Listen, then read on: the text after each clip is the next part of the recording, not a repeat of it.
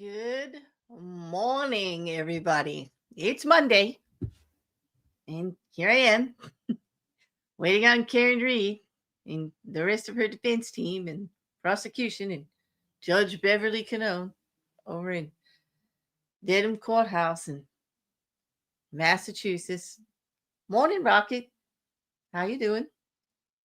Hey, Liam. You've been up a while, huh? Or have you not gone to bed yet?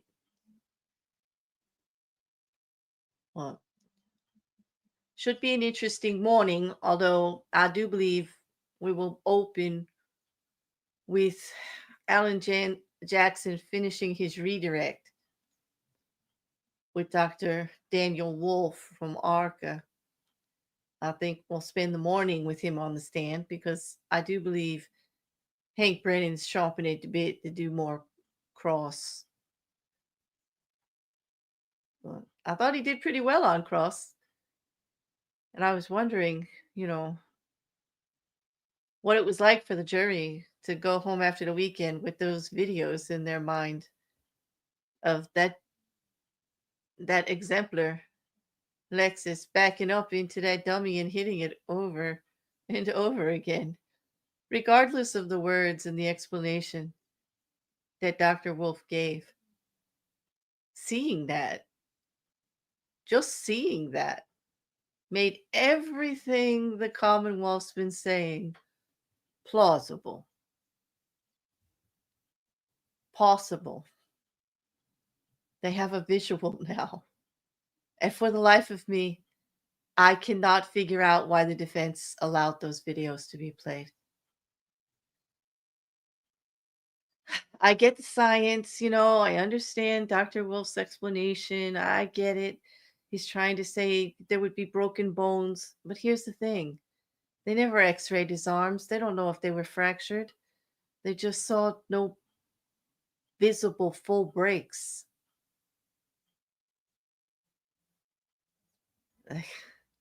So they don't know. But there are visible scrapes all over his arm.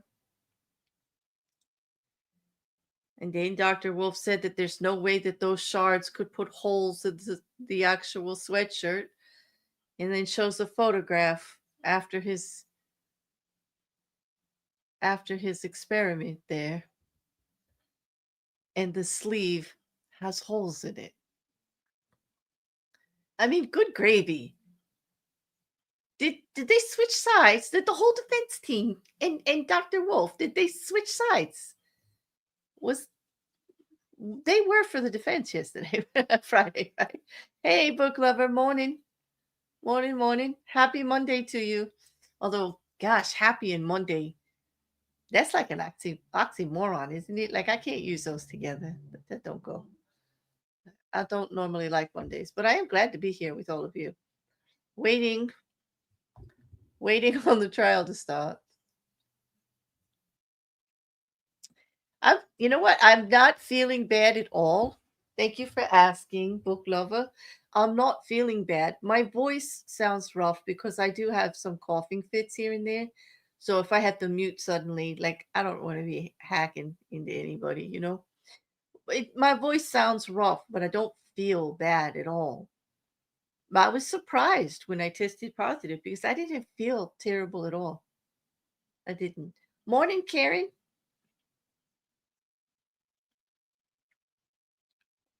Mm. I felt well enough to do 2 streams over the weekend. It's gonna, doubling up is hard. Although I'm gonna try tonight to do P. Diddy, that's really blowing up. He's filed for a mistrial. They're gonna have the same witness on the stand for like a couple of days. So I'm gonna try to do that after the trial today at 7. And then I had rescheduled the true crime and legal updates for multiple cases for Tuesday. And I'll do that. No, tonight's at 9. Sorry, I misspoke. Tonight is at 9 p.m. for P. Diddy. That way I could still take a nap after a trial. And the true crime and legal update is at 7 because that's when it normally goes off. That's its normal scheduled time. So, what the fan is going quickly. It's only 60 here. I'm wondering if it's going to be very hot in Massachusetts today. And if we're going to have full trial days all week. I think they were not planning on a full trial day on Thursday. Either we were off or a half. I'm not sure. I don't know how much more the defense has to present. I think they have a couple of witnesses left at least that I was aware of that they were talking about putting on. But then we've got the rebuttal case from the state. So it'll be iffy if we get to jury deliberations on Friday. Because I know there's going to be long closings for both of them too.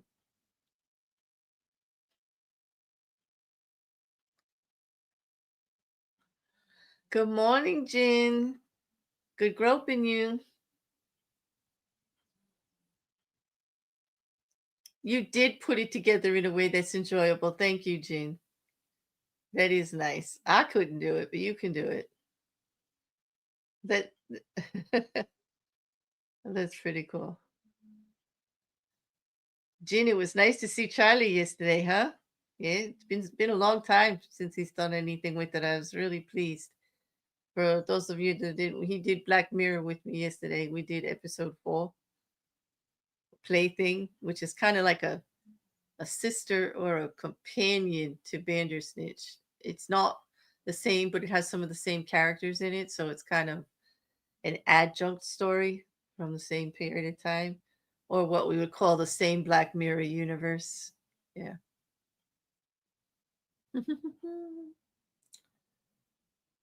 Hey, Rocky Couch.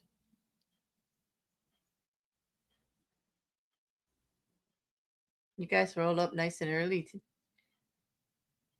Why does the fan? Did you guys see that? Why did the fan keeps stopping? It's like their feed keeps freezing.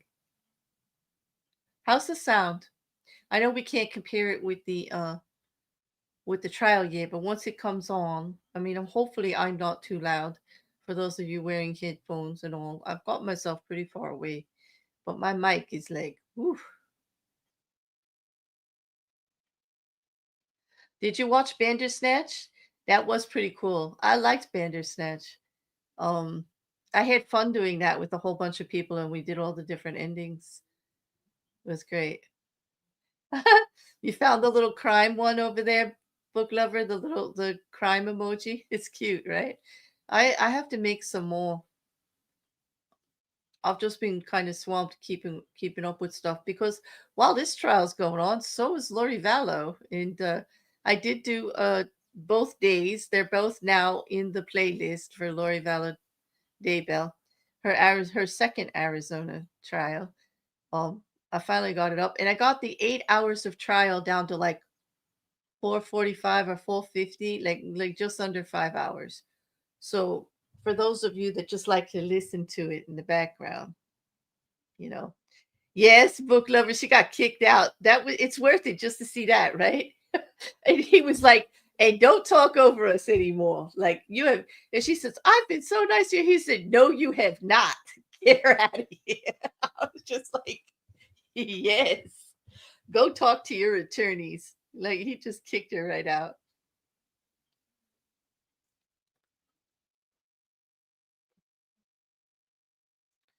You haven't got to this season yet, Liam? Then don't watch my reviews until you watch it then, because it'll spoil it for you. I know Rocky Couch. He's so patient, that Judge Boreski.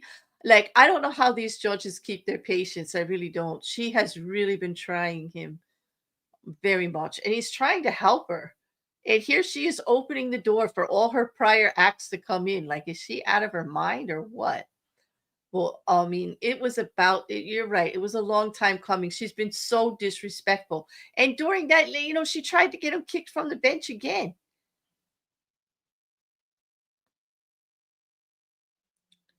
You think it's just the frame rate of the camera? Do you think I need to lower my setting? No, right? What do you mean, Liam? Should I? It's on auto. It's not too bad. I don't want to lower it any more than it already is, I think. I'm hoping it's going to be okay. Oh, so it for. Oh. But that stopping isn't. Yeah, why it keeps doing that, I don't know. Maybe they're just getting it right. Maybe they're having a bandwidth problem. Is that still a thing? I know she keeps throwing it in his face, doesn't she?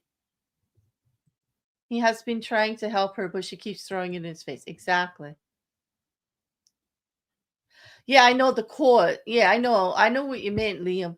I was just, you can play YouTube since this is a YouTube feed coming in. You can, lower, 1080, 720, 480p for how you play back. So I thought maybe that would help, but it's not going to if it's their feed, and I'm pretty sure it is. Because I only have it on, the medium anyway.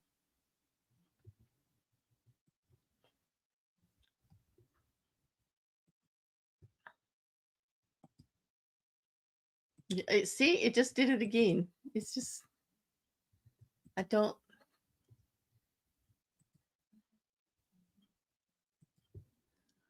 Okay. Okay, listen, V, don't start. I can get another one if I need to. I'm just hoping I don't have to.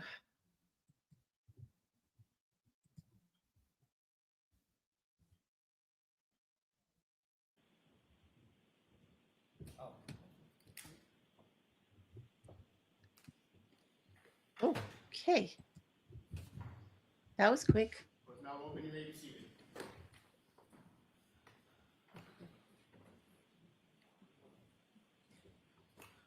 Hi, good morning. Hey, that's a freeze. Stop that. Oh no, come on.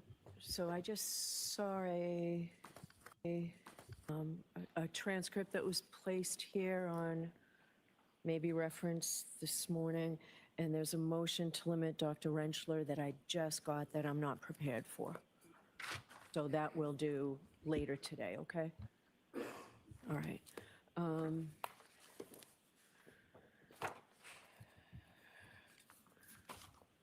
So the Commonwealth's motion to call witnesses in rebuttal. I've read everything. Ms. Little, I appreciate you getting your opposition to me. I think I had it by Saturday morning, so I appreciate it. I read all the cases on it. Does the defense want to be heard any further on this?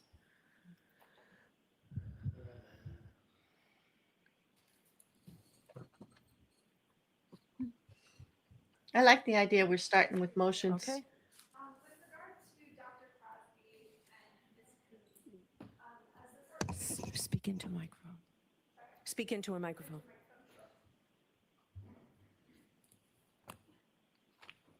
with regard to Dr. Crosby and Ms. Coon, the Commonwealth has been on notice that the defendant intends to present a defense regarding the arm injuries, that this was caused by a dog bite. They have been on notice of that not just for months, but for years.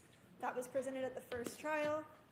The Commonwealth does not have a right to rebut information that they have been on notice of from the start of the case. So their decision to wait for rebuttal to call these two witnesses is improper, and we're asking the court to exclude their testimony. As it relates to Dr. Welcher, the scope of his testimony, our request is that that be limited to very specific information, specifically responding to the new testing that ARCCA has done. As the court knows, the Commonwealth has proposed a number of new testing ideas as well as information that is greatly outside the scope of what ARCCA intends to testify to. And so we're asking that the court limit their testimony from engaging in new testing that has nothing to do with what ARCCA has testified about at this trial. With regard to Dr. Welcher's testimony, the court has made very, very strong rulings that Dr. Wolfe as well as Dr. Rentschler are not allowed to speak to the credibility of Dr. Welcher himself. And so some of the information that the Commonwealth proposes is to directly attack the testimony of Dr. Wolfe and Dr. Rentschler. And under the court's rulings, we're asking that the court limit that scope as well. And I told you I would. Thank you. All right. That's all, Your Honor. Thank you. Mr. Brennan, do you want to be heard? Regarding DNA evidence, evidence cannot be rebutted until it is introduced because the defense has a number of potential ideas of areas of testimony. It does not compel the Commonwealth to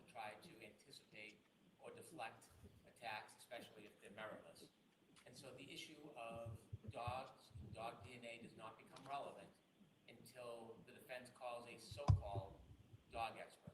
They raise the issue, it's proper grounds for rebuttal. There are three witnesses, Ms. Hartnett, UC Davis, and Dr. Crosby. If Dr. Lopasata is precluded from testifying about dog bites, we would not call Dr. Crosby as a witness. However, regardless of what Dr. Lopasata says, we would ask to call Ms. Hartnett and to call the witness from UC Davis. It is an issue that directly affects the assessment of Dr. Russell, the very expert they chose to call in their case in chief, and so we can now, from my perspective, properly rebut it.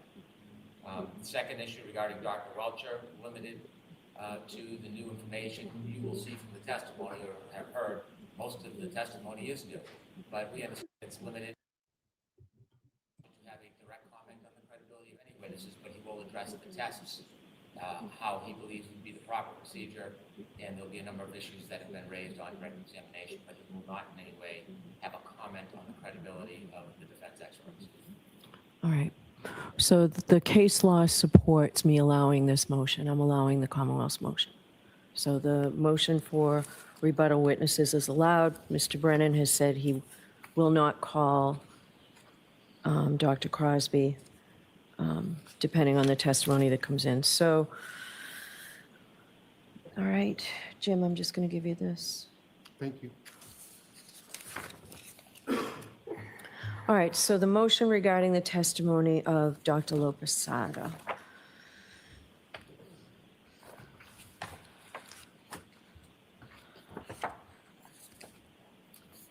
So the Commonwealth is moving specifically to exclude, there's a motion to exclude irrelevant photographs. We'll deal with that after the main motion to exclude certain testimony. So if we start on page 7 of the report, that's where you want me to start, Mr. Brennan? Your Honor? Okay, page 7 of your report. I have some questions. So, Mr. Jackson, Dr. Lopasata cannot opine about the investigation of the case, the law enforcement investigation. She does that throughout her report. So she can't opine to that, but when we get to page 7, what do you say is out, Mr. Brennan?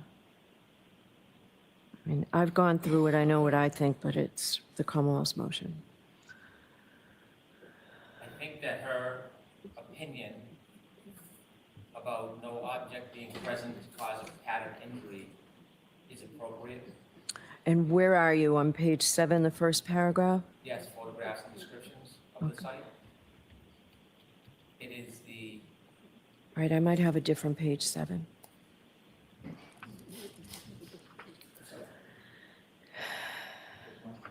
So my page 7, okay. Okay, yep. Dr. Lopasata's proposed opinion that photographs and description of the site where Mr. O'Keefe's body was found show no object capable of producing a pattern injury, I think is appropriate. His body was found on flat, grassy ground, probably frozen and covered with a minimal amount of snow. I agree is appropriate. It is the next paragraph where it begins in the middle of the sentence. It is logical to conclude that Mr. O'Keefe was injured elsewhere and his body was moved to the front lawn. There is no basis in fact for that. It's an improper opinion. Yeah. We left the argument. So I told you that on Friday, Mr. Jackson. Great, okay, so that's out. And Mr. Jackson, again, the medical examiner erred in her diagnosis of hypothermia. Again, that's the improper critiquing of the expert. She can say that it wasn't hypothermia, obviously. Okay, so same with the first sentence of the next paragraph, the Wisniewski spots were misidentified. Great, all right, so we can probably do this much quicker then. All right. All right, so page 8 is fine. So now we go to page 10.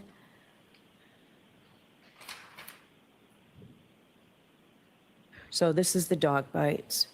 So if you want to pick it up at, what does the Commonwealth say about this? At this point, there's no basis provided that she has the training, expertise, methodology to provide an opinion regarding a dog bite. What's the offer of proof on this, Mr. Jackson? It will be more extensive when I establish the foundation testimony, but basically she's not only done autopsies involving dog bites, the wound pattern recognition related to the source of those dog bites, she's also taught classes on wound pattern recognition, source of coming up with diagnoses concerning the source of specific pattern of wounds. She has a methodology that she uses.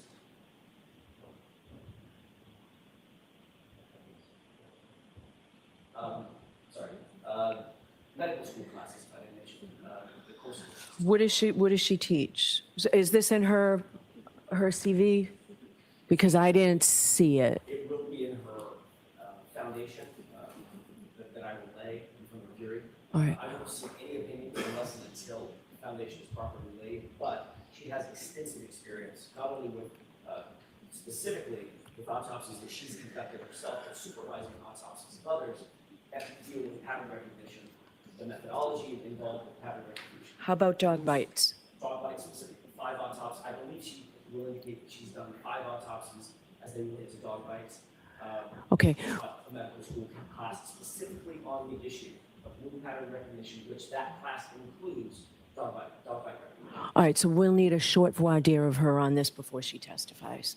Because the court doesn't believe that I can lay the foundation in front of the jury and just forego a voir dire. I won't ask any ultimate question until we go to sidebar, but I think we can short circuit that. Well, she's very specific about the dog bites here. So if she's seen 5 autopsies with dog bites, I'm not inclined to give it to you, okay? Seen only 5 in her 40 years or whatever. It's not that she's only seen 5, she's performed 5 autopsies. Okay, so that's why we need a voir dire. So we need a very short voir dire. She's also been qualified on the issue of dog bite wound pattern recognition in federal court as well. Okay. So she has a plethora of foundations. Has that been provided to the Commonwealth in advance of today? None of it has. So here's the difficulty, whether it's a voir dire or it's in front of the jury, I have absolutely no ability to research and cross-examine her on dog bites. She can say she had 1 case or 50 cases, that she testified in state or federal court, or she took a class. I can't verify it, I can't contradict it. I have no ability to prepare for this witness about her basis, methodology, and experience in dog bites. What I have is her showing a couple pictures that she pulled from a book, and then she has some Google or Shutterstock research in her report. And so the idea that she has a history or basis is going to be uncontested because there's nothing I can do to contest it, and that's not appropriate. I should be able to research, get transcripts, vet, and be able to approach the witness on whether or not she actually has the reliability and education and experience. I can't do that if we call her an access for the jury or a voir dire. No, that's where, if we want to compare apples to apples, Dr. Wolfe, Wolfe, was allowed to specifically testify to the wound pattern, or his interpretation of wound pattern recognition back then. That was nowhere in his report. That was objected to by the defense. Mr. Alessi went to sidebar, strenuously objected, said this is nowhere in the reports, we didn't have any notice of this, and the court said, overruled, he's allowed to testify to the pattern of recognition, at least in his mind, he can cross-examine on. There is no requirement that the Commonwealth have every single case that Dr. Lopasata has ever dealt with, dealing with. No, we had an expert on dog bites who I allowed to testify as to dog bites based on, we had a whole, as you know, it was Mr. Alessi, I think 3 days with Dr. Russell on the voir dire. This is new to me. I'm going to have a short voir dire on to what she can testify to. I have no problem with voir dire, I just wanted to short circuit it, but I have So, to entertain that. all right, so let's go on to page 17. Commonwealth has an objection to the third line, which johnokeefe's pattern injuries on his right arm do not correspond to injuries that could have been produced by irregular fractured plastic pieces impacting his arm. She is not qualified as a reconstructionist or biomechanical engineer. She has tried in other courts and been rejected. She does not have the experience, the background, or the ability to do that properly. What do you say, Mr. Jackson? Your Honor, I believe she does, as a medical examiner, have the experience, and it's the qualification, it's the specific job of, and the qualification of a medical examiner to opine on pattern injuries.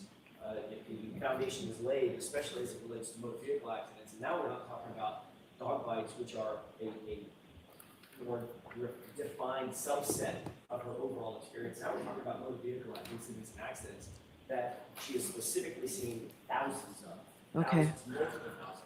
So, If she does have the qualification to say, if the proper foundation is laid, that the wound pattern that I see on Mr. O'Keefe's arm is inconsistent with anything that I've seen in terms of a motor vehicle accident. let's just find out how many motor vehicle accident autopsies she's done during that voir dire. What I have a question about is tail lights are typically made of durable polycarbonate or acrylic plastic. I would keep that out. I'd be inclined to allow in the injuries on his right arm do not correspond to injuries that could have been produced by plastic pieces impacting his arm. But let's hear about That's that. appropriate. I wouldn't ask about polycarbonate. I have no intention of asking about that. And also, the last sentence, I think it's okay, and we'll see with voir dire. Neither did his skin show any array of irregular, unpredictable, randomly scattered cuts and scrapes, assuming she has experience with autopsies of motor vehicle accidents. But I would keep out the part as would be expected from pieces of shattered tail light. Was there more on that? I object to that because this is now yet another witness that is coming in under the guise of some type of specialty, but really for accident reconstruction. All right, so let's see what she says on voir dire regarding her experience with accident victims. I think she gets more into the accident reconstruction on the next page that I don't think is proper. Which I am not seeking to introduce. All right, so that whole first paragraph on the next page, you're not seeking to introduce? Yeah. At least the first, starting with the first sentence, yes, we would be seeking to introduce that. Pedestrian injuries produced by contact with motor vehicle include a component of tissue crushing force as the car profile protrusions connect. That's basic. I believe that she does have the qualifications to opine about that. That's pretty standard, and that should be admitted. She has absolutely no experience in accident reconstruction or the injuries. She is not a biomedical engineer. They have one, and he's going to testify to it. Yeah, I have that as out, Mr. Jackson. The reason that I believe that it's appropriate is because you don't have to be a biomechanical engineer to understand when you see, for instance, a known pedestrian accident, what are the results, especially if you've seen hundreds or maybe even thousands, what are the results that you typically see in the wound patterns? For instance, crushing forces, broken bones, fractured bones, crushed soft tissue, things of that nature, internal bleeding. That's the province of medical exam. Okay. That's exactly what they are trained to identify and to opine on. Okay, I so don't get into things like, for instance, what she doesn't have the experience to do is say, when a car is involved in a rollover collision, these are the mechanical forces that are exerted on the body during a rollover, and the G forces that are subject, that the body is subject to in a rollover, things of that nature. When a car is impacted head-on by another car, there are a number of G forces that are put upon the body, etc. Those are biomechanical issues, have nothing to do with her expertise, and I wouldn't be seeking anything like that. But once the body is removed from the car, and then it's on the autopsy table, that's where her expertise begins to fly. Okay. She can talk about, and I believe she has the experience and the qualifications to talk about, what the body suffers at the hands of a vehicle, pedestrian incident, or accident. okay, so the first two sentences are out. The third sentence, she can testify that Mr. O'Keefe had no bruising on his arms or torso. And she can testify, and she cannot say that would have resulted from the impact with the SUV rear profile. She can say Mr. O'Keefe did not have bruises on his legs.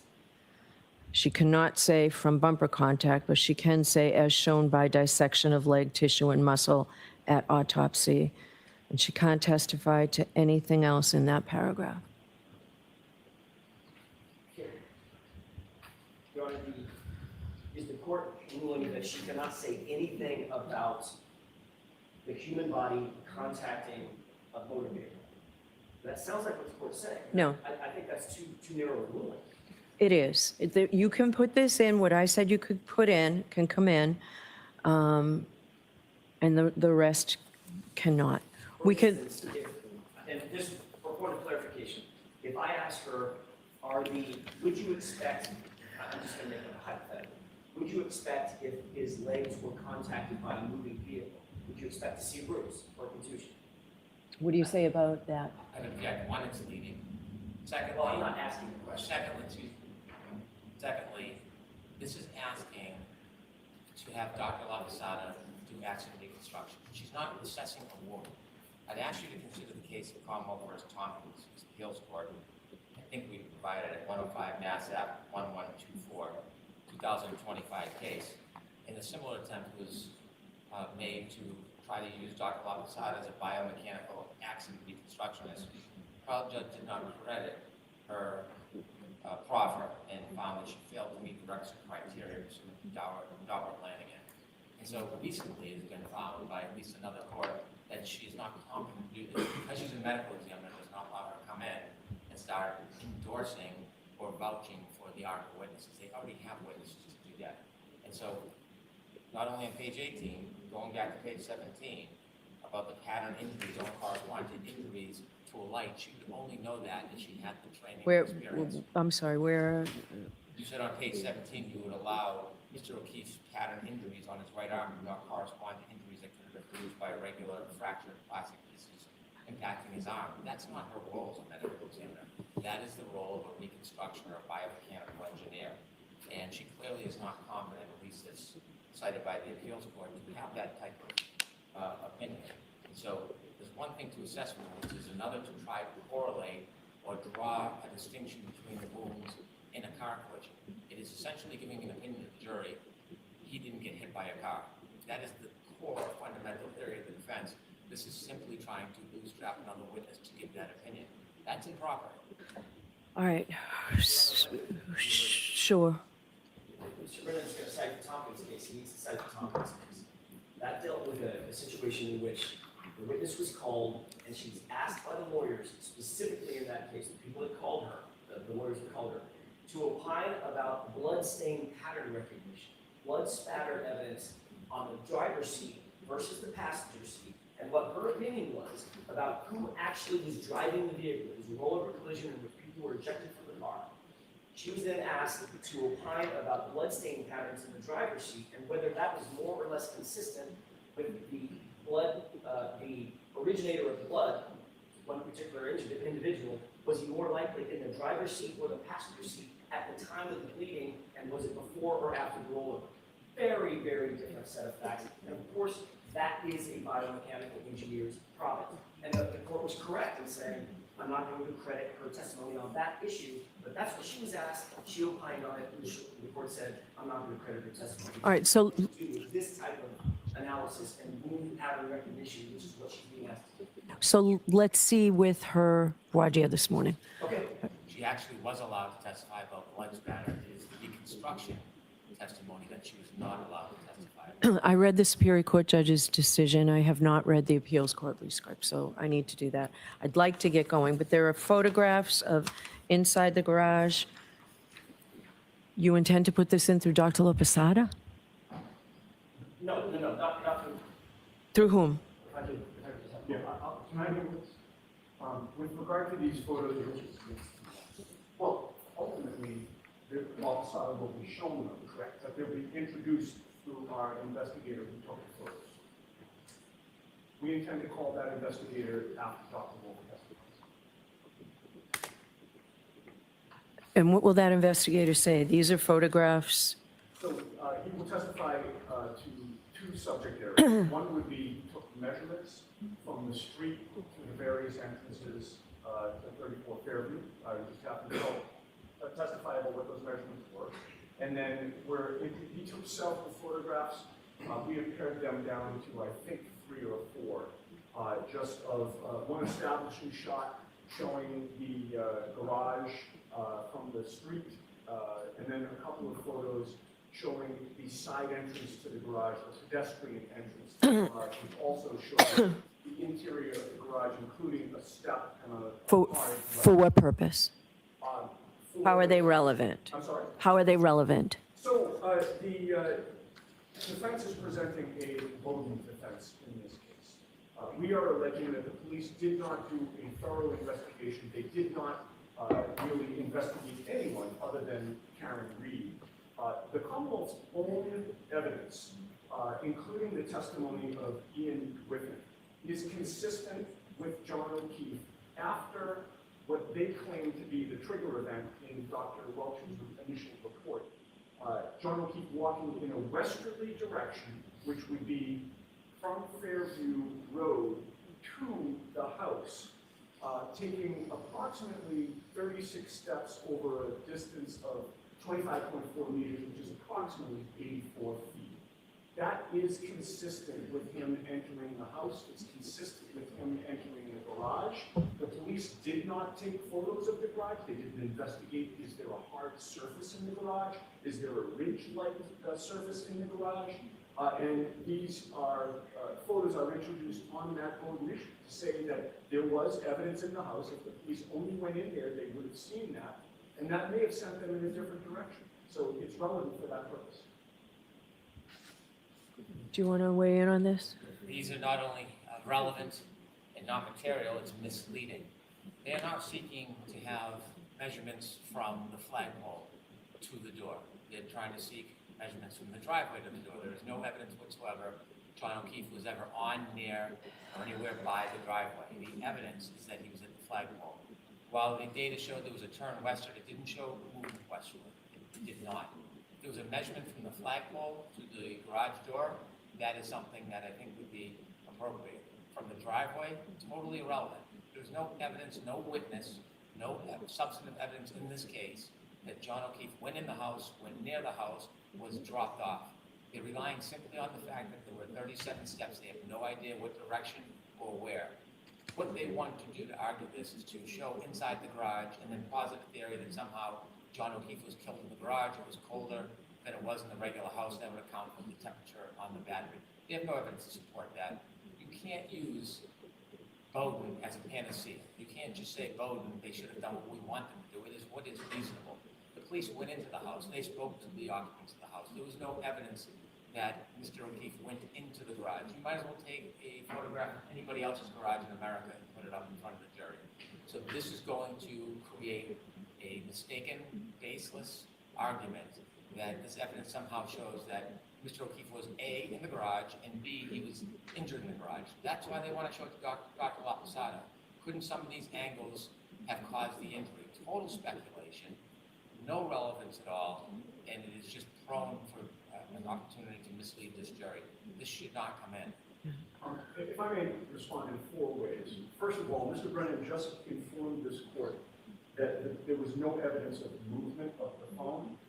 I'd like to quote his own witness.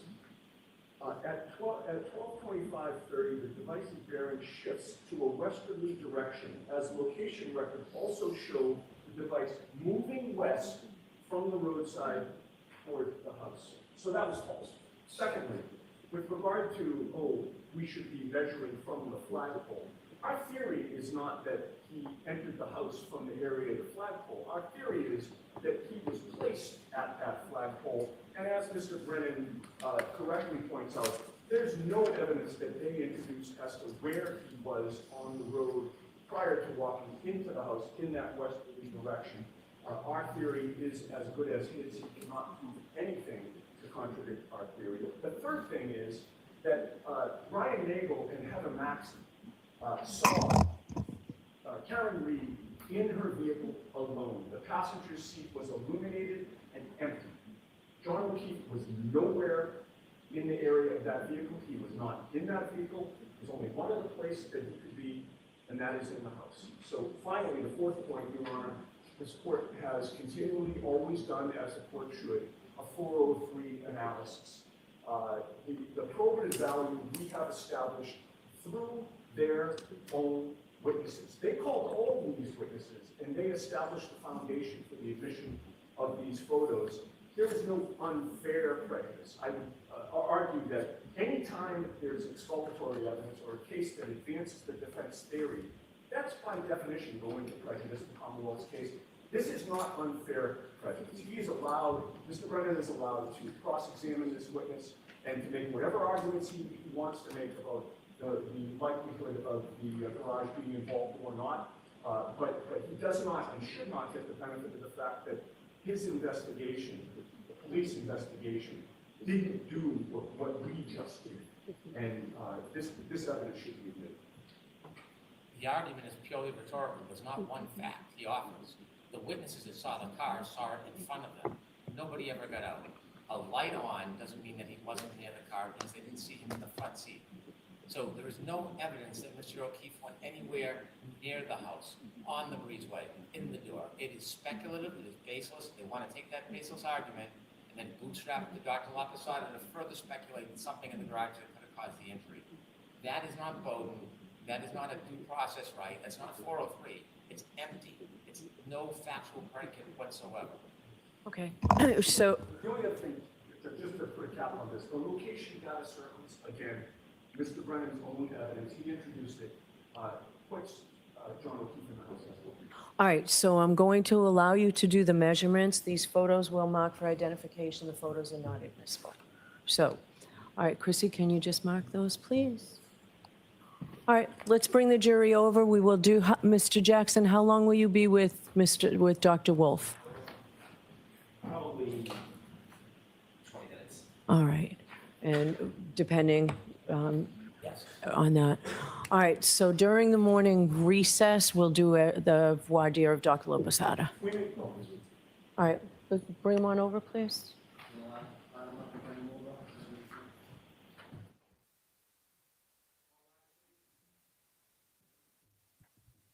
Okay, that was quite interesting. So Hank Brennan won approval for his rebuttal witnesses, holding off on Dr. Crosby in case, depending on the medical examiner, Dr. Lopasaga's bite testimony.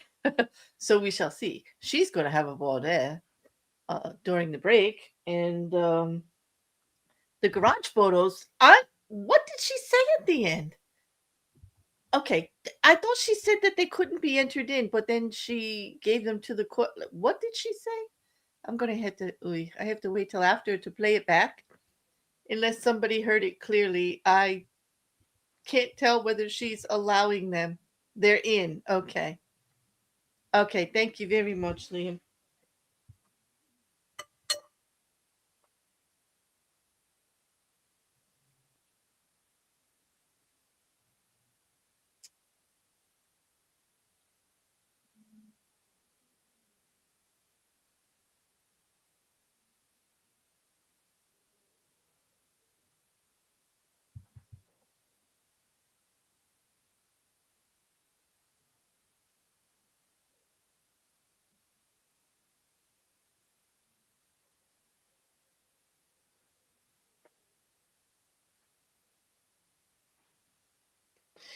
Oh boy. I do like the idea that over in Twitch we can do predictions. So we're gonna see how many. I can actually put up a poll also here in the chat, can't I? Let's see. Yeah.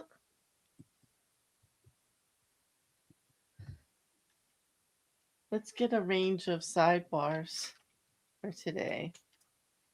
For the morning. I did the predictions for the whole day up there. Well, I guess we could go for the day and we'll just count it over. Well, we'll have to do 2 of them then. It is kind of cool, right?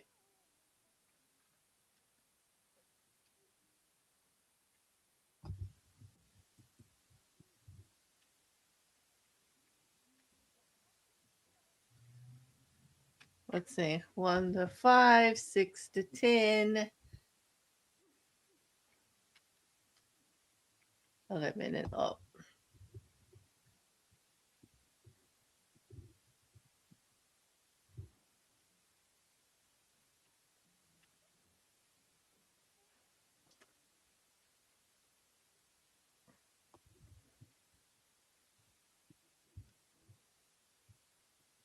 There we go. Now we have one there, Ian.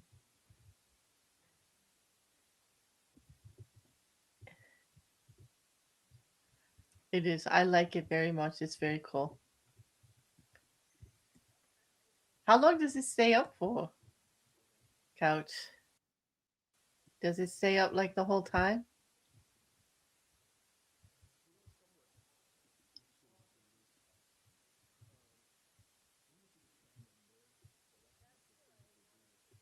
Let's see.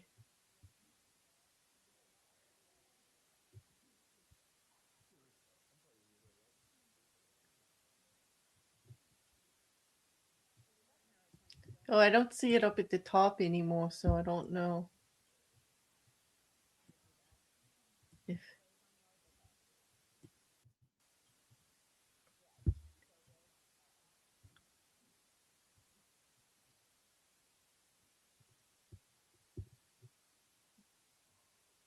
Not very much turtle moves. They did some motions this morning. They're seating the jury now, and then they're going to start redirect on the Dr. Wolfe again with Alan Jackson. But the motions were that um, the Commonwealth, Hank Brennan, is allowed to have his rebuttal witnesses. He's holding off on Dr. Crosby, who's one of the bite experts, just to see what the defense's witness, the ME, Dr. What's her name? Lopasata, what she's going to say. If she mentions the bite things, then Dr. Crosby can come in. The other one was for the actual Dr. Lopasaga's testimony in general, because she's not really certified as an accident reconstructionist or a bioengineer. And she wants to talk about ARCCA studies in the injuries, whether or not it was hit by a car, a vehicle collision. So there's going to be a voir dire during the break to see what that's all about.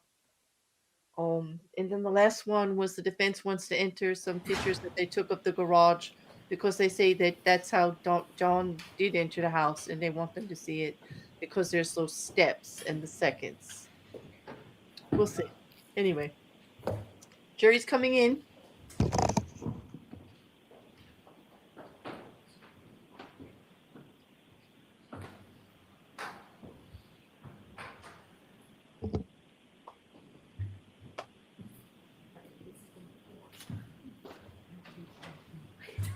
The bubble one? All persons have any business before the Honorable Beverly Cannone, Justice of the Norfolk Superior Court, and for the County of Norfolk. Draw near, give your attendance, and you shall be heard. Oh, okay. This court is now open. You may be seated.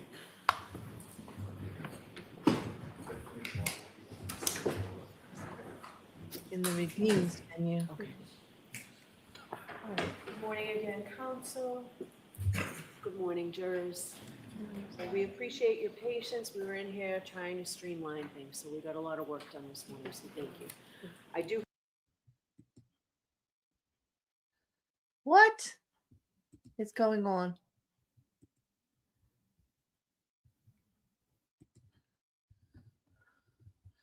Oh, come on now. What is I have this? to ask you those same three Okay. questions. Were you all Ugh. Don't. Hello, Charlotte. Welcome.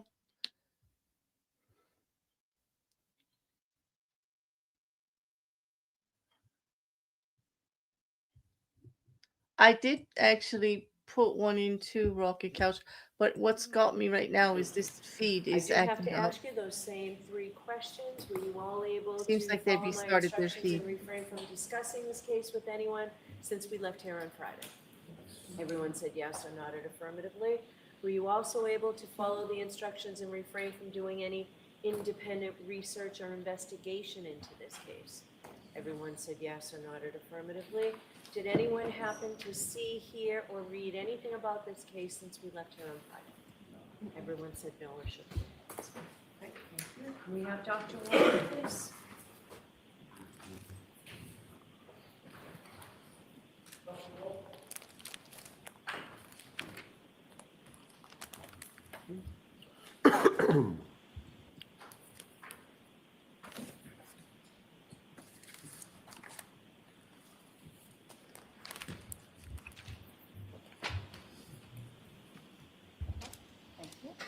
Officer, I'll remind you, you're still under oath. All right, good morning. Good morning.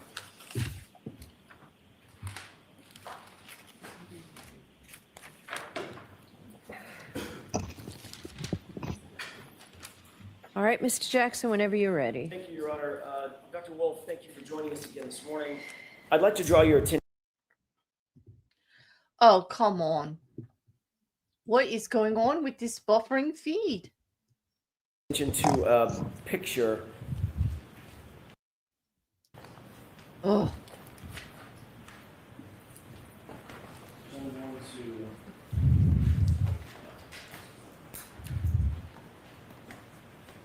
May I approach, John? Yes. I'm going to show you. Do you remember seeing that photograph? Yes, You were shown this photograph last week, is that right? correct, By Mr. Brennan, correct? correct. Do you recognize the photo as the same photo that you were shown last week? Yes, Under questioning by Mr. Brennan? yes. And what does that appear to be a photo of, just generally? It appears to be a photo from of the test dummy from the 29 mile per hour impact test. And does that appear to be a true and accurate photograph of the condition of the dummy following that 29 mile an hour crash test? Yes, With the court's permission, I'd like to enter this as next in order, please. If you could hand that to the court order.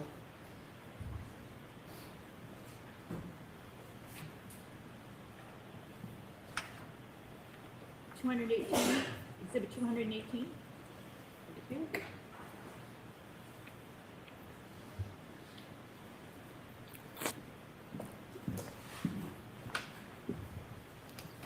Permission to present that, Your Honor? Yes.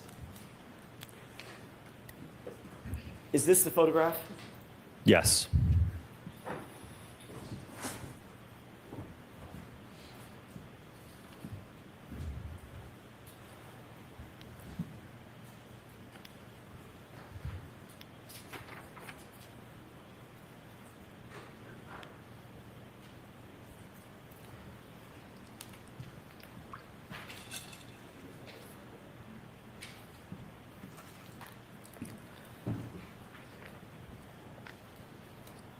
Dr. Worth, first of all, what caused the damage? Well, let's start with the most basics. Which arm is this, left or right? This is the left arm. What position was, you called this dummy Rescue Randy, is that right? Correct, What yes. position generally was Rescue Randy in upon impact during this test? He was oriented such that the right side of his body and his right arm would be contacted by the vehicle. What caused the defects in the and the damage to the sweatshirt as we see it here? That was due to the interaction from the Rescue Randy sliding on the pavement surface to his position of final rest. Is that sometimes called road rash? Yes. Did you see any road rash in any other place on Rescue Randy in this photograph? Doesn't appear so in this photograph, no. No. Can we highlight the face?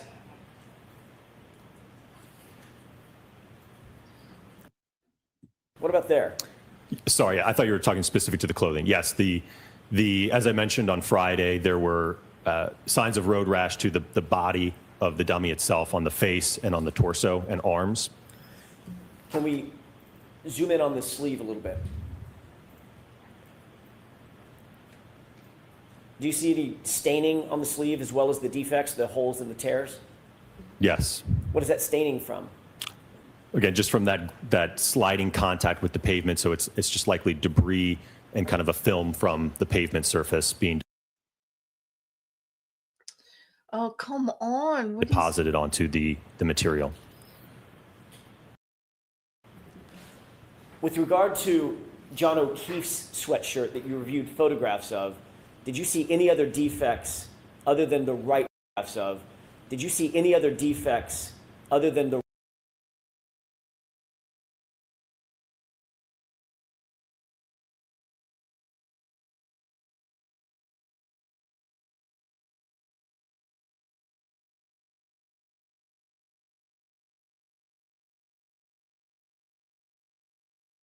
right arm and the fact that it was cut off of him medically? No. Any other indication or any indication whatsoever of anything that you see consistent with road rash? No. Okay, let's go back to the full frame. There's a second image I'd like you to take a look at. If we could have the lights for just a second.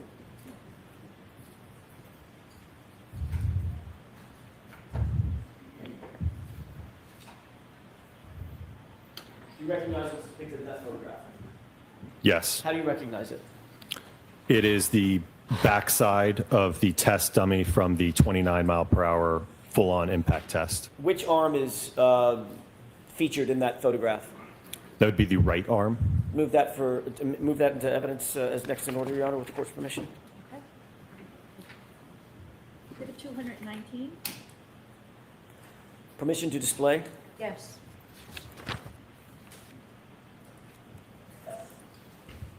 Does that appear to be the right arm of Rescue Randy as he's face down?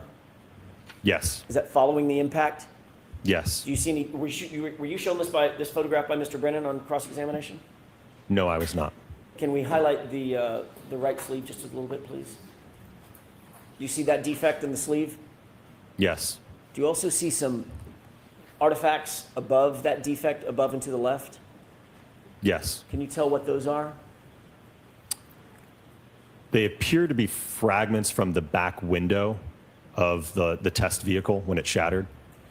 Does there appear to be any additional, let's go back to the full frame. Does there appear to be any additional defects on that particular sleeve?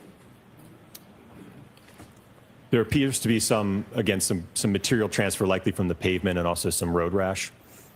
Does that appear to be transfer from the pavement? I think that might be a shard of glass from the back window. What was the condition of the back window after this test? It was completely shattered. The defect that we're looking at, that large gash, was that from road rash sliding on the pavement? Yes.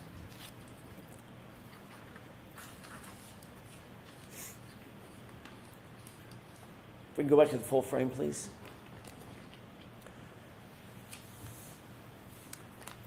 I'd like to show you an additional photograph.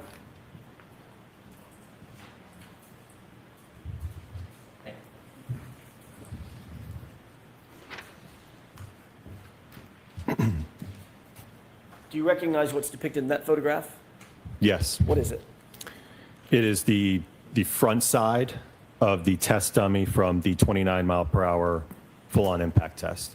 Does that appear to be a true and accurate depiction of the condition of Rescue Randy in that sweatshirt after that 29 mile an hour impact? Yes. Move for the admission of that photograph, Your Honor, is next in order. Okay. Exhibit 220?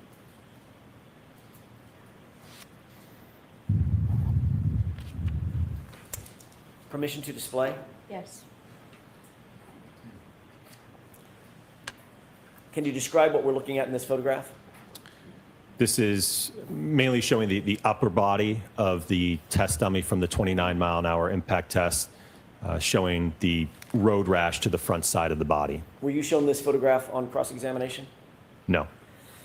What caused the holes in the bodice of the shirt? In other words, the part that covers the chest and the torso. After the impact, the dummy was projected and sliding on the pavement surface. So again, this is consistent with the front side of the body sliding, making sliding contact with the pavement, creating those abrasions and holes. And again, that asphalt material transfer that you see on the front.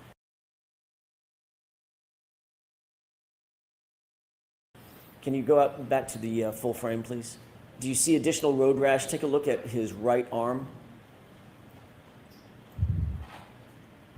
You see additional road rash on Rescue Randy? Yes. On both the fabric and the arm itself? Correct. Go back to full frame. And can you see his face as well in this photograph? Yes. Are those the chin and nose defects that you saw? Yes. Are the defects in the shirt that you see here consistent with the condition of the shirt of John O'Keefe as you saw it in the photographs? It is inconsistent.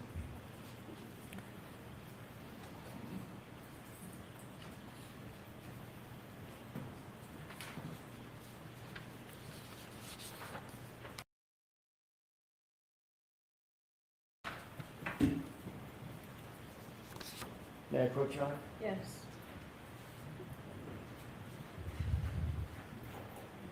Another photo that I'd like to show you.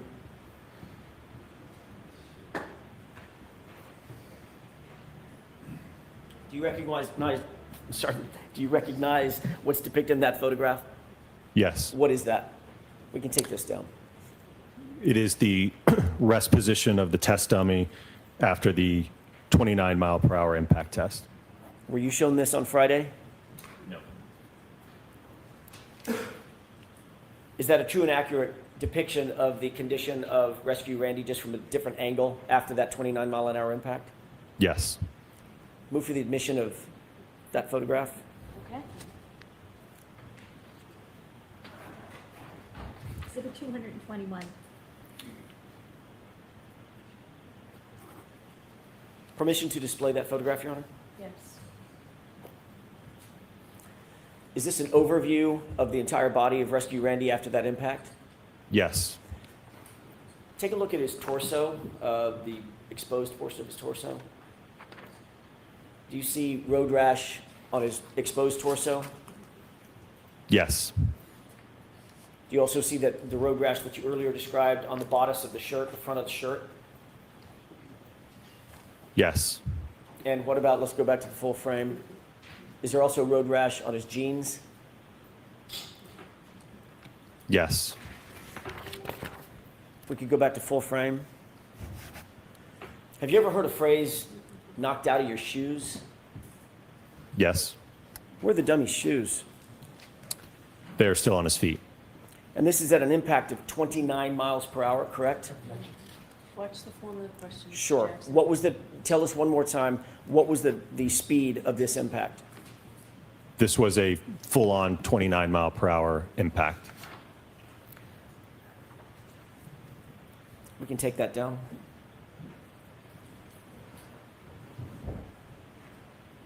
May I approach? Yes. Take a look at that photograph and tell me if you recognize what's depicted in it. Yes. What is that? It is the back of the test Lexus after the 29 mile per hour impact test. Is that a true and accurate depiction of the condition of that Lexus following that 29 mile an hour impact? Yes, and I should be more specific. It's post the 29 mile per hour impact with the test dummy, not just the arm. Understood. Thank you. The collision that caused the damage to Rescue Randy that we've just been looking at. Correct, yes. Okay. Move for the admission of that photograph, Your Honor. Okay. Exhibit 222. Permission to display that? Yes. Is this the the photograph that we were just talking about? Yes. And this is the condition of the vehicle after that rearward impact with Rescue Randy, correct? Correct. Did the subject vehicle photographs that you looked at, were those consistent or inconsistent with this photograph? Those photographs were inconsistent compared to the test. Was there anything consistent about the shirt that you were shown on Friday, the left sleeve that you were shown on Friday with John O'Keefe's actual sweatshirt? Was any of that consistent with? Correct. Was that consistent or inconsistent, now that you've seen all the photographs, with the condition of the shirt that John O'Keefe was wearing on January 29th? The test clothing was inconsistent compared to that of Mr. John O'Keefe's. Thank you.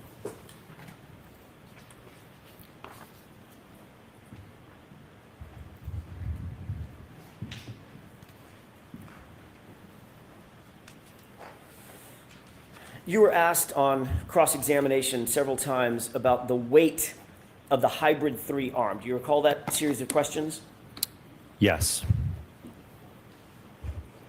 You were asked how much lighter the hybrid 3-arm was than the static estimate arm, correct? Correct. I want to make sure we're clear about this. The hybrid 3-arm is the physical arm that you attached to the ATD and did testing with, correct? Correct.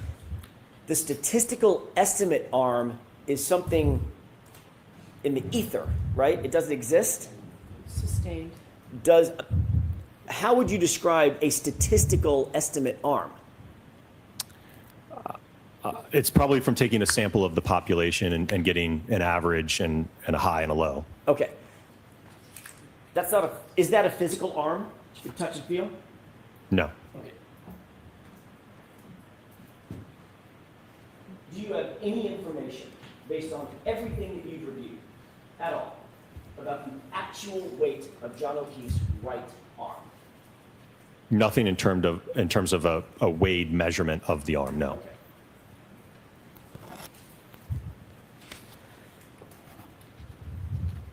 What was the percentage that Mr. Brennan gave you in terms of how much lighter the hybrid 3-arm was than the statistical estimate arm that he gave you? From what I recall, I think the percentage was 26%. Did you calculate that yourself, or did you take Mr. Brennan's word for it? I believe I took his word for it.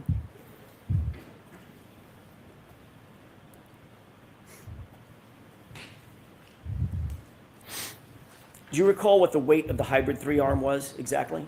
9.38 pounds. What is the difference, if you can calculate, what is the difference between what was the statistical estimate arm, the number that Mr. Brennan gave you? I think I heard him say 11.8, but I also think he said at one point 11.6. So I'm not sure of the kind of the final number he landed on. Does Sustained is to ask the question, you stop striking the end. does 11.86 sound right? Yes, Okay. Let's use 11.86. Do you have a calculator with you? I do. With the court's permission, could Dr. Wolfe use a calculator if he needs to? Yes. Thank you. What's the difference between 11.86 and 9.38? Just in raw numbers? You're looking at just the difference between those two? Subtract Okay. 9.38. 2.48. Does that mean there's a 2.48 pound differential between the statistical estimate arm, the heavier arm, and the 9.38 arm from the hybrid 3? Yes, that's the difference in pounds. All right. How would you calculate how much lighter? What's the proper way to calculate how much lighter in terms of percentage the 9.38 arm is? You would want to do a percent difference calculation. Divide 2.48 by 11.86? Sustained. Watch the form, Mr. Jackson. How would you tell the jurors how you would calculate that percentage difference? You would subtract the 11.86 minus the 9.38, and then you would divide by the sum of those two and divide by 2, the average of them. Can you do that calculation? Yes.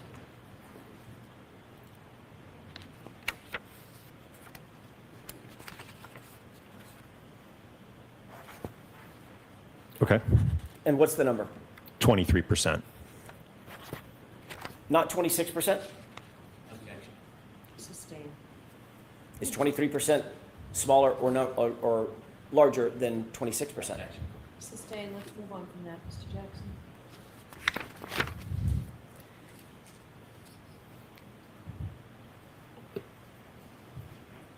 What is the number that you get if you were to divide 2.48 by 11.86?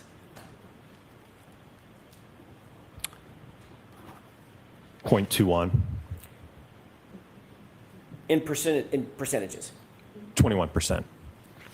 Thank you. Was the hybrid 3-arm 21% lighter by that calculation, than the 11.86 estimate arm. Yes.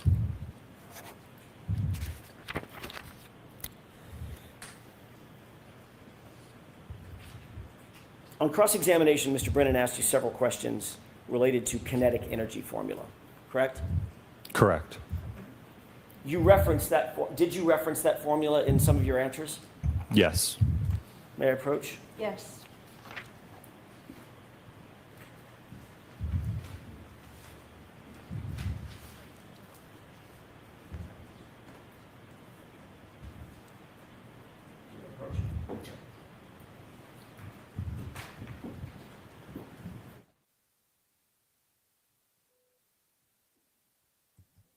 Okay, that's number one.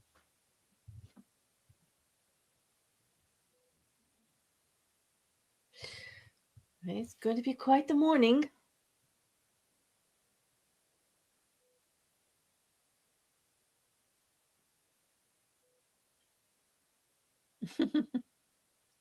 I don't know. They're doing math, and I don't even know what the heck is going on with that. I really don't, Liam. I feel you. I do. It's frustrating.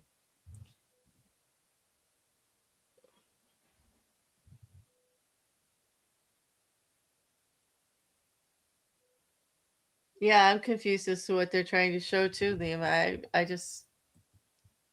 I don't get it.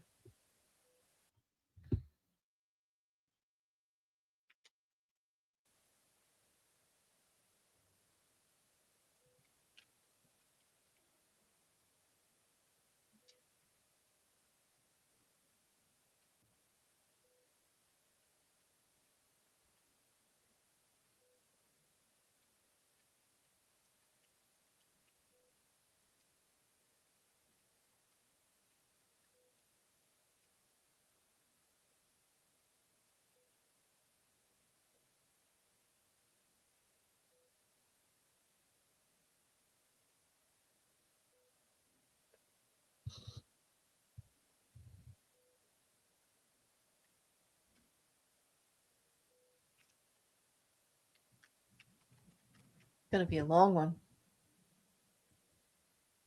Well, they're coming back. Well, at least I think that was Mr. Alessi. Is he walking back and forth? Oh, they are all coming back. Okay. That was weird. Yes, the crowns have new owners today.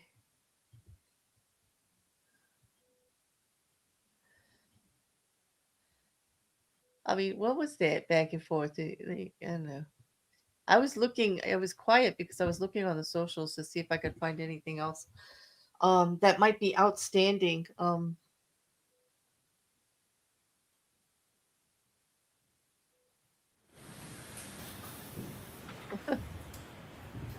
Apparently they all were doing the math. I know Hank Brennan was doing math yesterday because the two arms are different. And he was trying to say how could your May I how inquire? would Yes. calculations be off? You're looking at something that's been identified, a document that's been identified as 3 X's, XXX. Do you recognize that? Oh, you're not looking at it. Not yet. You see it now. Yes. Do you recognize what that is? It is the formula for kinetic energy. With that, Your Honor, may we display the formula? We don't have to cut the lights. I think it'll be very obvious. Yes. Can we bring the lights back up and see if that's visible? Can you still see that, Dr. Wolfe? Yes. Your Honor, is that okay? Yes. Great. It's true. You said this is the formula for kinetic energy, correct? Correct.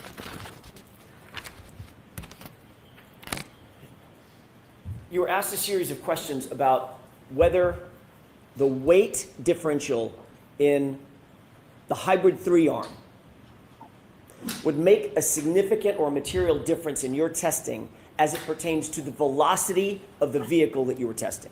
You remember those questions? So watch the formula. Ask a different question. Just foundationally, were you asked about weight differential of the hybrid 3-arm? Yes. Were you also asked about whether it would make a material difference to the testing if you didn't adjust for the velocity? Sustained. What were you asked in terms of, what was the question that was posed to you about the weight of the hybrid 3-arm versus the velocity of the testing? That there would somehow be an influence on, I think, wanting to make a reduction to the velocity of the vehicle. Does that make mathematical sense to you? Sustained is to that point. Would that have a material difference? With the weight of the arm, at 2.48 pounds, would that have a material difference in the testing that you undertook? No. Why is that? Well, to start, that's one of the reasons why we went above and beyond the 24 miles per hour to impart significantly more kinetic energy to the arm. So if you look at that equation, it's a quadratic equation because you're squaring the velocity. So if you double the velocity, you quadruple the amount of kinetic energy. So you get a significant increase in small changes in speed because of that speed differential. Did you do a test with just the hybrid arm contacting the taillight at 24 miles per hour? Yes. Did you also do a test with that hybrid 3-arm contacting the vehicle at 29 miles per hour? Yes. I'd like to talk about those two tests. Okay?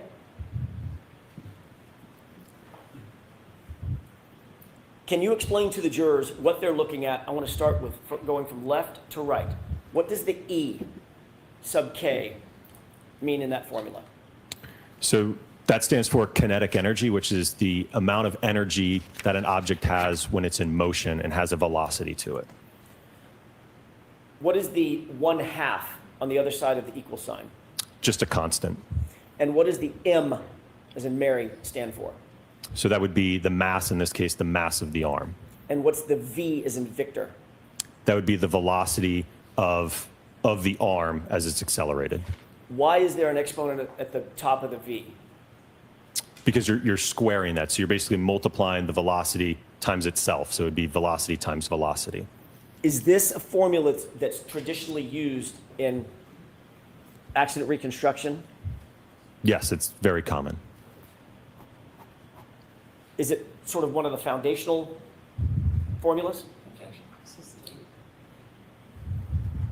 When did you learn this formula? Probably back in high school physics. I'm going to ask you, if you wouldn't mind, to walk the jurors through a calculation dealing with the 24-mile-an-hour test using the 11.86 pound statistical arm as an assumption of the weight of the arm. Okay. You Your Honor, understand? may I have a pen and paper to write? May I approach you, Your Honor? Yes. I have a pad here too, if whatever's easiest. Okay, whatever's easiest.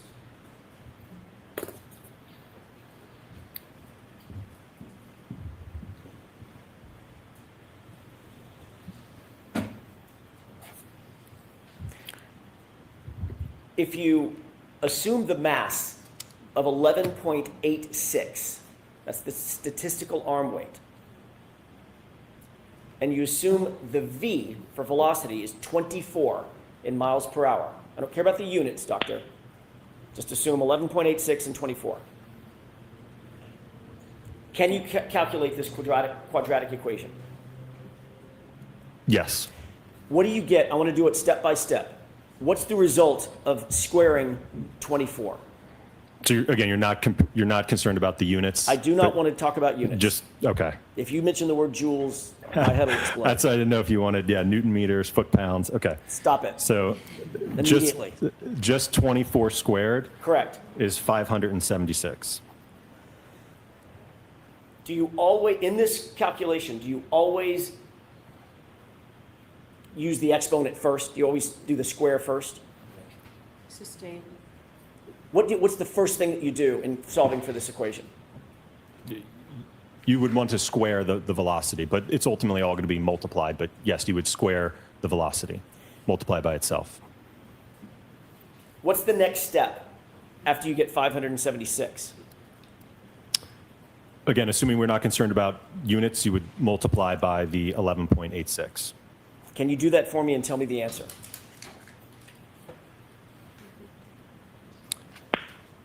How many decimal places do you want? Just nearest whole number? 2.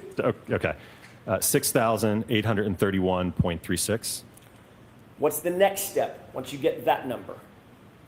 You would multiply by 1/2 or 0.5. Can you do that for us, please?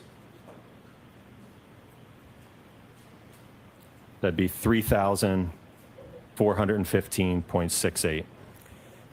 What does that represent in terms of the energy into the taillight? I realize that we're not dealing with the proper units, but does that represent anything as it relates to the energy that's imparted on the taillight? That would be the energy to the arm Okay, that's being transferred. understood.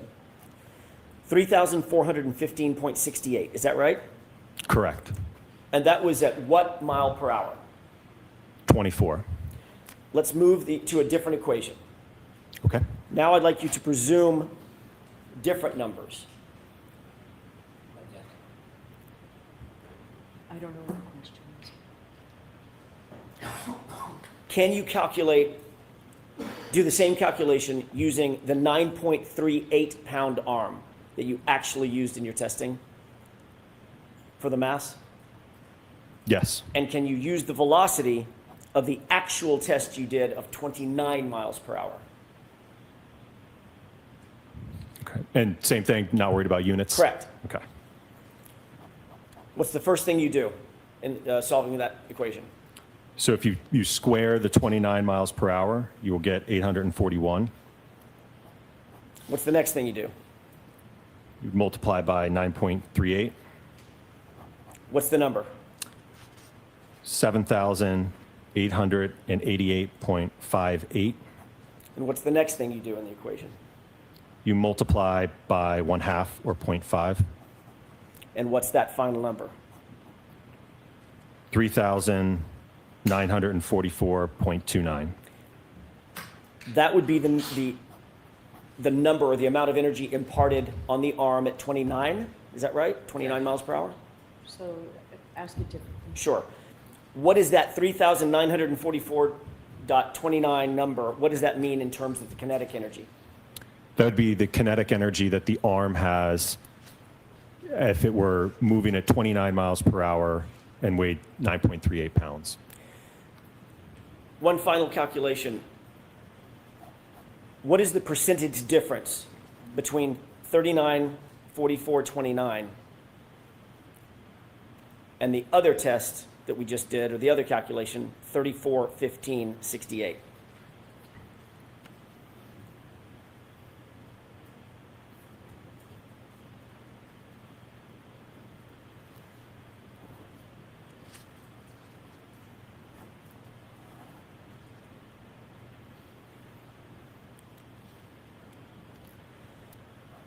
So in terms of a percent difference, again, when you're subtracting the two and then dividing by the sum divided by 2, so that's basically the average of the sum, it is 14% difference.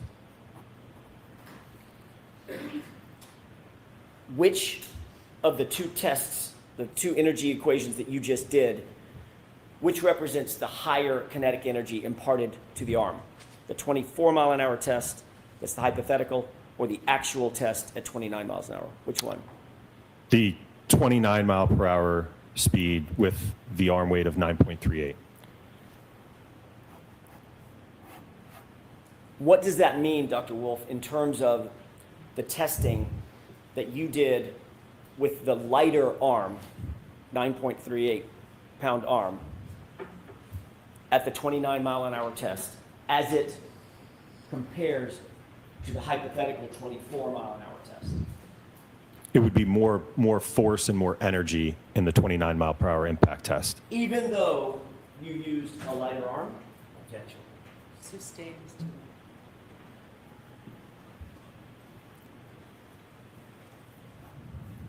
And what was your opinion and conclusion as it pertained to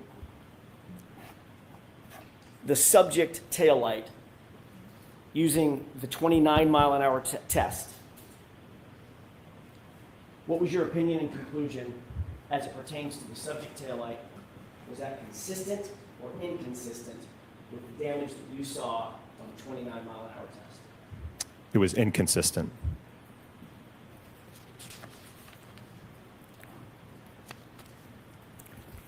Thank you, Your Honor. That's all I have.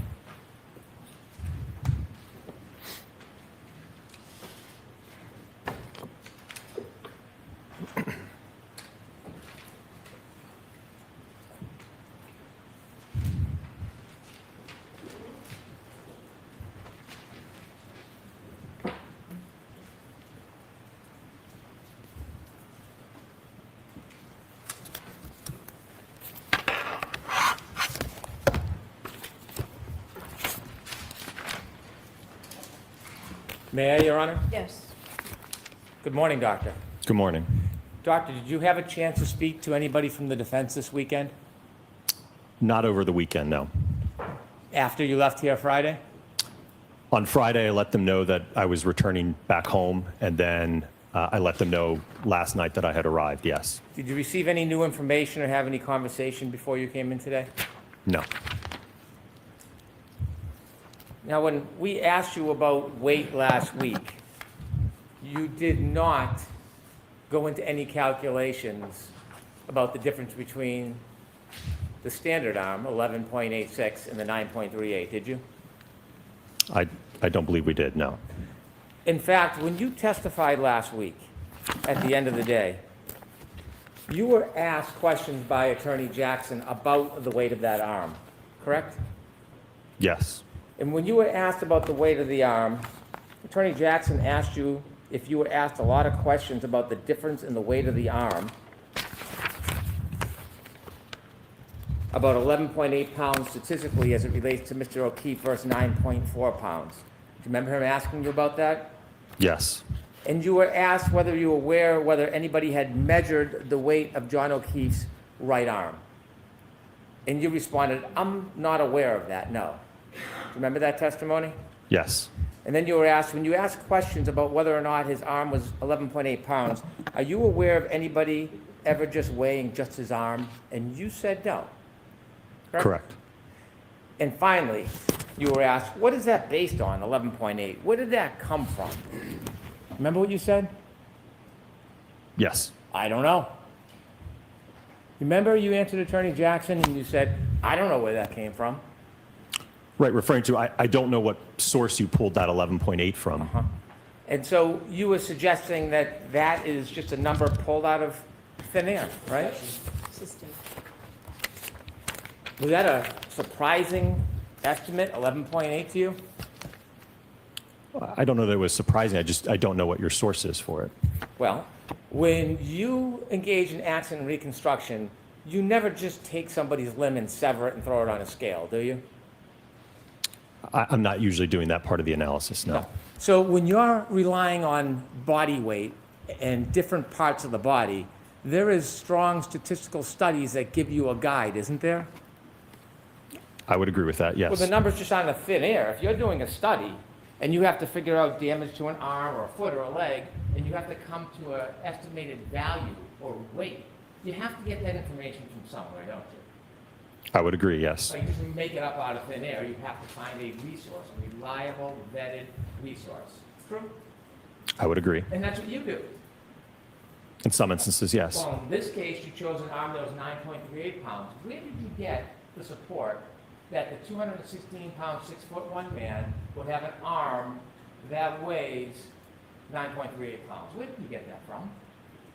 Well, it's conservative from the standpoint, if you think about one of the equations we talked about last week, force is equal to mass times acceleration.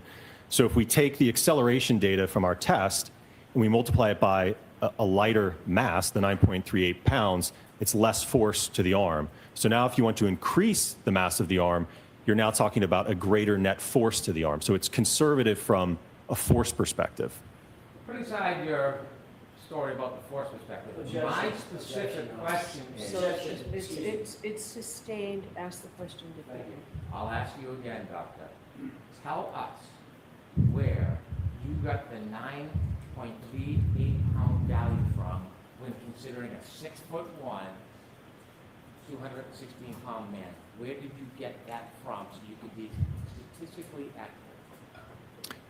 It is the mass of the hybrid 3-arm. We saw the photograph that depicted the weight. Again, how you account for that when you're doing the force calculations is you would utilize the acceleration data that we measured, and then you would apply a different mass, in this case, a heavier arm. And I will note, it's the same thing that Dr. Welcher did in his drop test with the hybrid 3 head.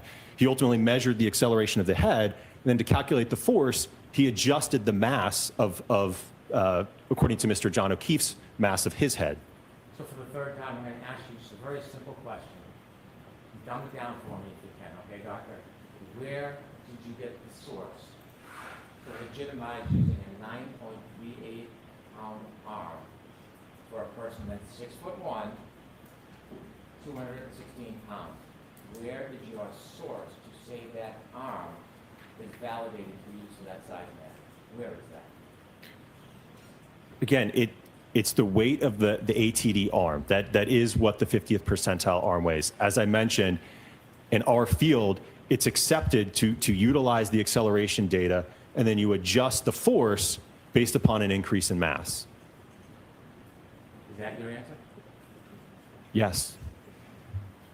Mr. O'Keefe's body weight and size does not put him in the 50th percentile like the 9.38 arm. He's closer to the 95 percentile, isn't that fair to say? Correct. And there is, in fact, a 95 percentile crash test dummy, isn't there? There is, yes. Yeah. You chose the 50th percentile, which is shorter, yes?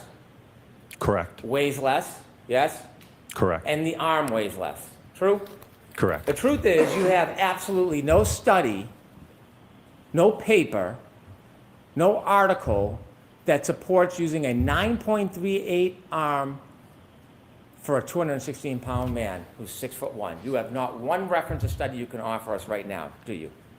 I don't agree with that, because again, if you look how Dr. Welcher did it, he used the 50th percentile in his drop test with the head, and to calculate the force, he adjusted for Mr. John O'Keefe's mass of the head. Same thing is done in this instance with the lighter arm. We adjust for that in the calculations. So you have one paper, one study. I know the answer to this, but let me ask. You have one paper, one study to support that it is appropriate to use the 50th percentile 9.38 arm for a person who is 6'1", 216 pounds.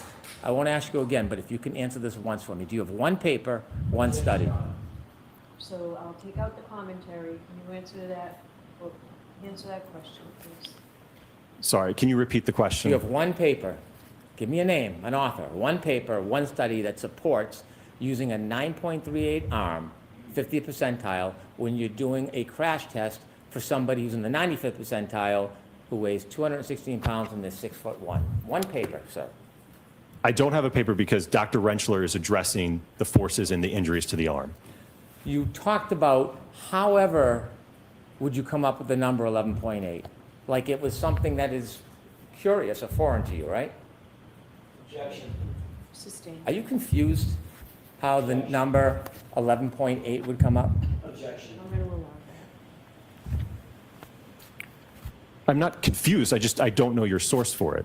When you do studies, would you agree that the head has a similar weight to the arm and that the weight of an arm would be about 5.48% of a person's body weight? I'm sure that there's various studies out there that talk about that. Could be one particular study. Well, let's talk about one study. What do you think? You're the engineer, you're the expert. When you're weighing an arm by percent, what is the percent of the arm of the total body weight? I don't know as I sit here today off the top of my head, no. I'm sorry? I don't know as I sit here today off the top of my head. Well, if you don't know the percent of body weight of the arm compared to the whole body, how would you ever come up with a number for the arm? Well, from the work that I've done with Dr. Rentschler in this case, dating back to last year, it's my understanding that his calculation for the arm was approximately 11 pounds. So you're relying on somebody else's study? You're doing an independent assessment of the evidence, and you're relying on other people's math? Is that what you're telling us? I don't agree with that because, as I've mentioned numerous times, Dr. Rentschler and I worked as a team on this case. You can't separate the reconstruction part from the biomechanical part. It's an integral part that works together on it. Would you agree that the arm is about statistically vetted, that it's 5.48% of the total body weight? Would you agree with that? It sounds about right, but again, I Okay. don't have the percentage off So the top if of you my take head. 5.48% of a 171-pound man, which is the crash test dummy you were using, the 50 percentile, what do you get? You said 5.48%? Yeah, Just over 9 pounds, okay. Close to 9.38? 9.37. Okay, now when you have 216 pounds, 5.48%, 11.8. 11.8. Sound about right, doctor? By that calculation, yes. Okay. Now, you said you had some confusion where I'd get that number from, this 11.8. Do you remember that? Yes.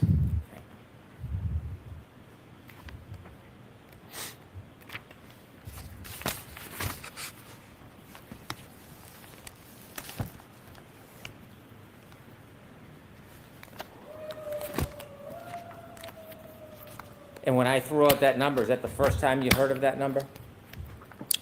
The 11.8? Yeah. Yes. Or 11, is that the first time you heard of it from anybody, 11 pounds? Is that a new number to you? I don't understand your question. Well, you're saying that when Attorney Jackson asked you, where did Brennan get those numbers from? You said, I don't know. Remember that on Correct. Friday? Do you know where I got the number 11 pounds from? 11.8 Yeah. or 11? 11. As I just mentioned, last year, I believe I testified in a previous proceeding that it was about 11 pounds. Yes. Your testimony, 11 pounds. Your prior testimony, right? Yes, You testified before under oath in this case, didn't you? correct. And when you testified under oath, and you were giving a general estimate about the pounds of Mr. O'Keefe's arm, based on your experience and your training, you said it was around 11 pounds. Those are your words, right? Correct, yes. Under oath. Yes. Right. You can't delete something that's under oath, right? Sustained. And so when you feigned confusion on Friday about this 11 pounds, Sustained. so when you answered questions last Friday about wherever this 11.8 pounds came from, you weren't so confused about that because you've used 11 pounds before yourself, haven't you? Yes, but again, I don't know where you got that 11.8 from, so. Well, we just did the math, didn't we? Yes, Okay. And you used a calculator to help you, didn't you? I did, The yes. calculator works? Yes, Okay. You said you wouldn't calculate the difference, but you did. And so what you just went through this exercise is you divided that difference, that 2.48 pound difference, right? correct. And then you divided it by 11.86. Divide 2.48 by, from the 9.38. Okay, What percentage do you get? 26.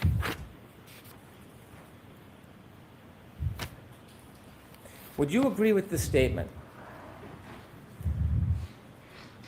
about whether the arm and body weight, comparing the weight of the head to the arm, would you agree that the head and arm are actually almost identical because your arm, just one of your arms, including the hand, forearm, and upper arm, is about 5% of your total body weight? So for someone who weighs 216 pounds, that's about 10.8 pounds. Would you agree with that? I didn't do that calculation, so Didn't ask you. I'm asking if you would agree with that. can you repeat the question, please? So ask the question. Does the arm weight weigh the same as the head? Or the arm does weigh the same as the head, almost identical because your arm, just one of the arms, including the hand, forearm, and upper arm, is about 5% of your total body weight. So for someone who weighs 216 pounds, that comes out to about 10.8 pounds. Would you agree with that? I haven't done the calculation, but if the math checks, then yes. Okay. Would you agree with this statement? The heavier the object, if it gets hit center mass, that's going to be even greater force because that is more mass than just 11 pounds. So the acceleration is the same for each body part. It just depends on the weight of the body part and how heavy it is to determine the force that's actually exerted on the body. Do you agree with that? I'm going to allow the question. Do you agree with that? Yes, and I think I described that a little bit earlier, is you would increase the mass, you multiply it by the acceleration, that's going to increase your force. Force is equal to mass times acceleration. Right. So mass has a direct correlation to force. You agree? Correct. So therefore, the heavier the object, if it's colliding at the same speed, will create more force than a lighter object. You'd agree with that, wouldn't you? Correct. More force on the arm, yes. Right. So weight matters, doesn't it, sir? Yes. Force is mass times acceleration. So if the arm weighs the same as the head, you're still going to get the same force. And so inevitably, you change the mass, you change the weight, same speed, it changes the amount of force. Correct, yes. Yeah. Okay. When you did calculations in this case, you never took the estimate of 11 pounds, although it didn't exactly calculate the 5.48. You never took that 11 pounds and determined the percentage difference between the mass in that arm and the mass in a 9.38 pound arm, did you? No, I did not. You didn't include it in any of your PowerPoints. No. You didn't explain it to the jury that there's a difference and weight matters. Again, that's something that Dr. Rentschler is going to discuss. I'm asking you because you testified, you gave opinions, you got a PowerPoint. Did you explain to the jury about the difference in force when there's a change in weight? When you did all your PowerPoint and calculations, did you break it down for them? Well, I think it was certainly stated. I mean, I know that we went over Newton's second law, force is equal to mass times acceleration, right? So if you increase that mass number, it will increase the force. When you were putting up your PowerPoints with the speeds, did you explain to us that there's a difference when you change the mass so that if you used a lighter arm, there would be a difference in force? Did you explain that to us in any of your slides? I don't know that I explicitly stated it, but again, that's why we went up to 29 miles per hour to account for that difference in weight. Were you trying to inflate the force for the speed of test so it looked like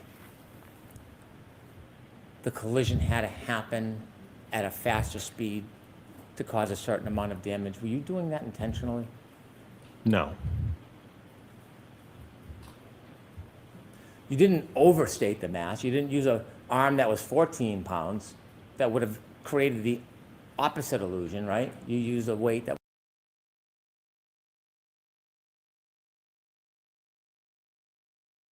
was lighter than Mr. O'Keefe's estimated arm.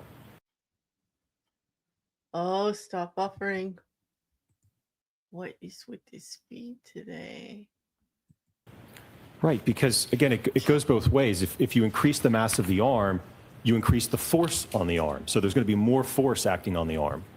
Let's talk about your studies with Mr. O'Keefe's sweatshirt and his arm, and you gave some opinions about what you would expect for damage to his arm. When I asked you on Friday whether you had any support, any vetted journals, learned treatise, any support whatsoever about whether you should use a crash test dummy arm for these types of studies, you didn't have any support on Friday. Do you have any today that you can refer to? No. Putting aside the fact that you have absolutely no professional studies or journals to support that you should be using a crash test dummies arm for these type of tests, are you aware of the expert literature in this case that the opposite, you specifically should not use crash test dummies when you're trying to do this type of analysis on clothing and a person's body? Are you aware whether that exists?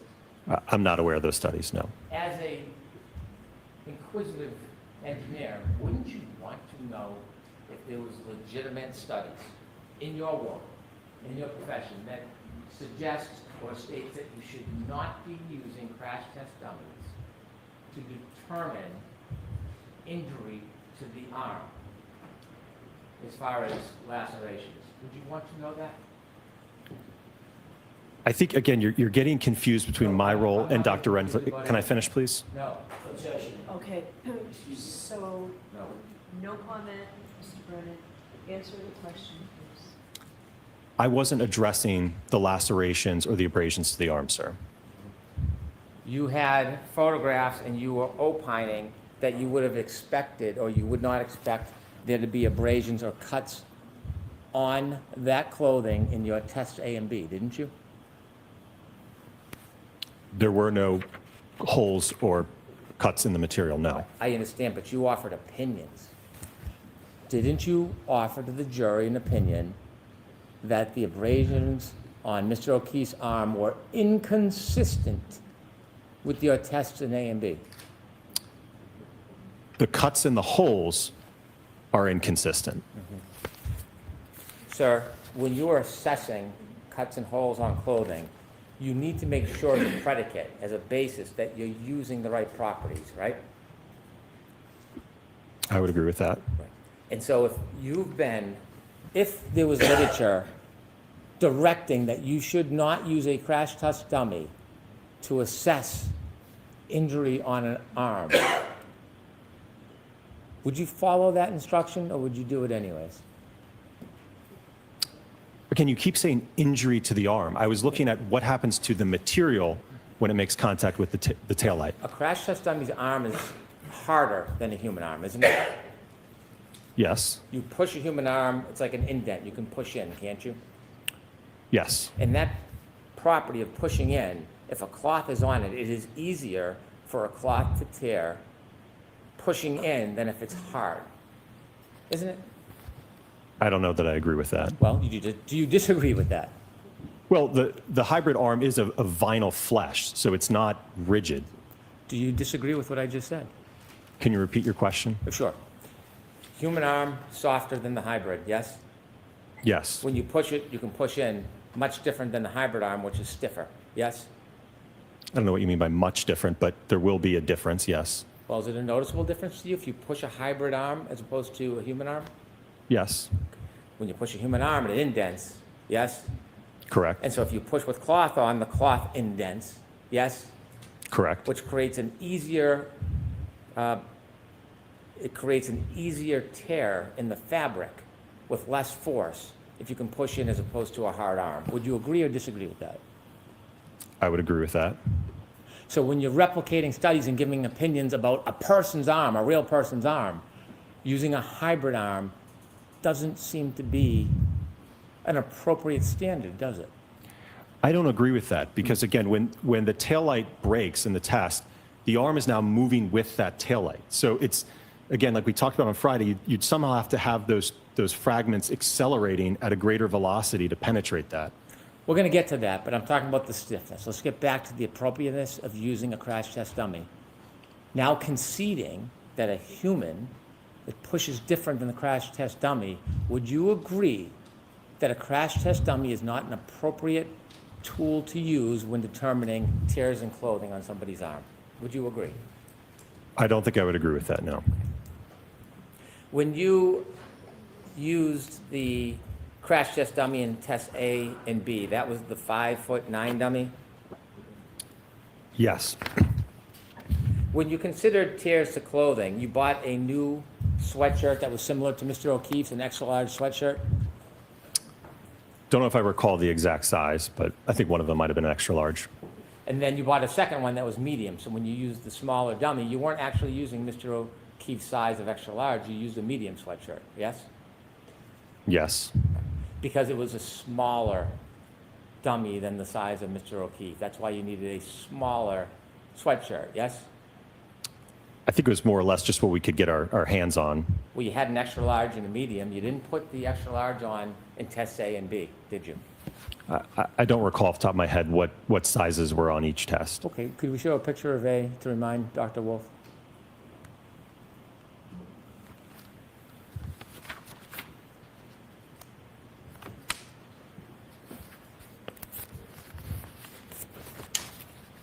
And while she's pulling that up, is there a difference between, see that's how that's blue?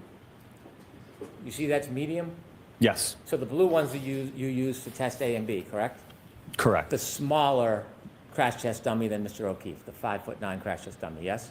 Correct. And then when you used Randy and brought him into the scene, you used the extra large, the gray one. Correct. Right, so you used a different one because it was a smaller anatomical doll than the size of Mr. O'Keefe, yes? We used different sizes. The material blend was the same. This was new. Correct. The extra large you put on Randy was new.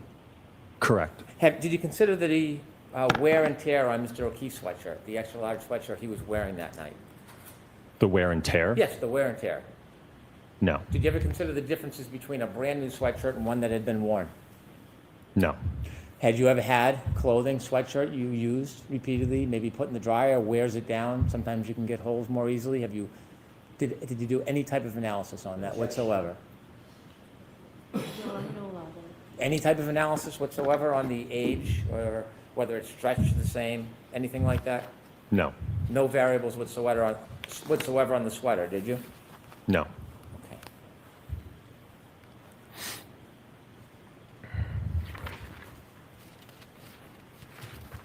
Does it matter whether or not the sweatshirt is tighter or looser or how it fits the body? Is that any part of your consideration?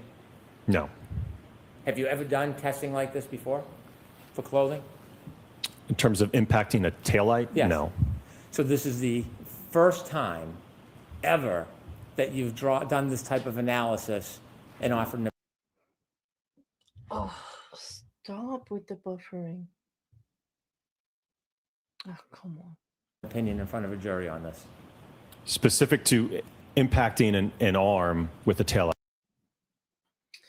This lag is something, and everything looks fine on my end. I don't know what's going on with this one. Let me see. Yes. Before you decided to come in and give an opinion, did you take any study or look at any journals on fabrics? No. Did you consider any of the variables that one would want to consider regarding fabrics before you came in and gave this opinion? No. Did it concern you when you were coming in to give a professional opinion about something you've never done before, whether or not you were studied in the area before you did it? Well, I think I relayed my observations from the test, right? I certainly explained how we set up the arm, how the arm was closed. You all obviously saw the impact testing to the arm, so I'm relaying my observations from the test that we did.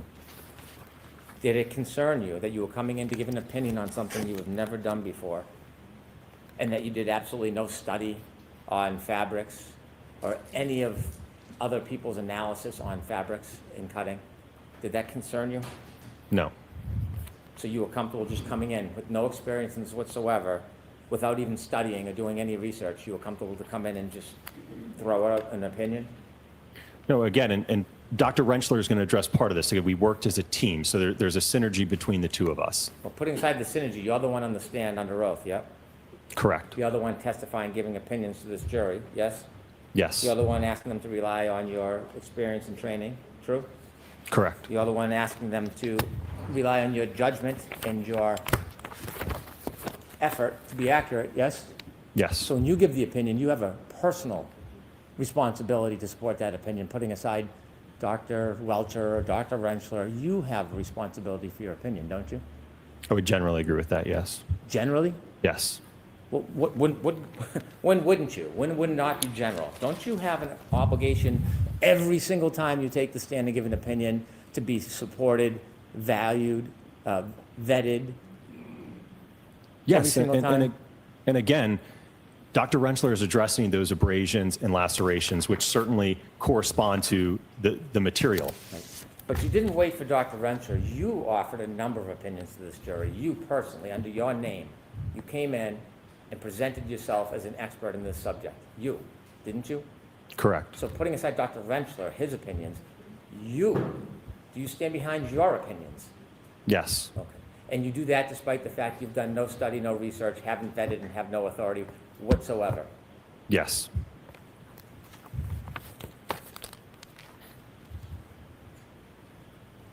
You wrote a report back on February 12, 2024. Correct. In February 12, 2024, do you remember talking about injuries to the arm and damage to the taillight? Generally, yes. Okay, that's fair. Do you remember writing in your report, it is significant to note that the injuries have been classified as abrasions and analysis of the autopsy photographs indicates minimal bleeding or lacerations of the dermis? So the report that you're referring to is a joint report authored by myself, Dr. Rentschler, and Mr. Scott Klein. So that would have been a portion drafted by Dr. Rentschler addressing the injuries. I see. So in this report, it has your name, Dr. Rentschler, and another person, Scott Klein, yes? Correct. But in the report, none of you ever differentiate which opinions you're standing behind or somebody else's, right? I'll move on. The objection is sustained. I'll move on. The objection is sustained. Did you agree with that? Sustained. Did you write or endorse these injuries would not result from impact with a non-damaged tail lamp cover and the amount of force required to fracture the tail light cover? So I'm gonna see you inside. Okay, lots of objections there. So far, the defense and the Commonwealth are equal on the objections. Actually, the Commonwealth has one more, but I imagine, Alan Jackson's got more you need. This is sidebar number 2. And I will say that Mr. Brennan's being a bit naughty. He's pushing the envelope. He really needs to listen to the judge. If she says it's sustained, it's sustained, and he needs to reformulate. Move on. Yeah, mommy's not happy at all. She's not been happy since this morning. She came into that huge motion.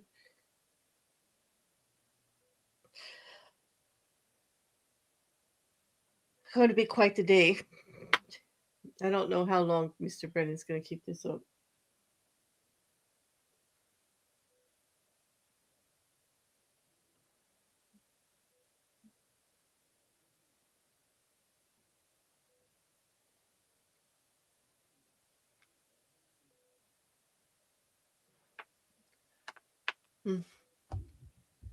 Leon says this is what happens when you write a report which makes it look like you are claiming more expertise than you have. Yep. Oh, you lost internet there, Shil? Sorry.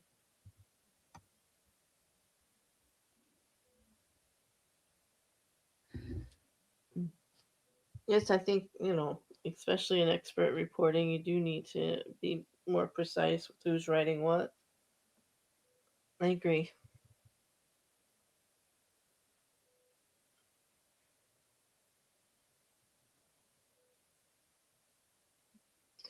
Yeah, I think so, Maggie. It's more performative. Guess we'll have to see what happens at the sidebar.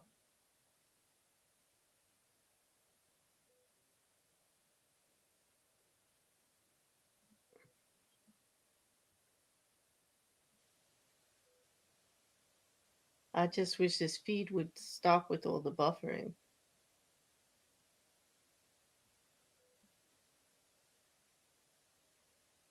Oh, you got your internet back there, Shil? Well, we're having buffering here anyway.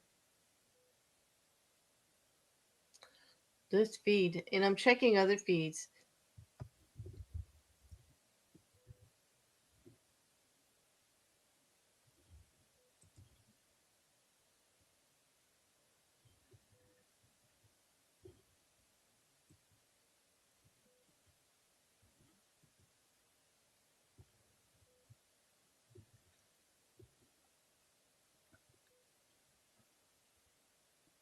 I'm wondering if they were showing us the fan. They don't normally show us the fan for sidebars, I mean, the jury's still there, right?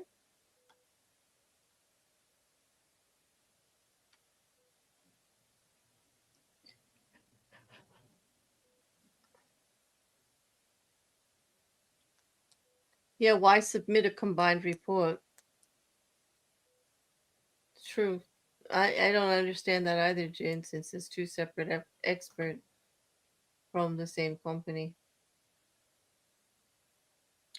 Do they during the sidebars? I thought only when the jury had to leave the room. Because I always see when they're coming back.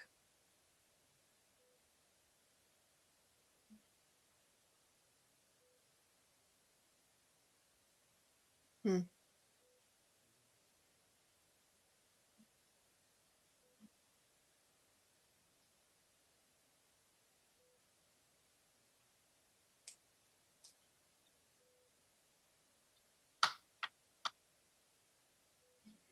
Maggie, you're not alone. I saw that all over the socials this weekend.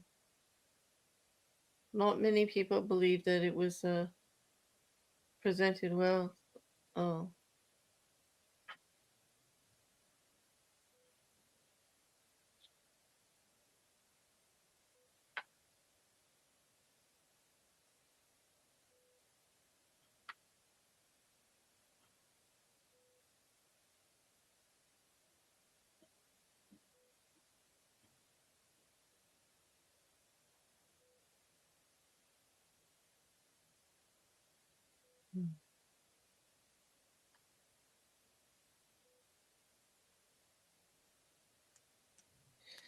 Oh, I'm saying, yeah, I forgot about that, Chill. All of the fires that you're having there in the smoke. Hmm.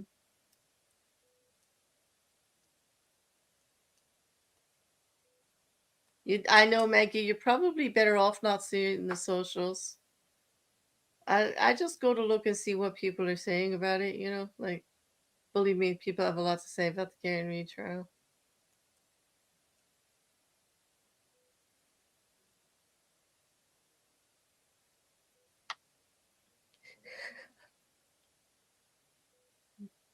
It seems like court is full today.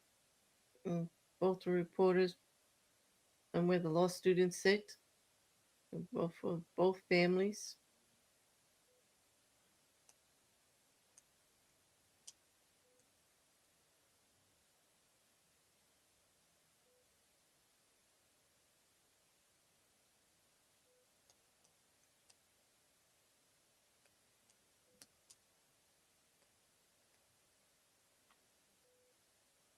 It's a long sidebar.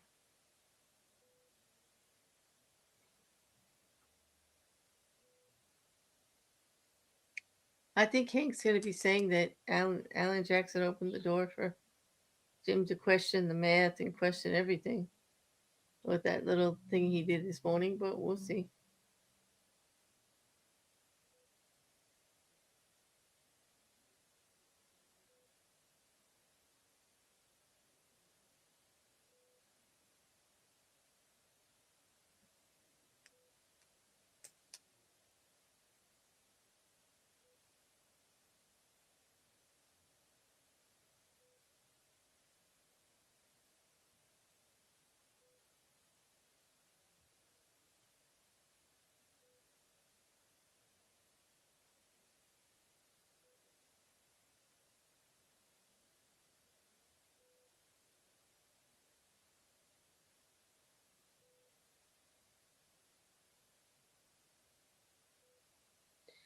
This is really getting drawn out. What are the properties of the plastic with just the surface coat? I mean, there's so many variables.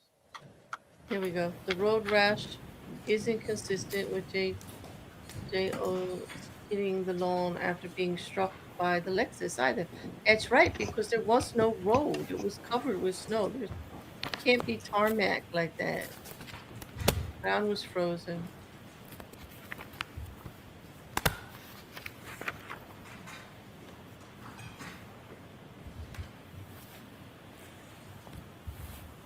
You were asked questions about impact with the taillight.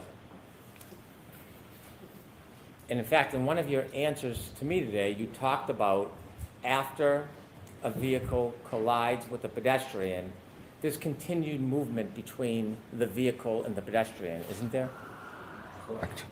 And so while glass or plastic that shatters from a taillight might not impale clothes of the skin, would you agree, if your dummy wasn't restrained, when the Lexus collides with the dummy, there'd be continued contact for some time, extended contact between both the dummy and the taillight? Well, the arm, as is demonstrated in the test, would be moving at roughly the same velocity as the vehicle. Yes. And don't you think that the vehicle would continue to drag the arm until the body either was thrown or spun off? Would you agree with that? At some point, they will separate, yes. At some point, but before the at some point. What I'm asking is, at the collision, when you see all the taillights shatter, right, wouldn't the Lexus, if it continues at that speed, say 24 miles per hour, for example, it would continue to drag with that dummy's arm longer than is shown in those experiments because the dummy is restrained? Sorry, can you repeat the question? Yes. Would you agree that if a Lexus is backed up at 24 miles per hour and hits the dummy's arm and the taillight shatters, if the dummy wasn't restrained and moved regularly, it would extend the contact between that shattered taillight and the dummy's arm? Would you agree with that? It would move with the vehicle until it got pushed out of the way, just move to the side, And yes. so what you're saying is it would move with the vehicle but wouldn't touch the vehicle? Well, in the one test, if you remember, because of the restitution effects, the arm reached a speed of over what the impact speed is. So in some instances, it actually might move at a speed greater than the vehicle. Fantastic. In some instances, would it move slower and be dragged by the vehicle's broken taillight? Dragged? Yeah, I don't know so if when I say understand. drag, push. How about we use the word push? Pushed by the broken taillight. Could that happen? The arm would move with the taillight until it moves out of the way. So you're saying it would move with or faster, but never would slow down where it gets pushed by the car? It's moving with the vehicle, sir. I don't understand your question. Well, no. You said it moved the vehicle. Sometimes it moves even faster, suggesting space between the broken taillight and the arm. That's what you're suggesting, right? Correct. So it can move with, it can move faster. Can it ever move slower and the vehicle pushes and drags against the arm? I mean, it might be able to move a few miles per hour if it doesn't have as much of a center of mass hit, but it's still going to move out of the way because it's on a joint. I understand, but before it moves out of the way, could it be pushed by that broken taillight? That's the simple question I'm asking you. Could it be pushed by the broken taillight? Just moving adjacent with the taillight, just moving along. Yes. Would you agree with this? If you have an arm struck at 25 miles per hour, significant more damage that taillight shatters, hits and moves forward into arms, parts of taillight pushed into arm as vehicle pushes forward and pushes arm out of the way. So the word push, would you agree with that general characterization that the broken taillight can, in fact, push the arm? Would you agree with that? Generally, I guess, again, it would move with the vehicle, the arm together. Not move with. I'm asking you if you would agree about pushing. Would you agree with that?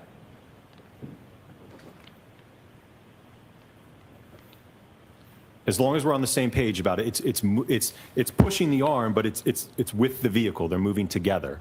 So, but in essence, yes, the arm is being pushed due to the fact that there's a force on it.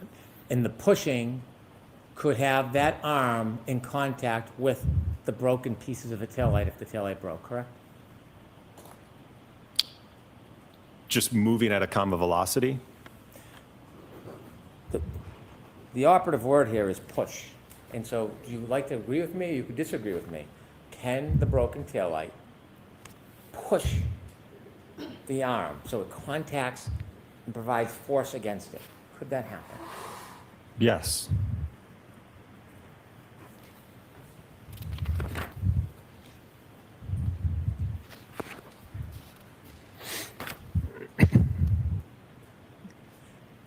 When you were showing those photographs today regarding Test F, now you used Randy in Test F, right?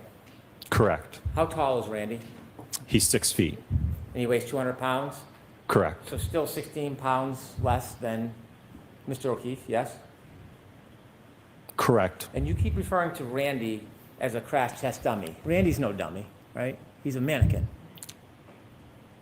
He is, but he signifies basically what happens when you have 200 pounds of mass striking the rear of that vehicle. I don't want to misrepresent Randy. He's not a crash test dummy, is he? Well, it wasn't used for biofidelic purposes. It was to, again, what happens when you have 200 pounds of mass strike the vehicle. So when you've been referring to Randy as a crash test dummy, you don't mean to do that. That's a misnomer, isn't it? I don't know that I agree with that. So you think that Randy is a crash test dummy? He's a certified, approved crash test dummy.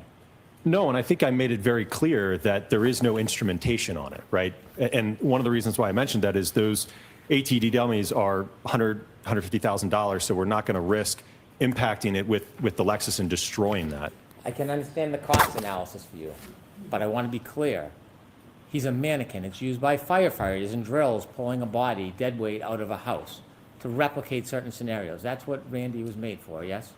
He can be used for those, yes. Right. He's not a crash test dummy in the parlance of a legitimate, studied crash test dummy, is he?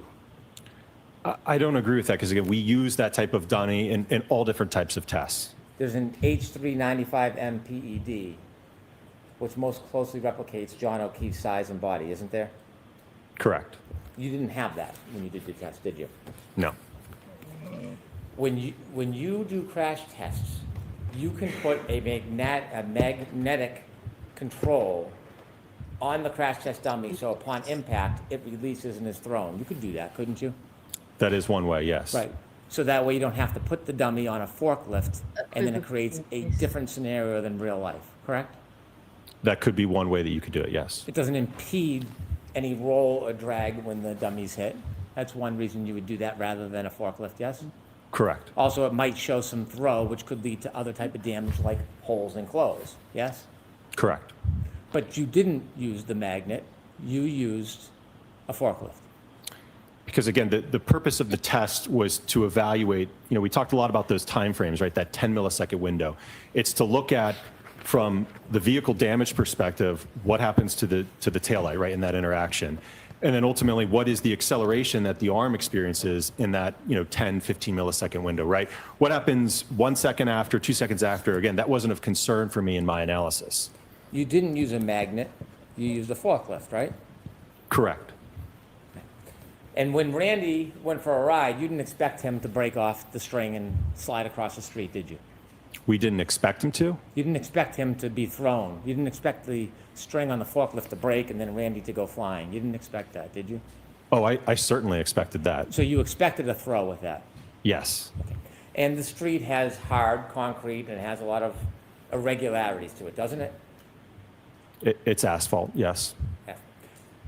And the photos that you were shown today on redirect examination, did the defense show them to you during your direct examination? Any of those? No.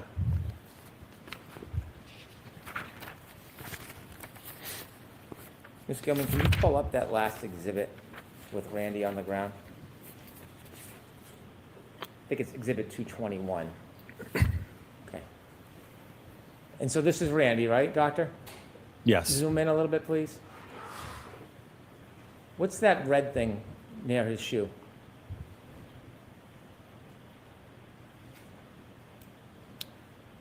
Appears to be a fragment of the taillight. Can you zoom out? Could you go back an exhibit to the one before? Could you zoom in? Did you see any taillight fragments on his body or in his clothes? I can't tell from here. Could we have the exhibit before, please?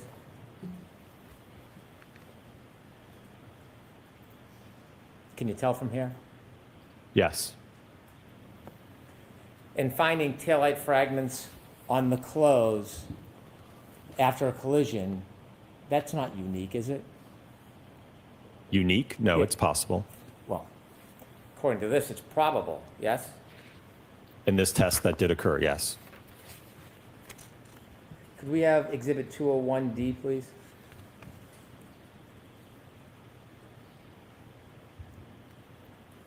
Do you know what this is, doctor? Did you see this picture in your analysis? Don't know if I recall that specific photograph. Do you know this is taillight shards found in Mr. O'Keefe's clothing? Objection. Sustained. Did you consider this photograph during your analysis before you gave your opinions regarding cuts and tears and lacerations? No, sir. Can you take that down, please? When you did your analysis, did you know that a drinking straw was found on the concrete on the street in front of 34 Fairview? I don't know if it was on the concrete, it might have been on the asphalt, but I do recall a drinking straw, yes. Did you know that there was a glass found near Mr. O'Keefe? Could you put that up, please, Cindy? Objection. Sustained. Did you talked about cuts and injuries. Did you, Sustained. It sounds like it's beyond the scope. very well. When you did test D,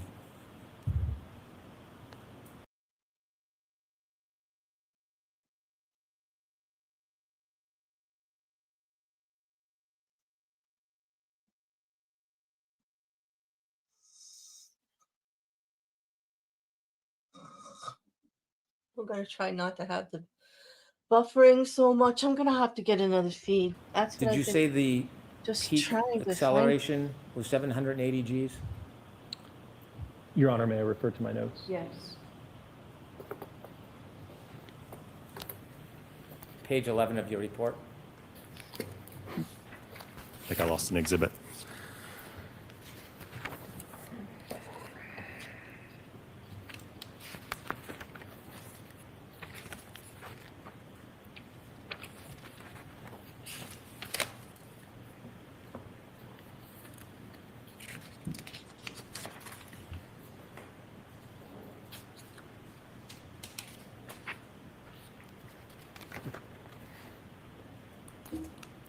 Okay. Is that what you described it as? For test D, Yes. the acceleration of, we talking about the hand, Yes. 780 Gs, yes. 780 Gs. Okay. When you did your comparison before you gave your opinions, you showed us a scuff on the exemplar vehicle, photo 77. Objection. Beyond the scope, Mr. Brennan.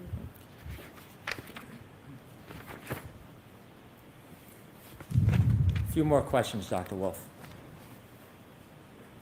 You showed us holes in Randy's sweatshirt from test F. You remember that? Yes. And you talked about what you would or wouldn't expect in a collision as far as holes. And did you say something like that was inconsistent with Mr. O'Keefe? Yes. That's what you said on redirect, right? Correct. Okay. Did you consider whether there were holes in Mr. O'Keefe's sweatshirt separate from the holes in the arm? Sorry, can you repeat the question? Yes. When you were making that opinion about consistent or inconsistent, did you ever consider whether there were holes in Mr. O'Keefe's sweatshirt other than the right arm? Well, I know that there was cutting to the, May I approach and retrieve the exhibit, Your Honor? Yes. Excuse me, sir.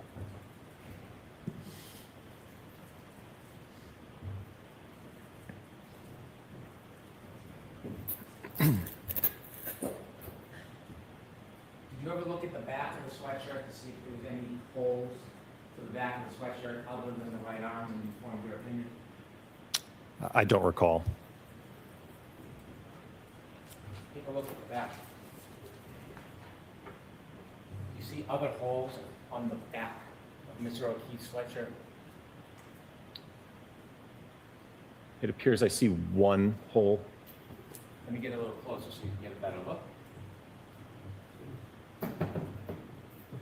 I'll direct you to here, here, here, here, here. Do you see more than one hole in the back of Mr. O'Keefe's sweatshirt? Yes.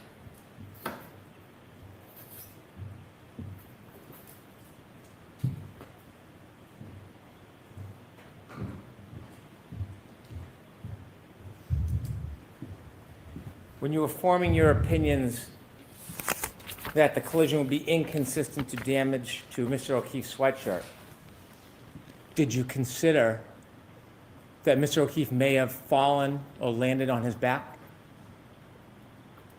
Well, in looking at those holes, they're inconsistent with road rash. And again, to get those kind of holes, you have to have prolonged sliding contact on a rough surface. Did you consider that Mr. O'Keefe may have fallen or landed on his back? Well, if you just fall and land on your back, you're not going to be sliding to get those abrasions and tearing. And again, those are not consistent with road rash. Didn't ask that question. Did you consider? Sorry, can you? Did you consider whether Mr. O'Keefe had fallen or landed on his back? No. Did you know about or consider the multiple holes on the back of his sweatshirt when you came and formulated your opinions? No. You did no studies whatsoever about the damage to the sweatshirt if he fell or landed on the cold, hard ground and had broken taillight shards in his clothing, did you? No. I have no further questions. Yeah, just a moment, Your Honor. Very good.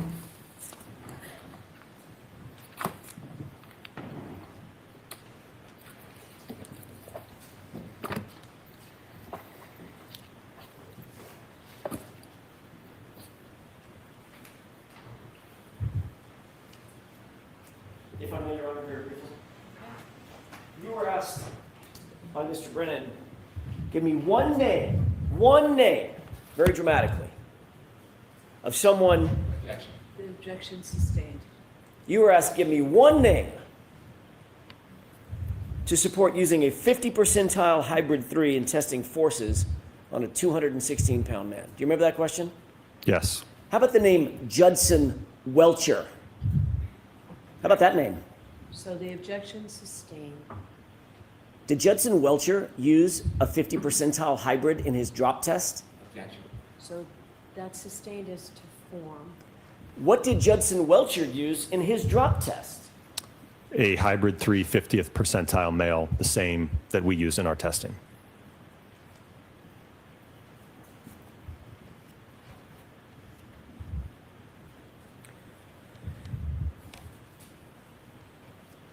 You were also asked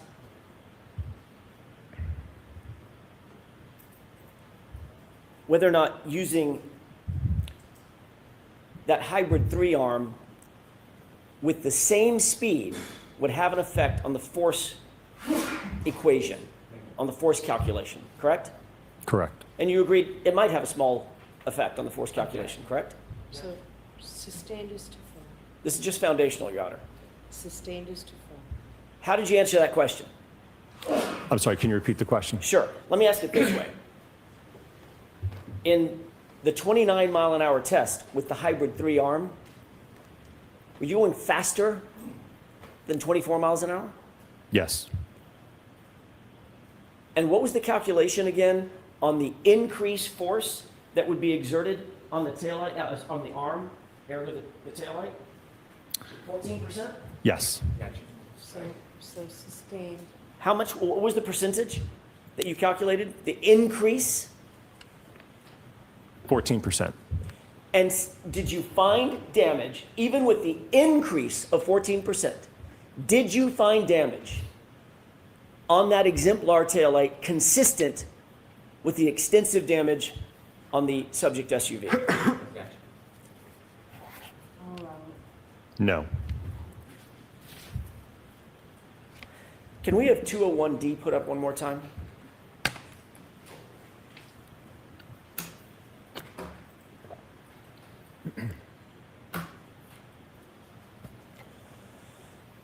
Mr. Brennan just asked you if you made note of these little red pieces, correct?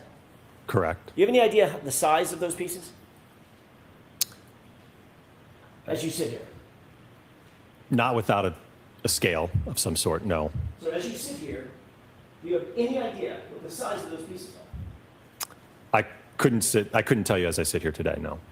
No idea if they're a foot long? Objection? So the objection sustained.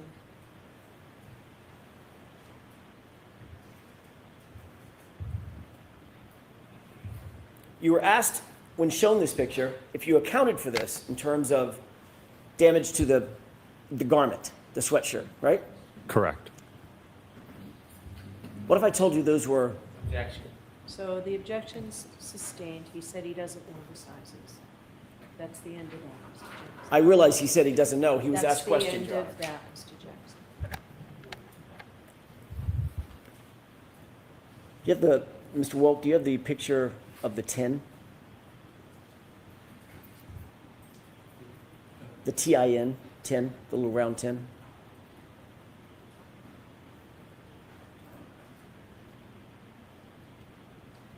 Do you see that tin? Yes. Are you aware that all those pieces are inside that tin? Objection? Sustained. And jurors disregard that. Did you ever see this tin in your analysis? I do recall seeing, yes, in the evidence photographs of all the fragments, yes. In your experience, are very large pieces or very small pieces put in little tins about 2 inches wide? Sustained. You were asked a question about the arm being pushed by the taillight. Asked a bunch of questions about that, right? Correct. And you indicated, what did you say in terms of the contact by a vehicle pushing an arm? It's going to move with the vehicle until it separates. Okay. In your testing, how long did it take the hybrid 3 arm to get up to speed of the vehicle in the 24-mile-an-hour test? About 10 milliseconds. I'm sorry, say that again, louder. 10 milliseconds. 10 milliseconds, correct? Correct. So when you say the arm is being pushed, it's being hit, correct? Objection? The objection sustained and it's struck.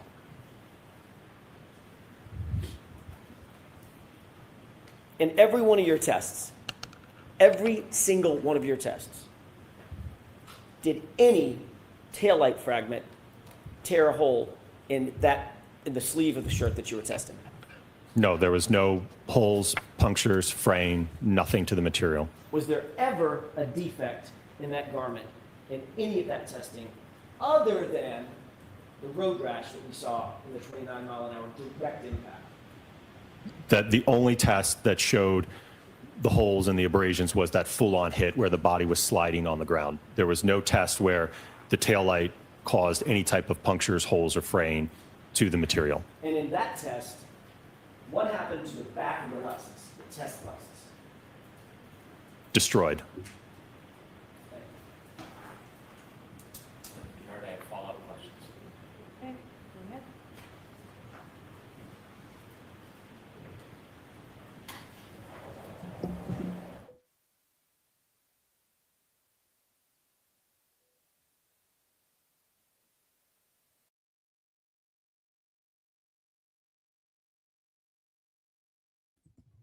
Ah, Ask the question. If the broken taillight is pushed, what the heck is going on? with broken this taillight can come in contact with the arm, can it? TV? It's moving with the arm, sir. If, okay, let me ask you this. Would you agree with this? If you have an arm that's actually struck at 25 miles per hour, you're going to have significantly greater damage, especially if there's a taillight that shatters. So if you have the taillight coming in, it's hitting the arm, it's moving forward into the arm. Do you agree with that? Objection, Your Honor, about the source. No, Dr. Rentschler, do you agree with that? Objection. so I'm going to allow it strike the source. Do you agree with that? I'm sorry, can you repeat? I can. If you have an arm that's actually struck at 25 miles per hour, you're going to have significantly greater damage. Specifically, if there's a taillight that shatters, so you have the taillight coming in, it's hitting the arm, and it's moving forward into the arm. Would you agree with that? Objection, Your Honor. I'm going to allow it. In reference to the greater damage, are we talking about damage to the arm? Do you agree with that phrase? The best way I can characterize it is it's moving with the arm, sir. So if that actually caused fracture of the taillight, then parts of the taillight are going to be pushed into the arm and likely embedded into the arm as the vehicle continues forward and pushes the arm out of the way. Objection. Do you agree with that? I'm going to allow it. No, we need to approach. I need to approach.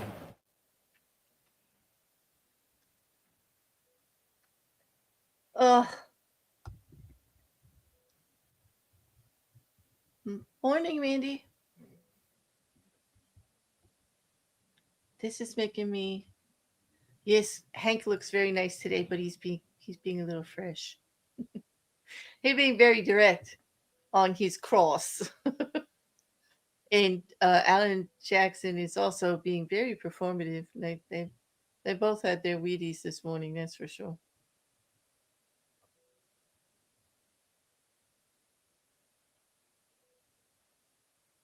Wile E. Coyote with a rat? Oh no, Liam. Well, huh? It is getting spicy, Maggie. They're just going back and forth. This has been direct, cross, redirect, recross, redirect, recross. We are on our our fourth go around. And this is a whole nother day of it because that's how it was last week.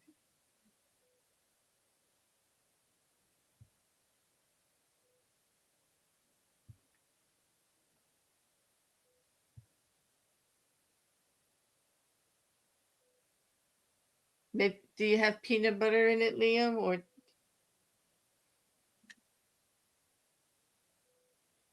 it is his job to poke holes. I absolutely. It's both of their jobs, is it not? Like, yes, it was previously for the defense and now for Hank Brennan. He's having fun too.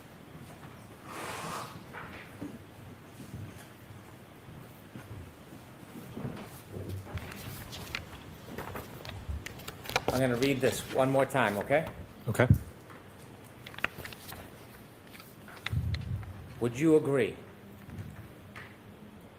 If you have an arm that's actually struck at 25 miles per hour, you're going to have significantly greater damage, especially if there's a taillight that shatters. So you have the taillight coming in, it's hitting the arm, and it's moving forward into the arm. So if that actually caused fracture of the taillight, then parts of the taillight are going to be pushed into the arm and likely embedded into the arm as the vehicle continues forward and pushes the arm out of the way. Would you agree with that? Again, my area of expertise is not injuries to the arm, so whether or not those fragments would be embedded or cause any type of damage to the arm, no. But what I would say is that I would agree with the taillight being pushed into the arm. It's going to cause the taillight to fracture, and then the arm will move with the taillight. When you do a demonstration, isn't this exactly what you see? Could you play E again for me? Isn't this exactly what you see? Play that, please.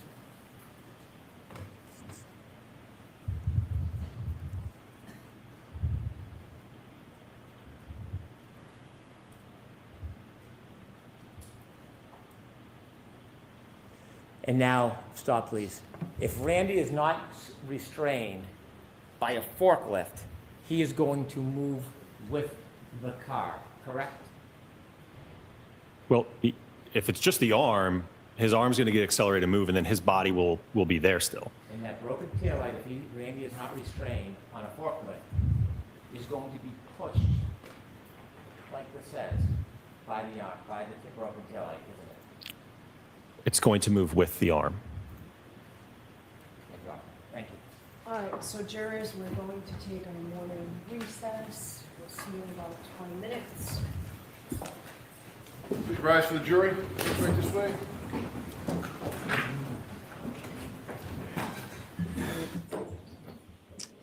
I believe they're going to do the voir dire. Did they not say? Or unless she's too aggravated now, but. So we will have something to watch during the 20-minute break. Should be interesting. If the feed behaves, I do apologize. I'm looking for a better feed, and I'm afraid I'm not coming up with one. They're all being a little bit wonky this morning. The law and crime one looked pretty stable, but they got so much on the screen. It's a lot for me to deal with as far as repositioning.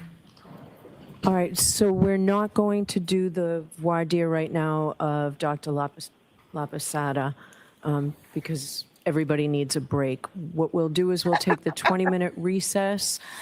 Who's doing the director, Dr. Lopasata? Is that you, Mr. Jackson? Yes. All right, so what I would ask you to do is not do anything on your direct examination with Dr. Lopasata that involves the mention of dog bites or the evidence regarding motor vehicle experience, because we still need to have the voir dire. But I don't want the jury sitting out there any longer than need be, at least until the luncheon break. So without that, how long will it take you? Can you use the hour? Different credentials, but Your Honor, half her credentials are the fact that she's an expert in dog bites and an expert in motor vehicles. I give her education, training, background. But Okay, is that all in? Is that all in her resume? it's all in her. It's all going to be in her direct examination. No. My question is it in her resume? Has the Commonwealth received notice regarding the dog bite stuff? The Commonwealth has received the same resume that the court has received. I don't know specifically what her resume says about dog bites. I don't think it says the word dog bites anywhere in her resume. No. We have absolutely no notice. But the courses that reference dog bites are listed in her. Say that again? The courses that reference her teaching dog bite issue and pattern recognition, they're listed in her resume. All right. We'll see you at 12.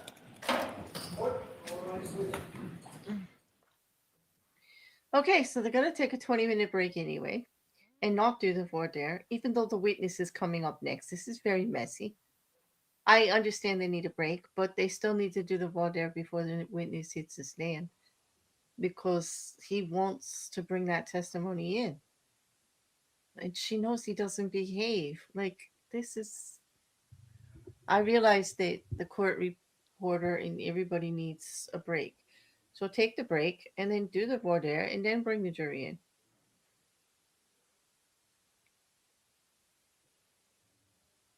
Doesn't make any sense.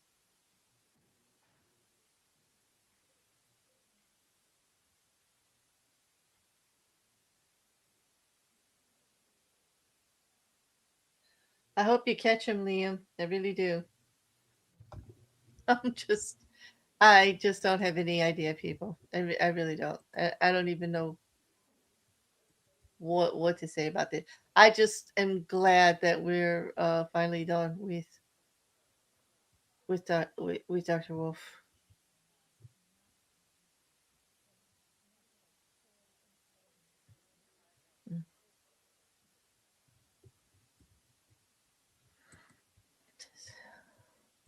All that back and forth. Can you imagine the jury going like ping pong back and forth?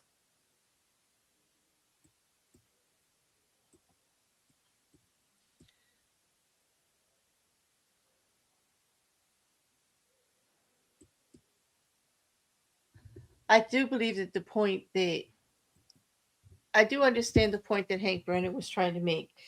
They have that dummy tied to a forklift so it couldn't move. He's right. If the tail light hit him in the arm, he would have went with the car, farther. He wouldn't have just stayed in one place as the Lexus backed away from him. He wouldn't have. Good morning, Teresa. I know the jury's going to need a long lunch. Or it's not even time for lunch. They don't go to lunch till 1. Who gets the last word? I do believe this time it was Mr. Jackson. Or was it? Wait. Nope, it was the last word was Hank Brennan. It depends on, sometimes you don't get to redo the cross if there isn't anything to recross because you don't get to open the scope. It can only be on what was done on direct. And direct is always done by whoever's witness it is. Right now we're doing the defense's case in chief, so it's a defense witness. And then cross would be done by the Commonwealth.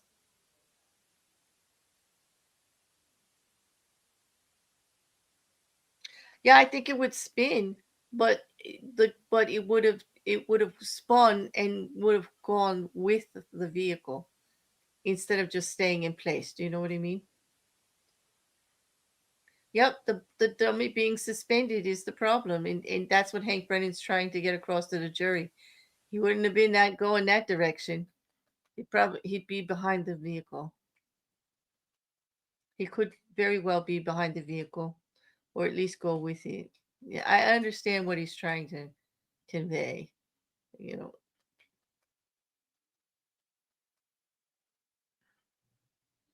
I just think it's a bad idea for the defense to keep showing that video of the taillight breaking with the arm and all like that. That they spent a lot of time saying there was no contact, no collision of any type. You know, for an arm to hit a taillight, I mean, that looks like collision to me.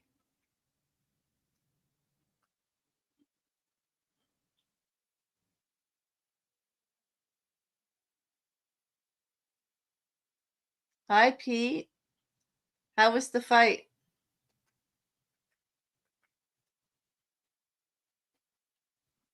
You having a good day?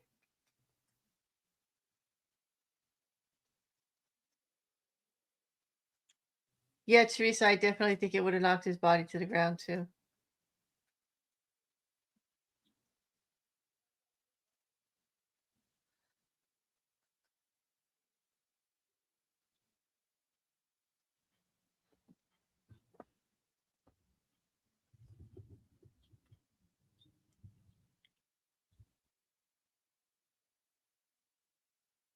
Yeah, it was a good one.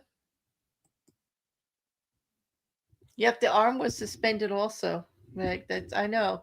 So it's really I guess Hank Brennan was just trying to say if it wasn't suspended, what would have happened, and they don't want to say.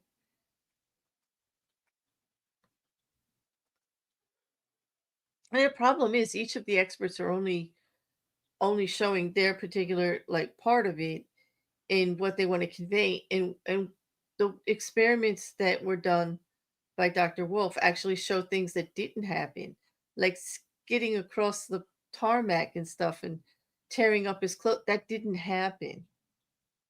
So in that one, they're showing, okay, well, collision probably didn't happen there. But they keep showing over and over again how the taillight got broke by the arm. So it's very confusing to me.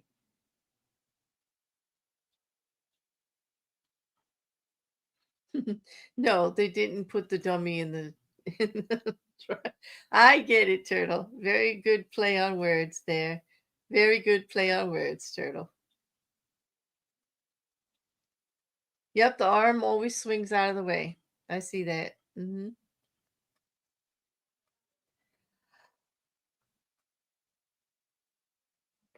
They really just tired me out with this back and forth this morning already. It needs to be a little more exciting.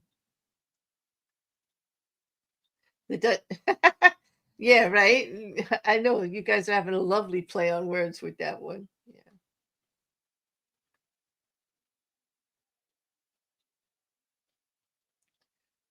That sounds like me, Teresa. Only for me, it was after 6 a.m.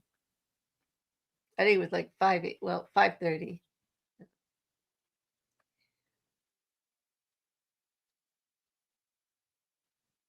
It does show a lot of damage to the Lexus.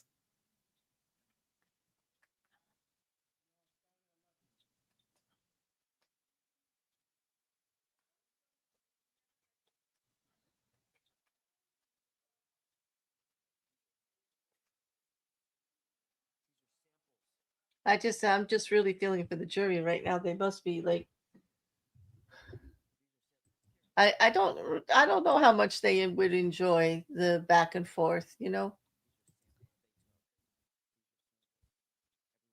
or the math lesson.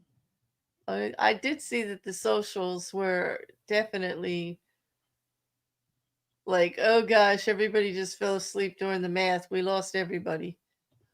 Like, somebody even posted a "I died from math" meme on X. Yeah. It does, Teresa. I get used to it. I have very poor sleeping habits anyway.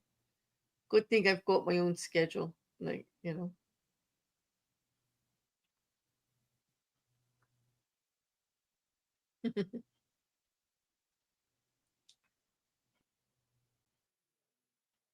Well, we were at 4 sidebars for objections. We have 10 for the defense and we've got 13 for the Commonwealth. They sure do like objecting to each other. And poor Dr. Wolfe, boy, he looked like he'd been through the ringer already. I'm sure he didn't even want to come back.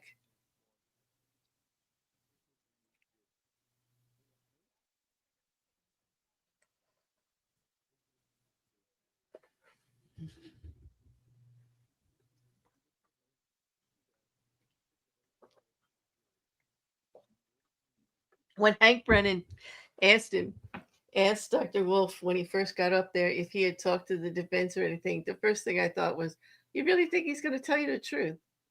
He ain't going to talk. He ain't going to tell you. He ain't going to tell you what they talked about. He'll say they just talked about, travel arrangements. I mean, he just lied to the whole court about his wife being with Free Karen Reed.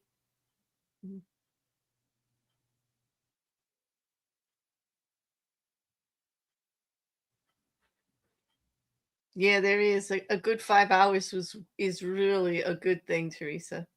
Yeah.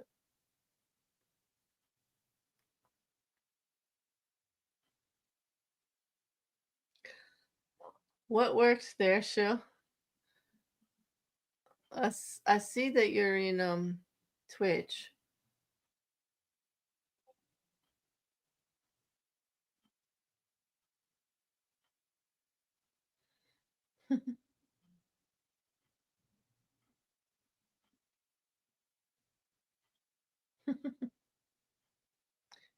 Damn.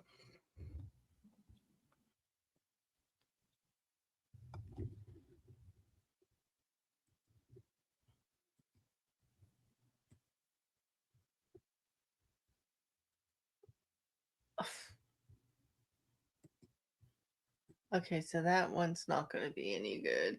All right. I'm still looking for another feed. I don't know what's going on with NBC 10's feed today, but man, is it making me crazy.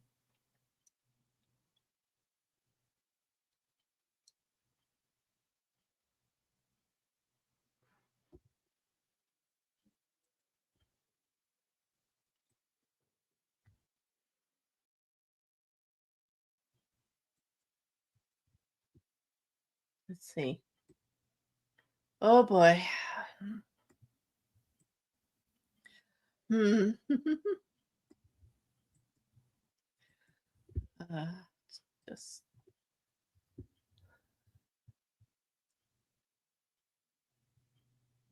no, it's a 20-minute break there, Pete, and we're just waiting. And I'm just finding like there's not much to talk about because that back and forth was just all of it. I don't want to bore you with the math. I don't want to bore you guys with talking about the videos that they showed. They did all of that on Friday. I mean, we did have the motions, but I just don't understand why Judge Cannone just didn't just do the voir dire of Dr. Lopasata, because now it's for Alan Jackson to have to try to start his direct under strict guidelines what not to talk about. What is he going to talk to her about?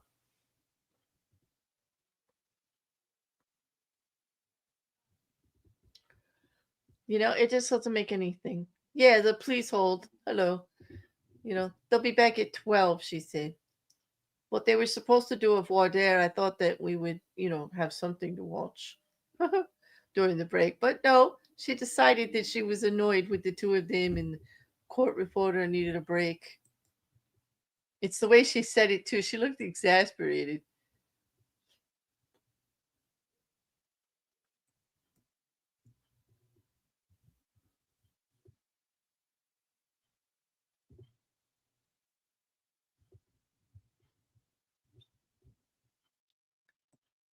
I know.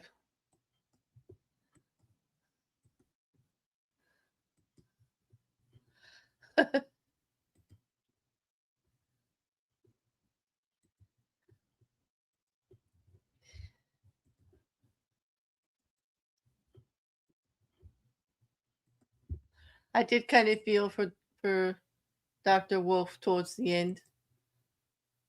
What is going on? I don't think they found him yet, Pete. I'm not sure. I haven't seen like a bulletin on it. That's so tragic.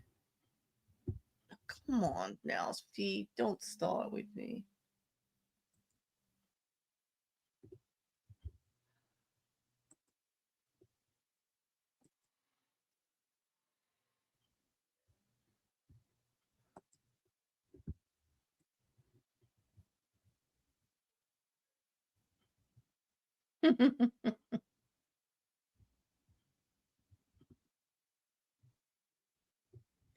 Yeah, I don't know. I know she wants to take care of the jury and her court, her court staff, of course. But I think they could have shortened the break and came back and just let the jury stay out a little bit, do it before lunch.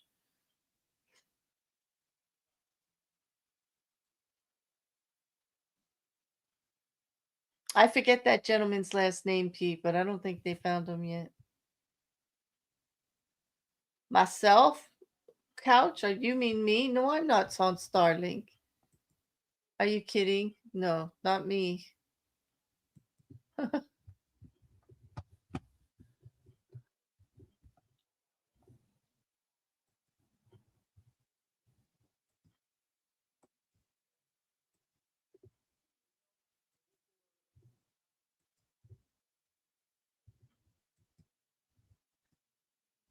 I was checking the feed on another device too.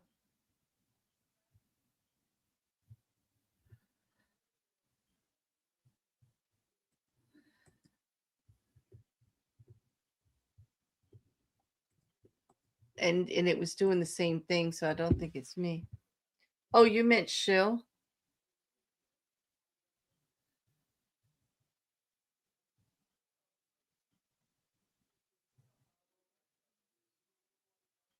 Oh, wow, they do have his truck, Pete? Oh, it is a horrible story. Horrible story. I saw the pictures of the three kids on the socials. They're beautiful children. Just heartbreaking. I hate things that have to do with kids. I really do. Yes, Shill, unfortunately, it's a very trope thing we always go to, but it actually works. They ask you if you actually restarted your router whenever you have a problem.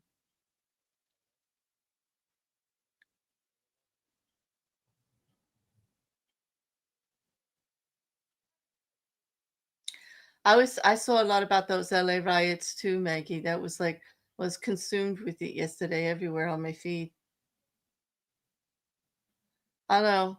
It's horrible, Pete. It's intolerable.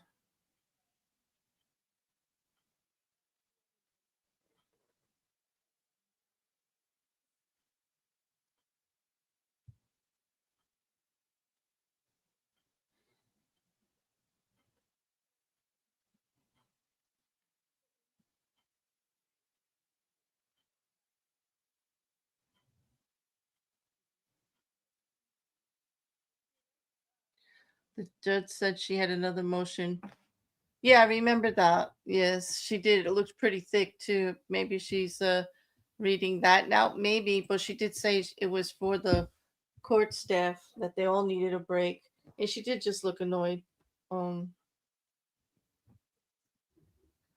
She could be reading it. You're right, Liam. She could be getting ready.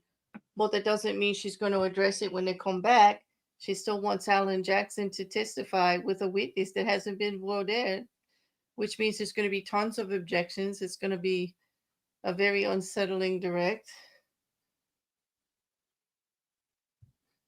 I mean, he pushes the envelope as it is. If he doesn't have solid lines, of course he's going to go over them, you know. Yeah, it's heartbreaking, Maggie. I did a library chat with my friend Bearded Heretic Luke after the Murdaugh trial on Familiar Side, uh, on how this happens. Too many cases of it. It's a cute little dancing bear there, book lover.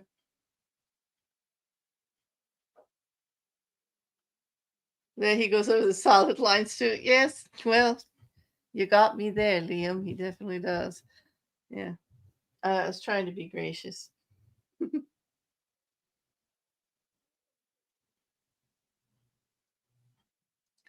Trying to give him a little leeway, a little benefit of the doubt. It's hard though. It's really hard. He's done so much in this trial already.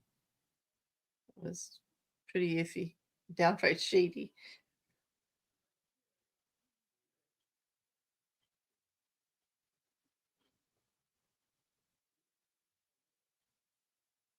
Yeah.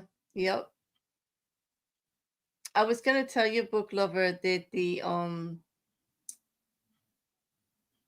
predict is in the bubble that's not in the chat. It's like the chat line, but just below the chat line, over to the side where the bits are, there's another bubble. And if you push that bubble and you scroll down past pay, using your points, you'll see the predict is there.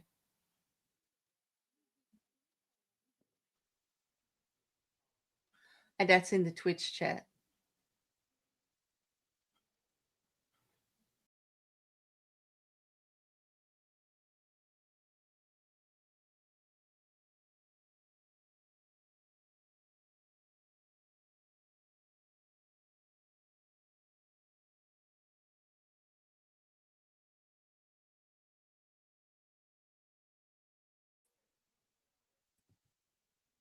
Okay, well,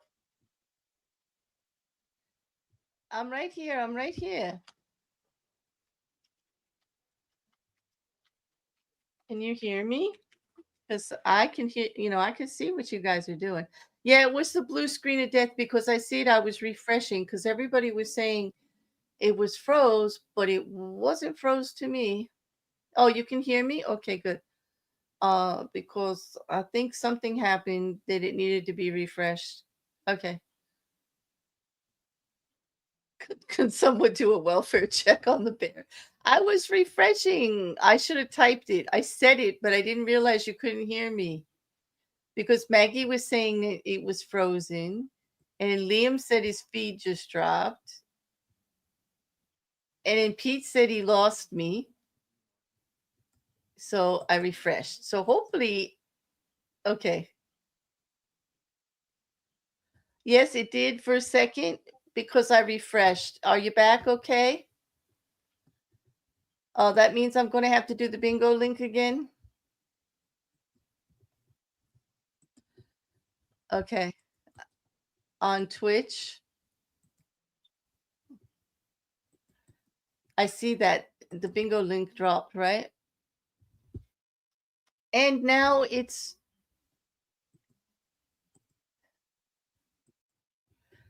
oh wait. Okay.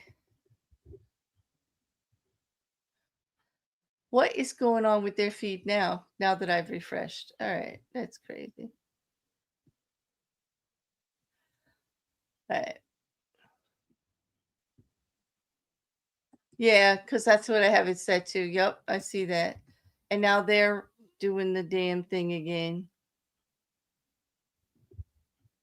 And I'm just lowering it.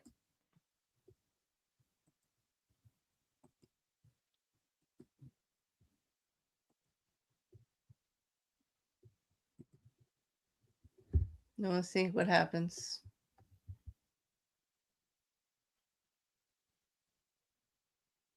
It is utterly ridiculous there, Turtle. I agree.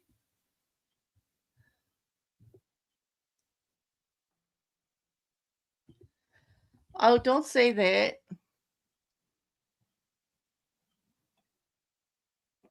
I do not want to have connection problems all day. I know, Couch, it's a big oops. There goes the feed.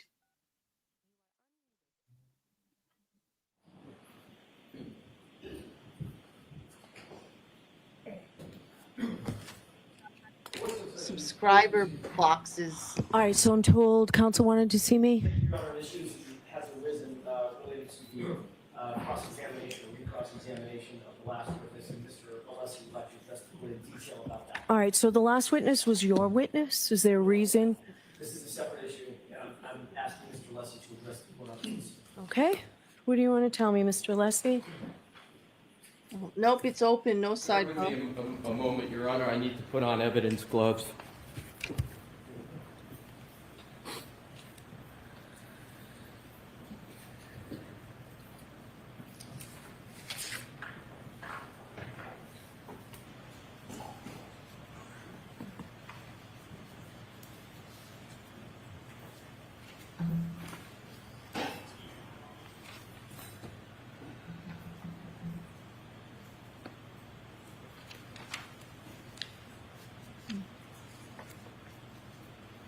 Oh, what is this?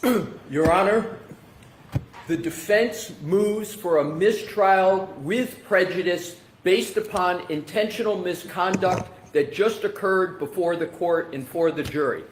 And what I'd like to do, Your Honor, this regards the hoodie, in this regards questioning and representations and questioning by Mr. Brennan.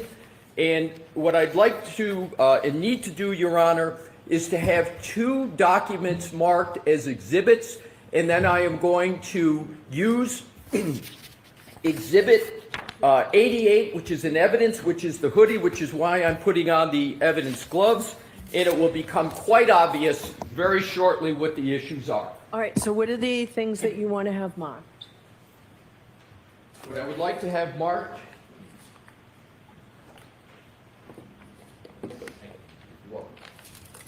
what I would like to have marked, the first document, and I want to get the specific title. These two documents are from the criminalist's file, specifically Ms. Maureen Hartnett's notes regarding cuttings from the hoodie sweatshirt that's in the crime lab file folder. Okay. So the first is the back of the hoodie. So with Your Honor's permission, I would have that marked for identification.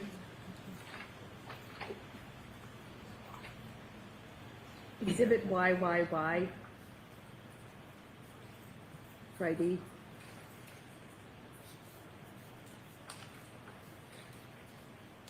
And may I see that, please?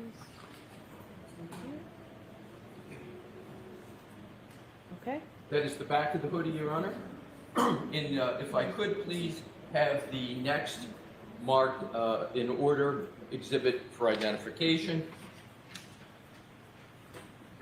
Exhibit ZZZ, Friday identification.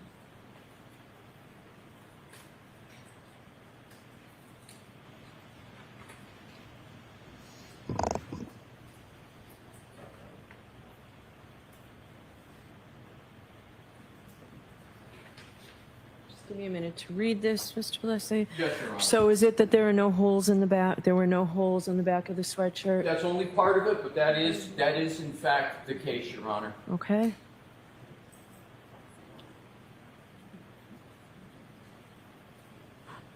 I can't tell entirely from ZZZ, but if that's your argument, why, for identification appears to support that. Your Honor, may I have the exhibits marked for identification back for my argument? Okay. Well, technically, if there were no holes in the back and he was actually pointing to holes and those were actually the holes that were put there by the tech, that kind of would be misrepresentation. So I don't understand, I don't understand why Mr. Brennan would do that. I'm going to see what the response is, what the rest of it is. Your Honor, what we just saw. Oh, come on, feed.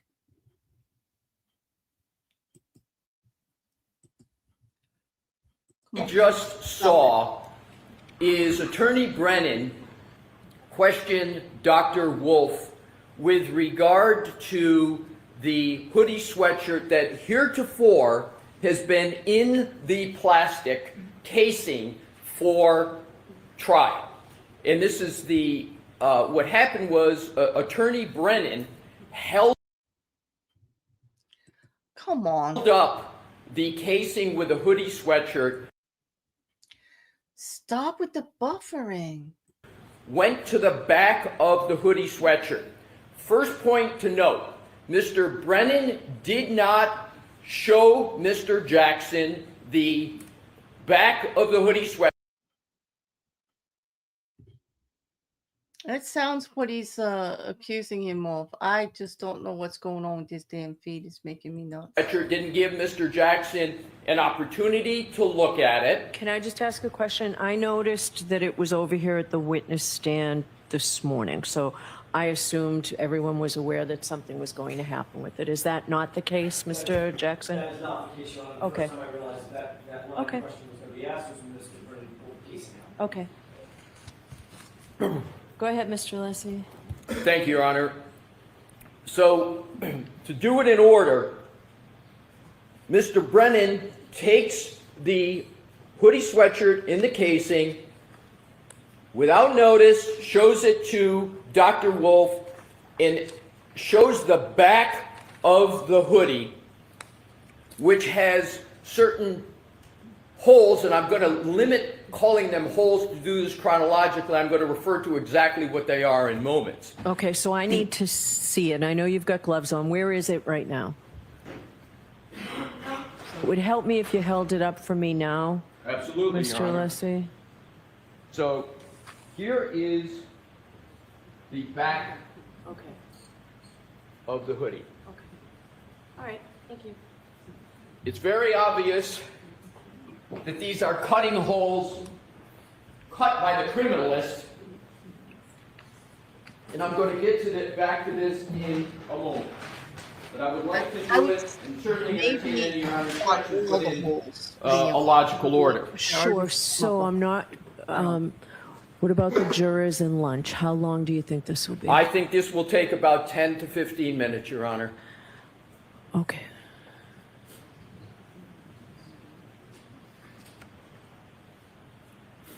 All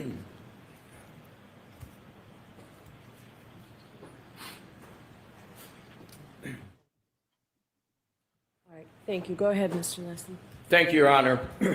So I just want to get the flow back going here in the logic. So, and I'll do it quickly. So Mr. Brennan grabs the hoodie sweatshirt inside the casing, doesn't show it to Attorney Jackson, goes up, we have no idea that this was going to happen, goes up, confronts the witness, Dr. Wolfe, shows the back of the hoodie sweatshirt, to my knowledge, the first time the back has been referenced of the hoodie sweatshirt, shows Dr. Wolfe, confronts him, and basically says, couldn't these holes be caused, and I'm paraphrasing, from a fall backwards?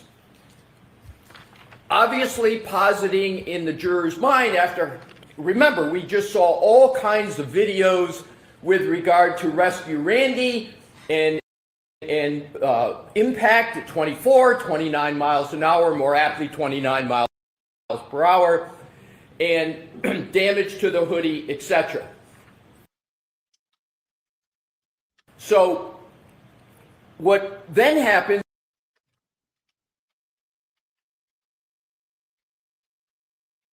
Come on.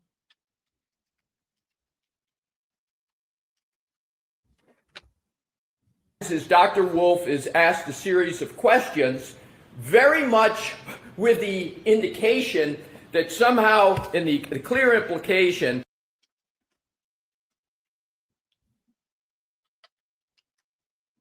All right, stop. Come on now. This is getting to be too much there. that these holes are being caused by road rash, and that the holes in the back of the hoodie sweatshirt, Exhibit 88, could have been or likely were caused with regard to some type of impact. Clearly presented to the jurors with that in mind in that questioning. Here is the basis for the mistrial with prejudice. Those holes in the back of the hoodie sweatshirt are clearly, unequivocally, without doubt, caused nothing to do with any type of event on or about January 29, 2022. So do you have something you said, when you said obviously cut by the criminalist, do you have something that shows that chart that I couldn't understand quickly? Is it on that? Does Yes, that do Your the Honor. back? What Okay. we have is two documents to show that. Right, so the second one, when was that provided? These, when you say provided, you mean with regard to when did the defense get these in Yes. a discovery? Let me get the date, Your Honor. Sure.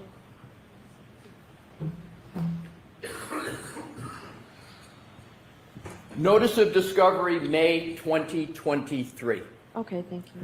And I will note, Exhibit YYY.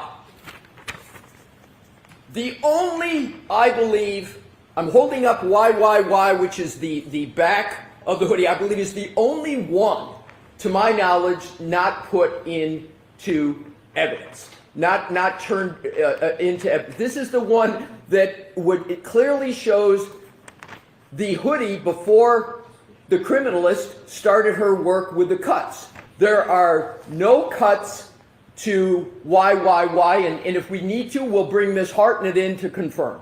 All right, so is ZZZ in evidence? ZZZ is not in evidence, and that is part of the basis for the mistrial. It is no coincidence that these two documents are not in evidence, because if they were in evidence, they would clearly have prevented the stunt that we just saw occur with regard to Dr. Wolfe. So that is part of the intentional misconduct, Your Honor, is these are documents from the criminalist's file. It's the Commonwealth's documents. And it is very clear when you go to Exhibit ZZZ, the cuts that the criminalist made to the back of the hoodie are specified. So where on that? Because when I quickly looked at it, I didn't see it. What does it say? Go ahead and read it to me, please. It's item number 7. I'll read it from the top. LIMS 22-218-4, analyst MSH, which is the initials for Ms. Hartnett. Dates: May 11, 2022, May 12, 2023, and then May 18, 2023. And what she does is she's got the... You know what? Can you bring it up to me, please? I certainly can, Your Honor. And I can conduct my argument from right here if that helps, Your I Honor. just want to see, point out to me where it says, where it shows the back. This is the back. So you can see the back of the hoodie. That's the back of the hoodie head. And then you can see the various... Let me just get a check on this, Your Honor. I'm not... Mr. Brennan, you should come up and look at this as well. Thank you. And I'm So Mr. Leslie's taking it. yes. All right, so this is why. I didn't see where was that it said that she cut it off. It was showing me here, Mr. Leslie. Can I get the They're check? labeled cuttings. Pardon me? They're labeled cuttings. Right, but if I can, Your Honor, I want to clarify this. Yes, are you willing, Mr. Bond? Let me just make sure I get. Mr. Jackson, it says exterior front, what Mr. Alessi was pointing me to. Okay. I can do it, but Mr. Wolfe, can you print the back? And then, Your Honor, are you comfortable using the computer at the back? Because I think we just had the wrong one. We need to mark it, though. Understood. We will. He's printing it right now. They got so excited they pulled the wrong one. Let's see if the back shows the same thing.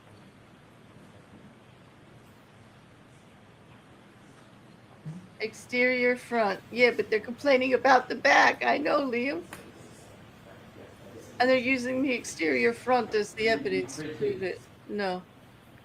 We wanted to have the front and the back to show all the cuttings, but what only printed out was the front. We are now printing the back. Your Honor is correct.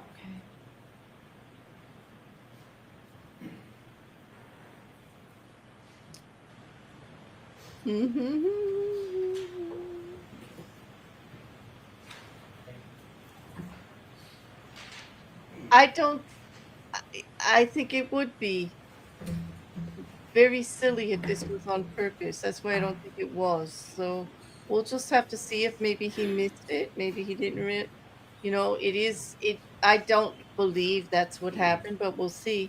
The discovery was before he came onto the case. But he also went over the testimony of Ms. Hartwig because he brought her into evidence of the samples that they took and everything. So,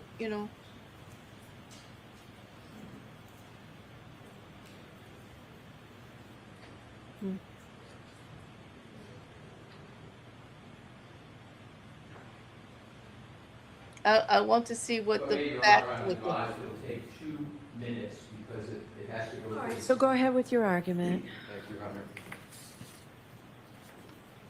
Honor.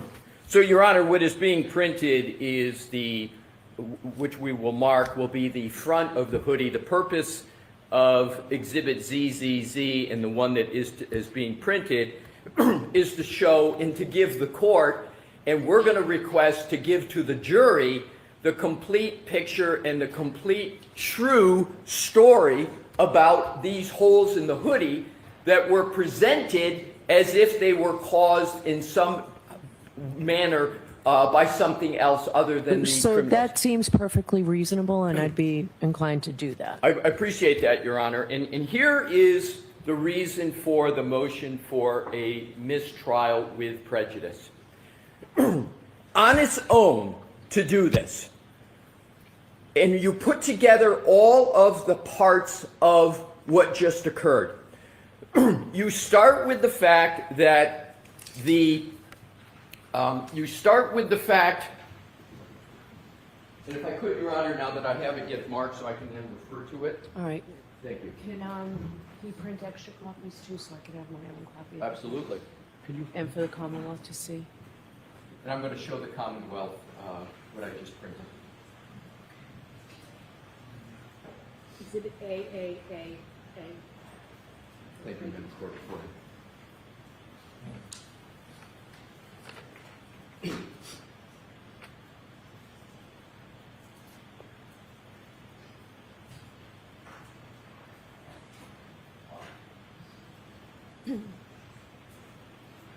I don't know. We have to see what the Commonwealth says about this and what the back actually shows. I'm not sure yet. I know what he showed the judge didn't show what he said. And here's another document, chain of custody document.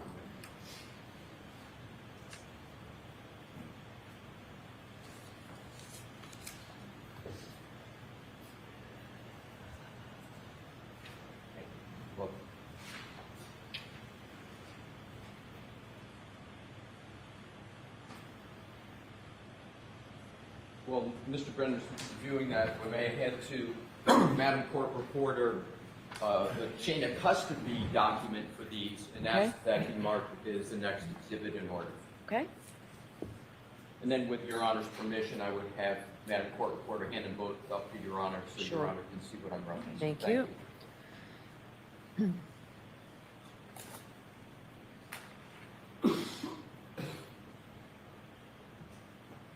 Exhibit B for ID. Thank you. Here's documented for the court.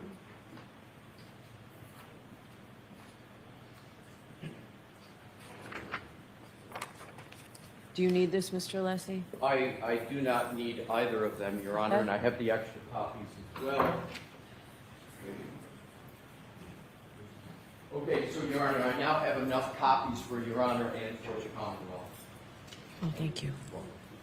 Okay. So if I could have one set, that would be great. Yeah, Your Honor. Thank you. I still do not have ZZZ. Nor do I.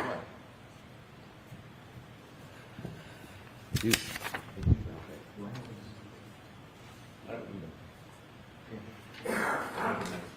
All right. Thank you. Okay, go ahead, Mr. Alessi. So, Your Honor, to do this quickly chronologically, so we have a hoodie sweatshirt that was brought into the criminalist, Ms. Hartnett, with the back of the hoodie with no holes on it. The criminalist makes cuts to the back of the hoodie, makes cuts to the front of the hoodie. The exhibit, Your Honor, depicts those. There's a chain of custody document that describes the chain of custody for the hoodie and the cuts in the chronology. And of course, we have Exhibit 88, which is the hoodie. So, what Mr. Brennan did, and I'm now pulling Exhibit 88, he holds up the back of the hoodie, which has cuts in the back from the criminalist, somebody from the Commonwealth, a witness in this case, Ms. Hartnett, she's testified, and Mr. Brennan has indicated he wants her to come back and testify, which we welcome. And now what we have is we have holes in the back of the sweatshirt that were dramatically held up to and confronted with Dr. Wolfe, and then the jury sees it.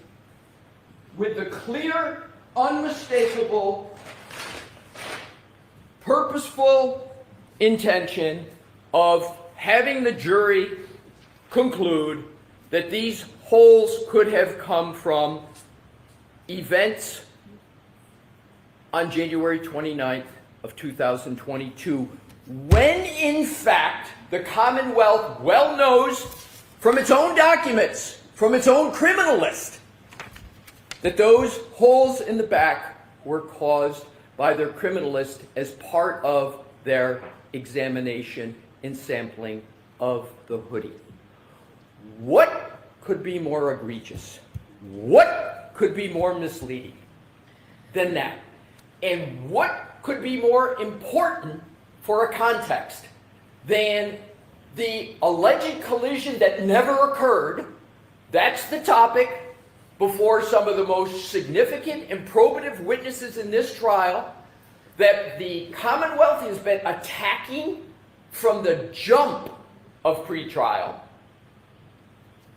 They picked the most opportune, sensitive time to pull this stuff. This is intentional. This is irremediable.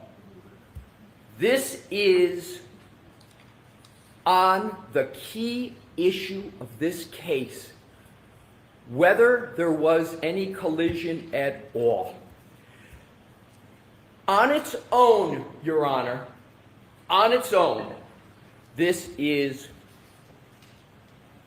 a mistrial with prejudice. But I add to that what just happened, and I'm not going to repeat or go into other than to reference.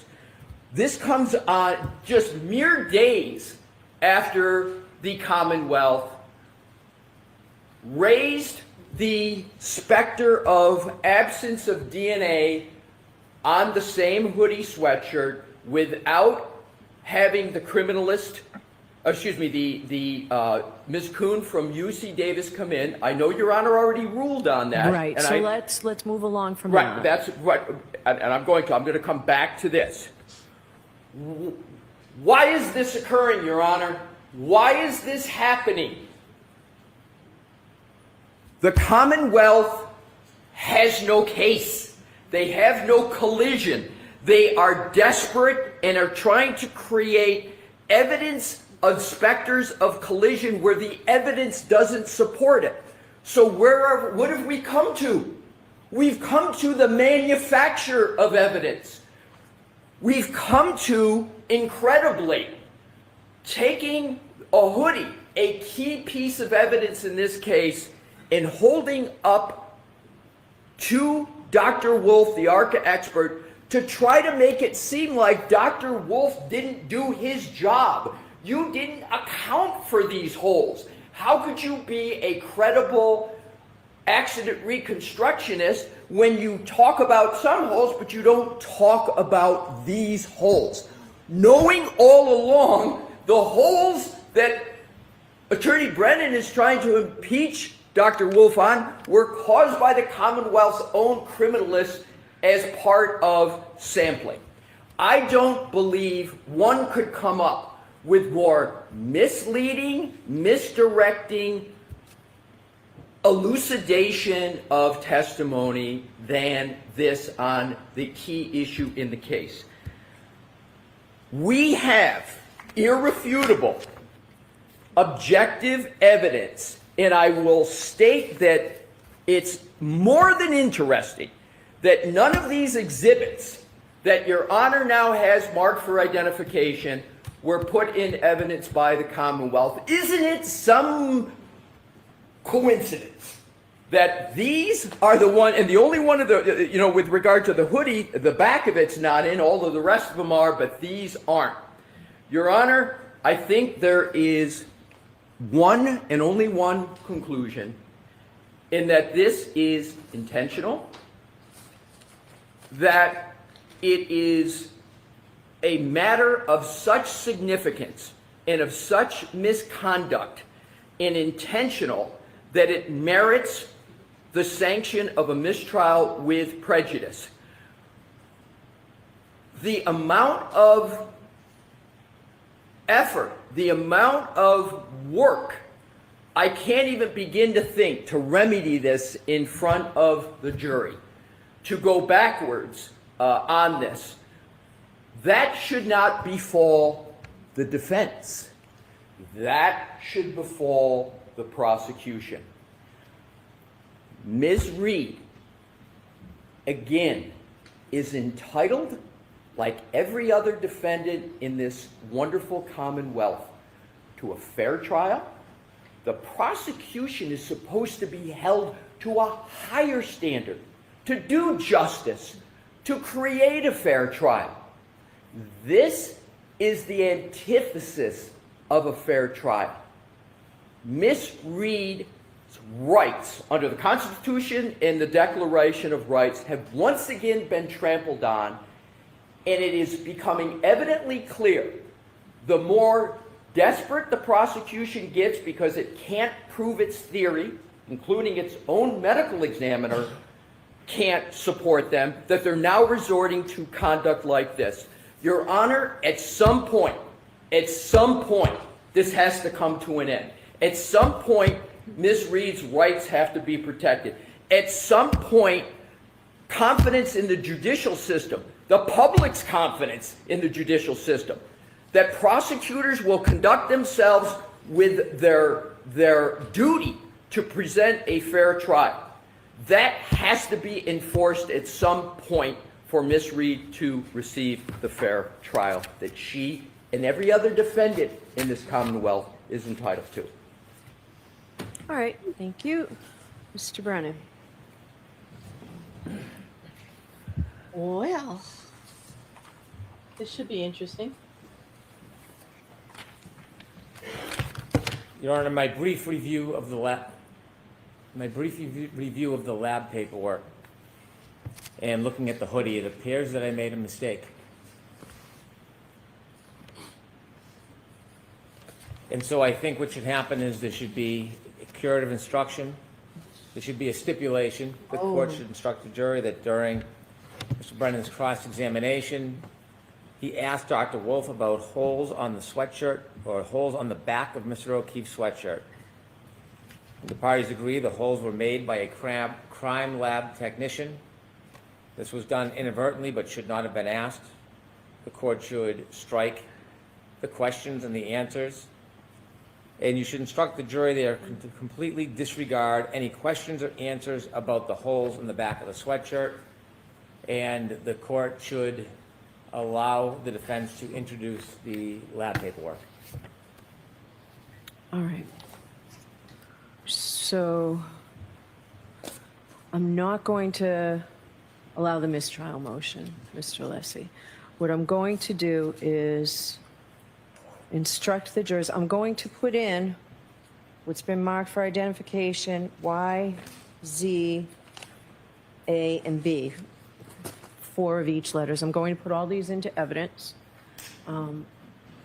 They can be displayed for the jury, and I'm going to instruct the jury that during the cross-examination of Dr. Wolfe, Mr. Brennan asked him about holes in the back of the sweatshirt and whether or not they perhaps could have come from events or implying or something like this. I instruct you, you are not permitted to draw any inference that these could have come from the events of January 29th, 2022. I instruct you further that those holes were made by the criminalist, Ms. Harnett, during the course of her inspection and sampling of the sweatshirt on, I just put the dates aside. Chrissy, can I see those, please? It's unclear for me. Do you have a better idea, Mr. Alessi, what day these were done? Is it all of those 3 days? Now I see a 4th day. 5/11, no, I'm sorry, 5/11, 5/12, 5/11/2022, 5/12/2023, and 6/18/2023. Those are the 3 dates? Your Honor, on or about May 18th, when the defense filed a motion to test. So that's the probative date. So May 18th? Yes, that's good. Okay. And that's 2023. Yep. All right. That's what I'm going to do. Is there anything further you want me to include in the instruction? Your rights are saved regarding the mistrial. I disagree with you on that.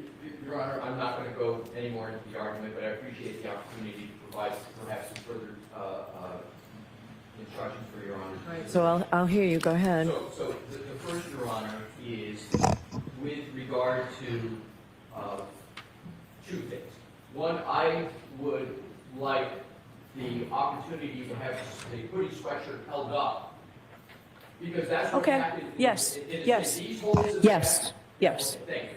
So that's number one as part of the stipulation. And then I'm not wording it as a stipulation, and I'm not saying it was inadvertent. I am giving an instruction that they cannot consider it for this purpose, and I am allowing these to be placed into evidence. So it's not a stipulation. It's from me, which I think is more forceful. I misspoke, Your Honor. I agree, not a stipulation, but just as Your Honor said, with regard to the matter Your Honor said they're not to take an inference, I would respectfully request that this be handled just like Your Honor did with regard to the rock at 34 Fairview. Your Honor said that rock wasn't present, on or about the time of event. So I do say that when I say Ms. Harnett did this. So rewording it just a little bit. Yes, exactly. Mr. Brennan asked Dr. Wolfe about holes in the back of the sweatshirt. I instruct you that you are not permitted to draw any inference that those holes were a result of the events on January 29th, So all right, this is what I'm going to say. So if you're not going to listen to it, that's fine. I've already said it. All right, we can bring the jury in. It's what I said, Mr. Alessi. Your Honor, I was consulting with Mr. Alessi. I'm not showing disrespect to the court. Okay. Of course you were listening. All right, so it's what I said, Mr. Alessi. I instruct you that you're not permitted to draw an inference that the holes came from the events of January 29, 2025. Those holes were made by the criminalist Ms. Harnett during the course of her inspection and sampling of the sweatshirt on May 18, 2023. Is it possible, Your Honor, last comment, to instead of not drawing inference, you should conclude that these holes were not present in the hoodie sweatshirt. They were caused by the criminalist. So I can just leave that all out then and just say, Mr. Brennan asked Dr. Wolfe about the holes in the sweatshirt. I instruct you that those holes were made by the criminalist, Ms. Harnett, during the course of her inspection and sampling of the sweatshirt on May 18th. It's probably neater that way anyway. All right, let's bring them in, please. Judge, just as a housekeeping matter, the sweatshirt's been taken out of the plastic sheet, and it might need to be remarked.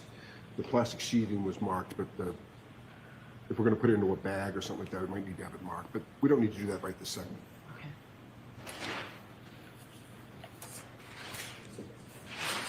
May I approach Mr. McDermott with exhibit Yes. 88? Thank you.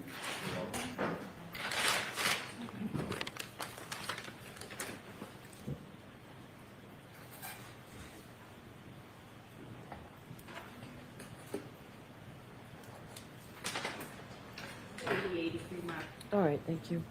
I'm sorry.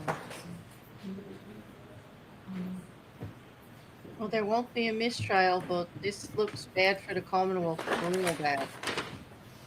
Give him credit for taking Mr. accountability. Alessi, you're simply going to stand and hold the sweatshirt, right? Yes, Your Honor. Okay.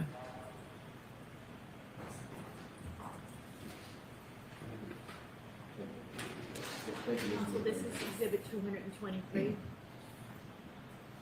And Your Honor, I would hold it as Your Honor begins to read. Is that consistent with Your Honor's expectation? No, I want you to hold it up with the back. When would you like me to start? You do that first, and then I'll give the instruction. Thank you, Your Honor.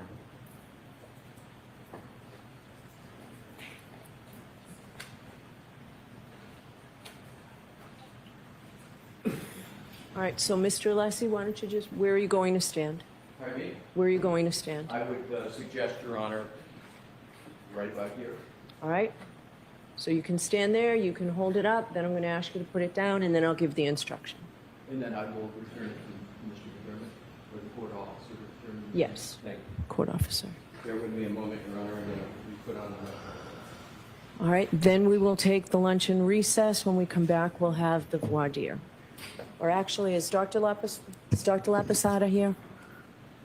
She's here, but she's on next. We're going to call John Tedeman. For just the measurements? Go ahead.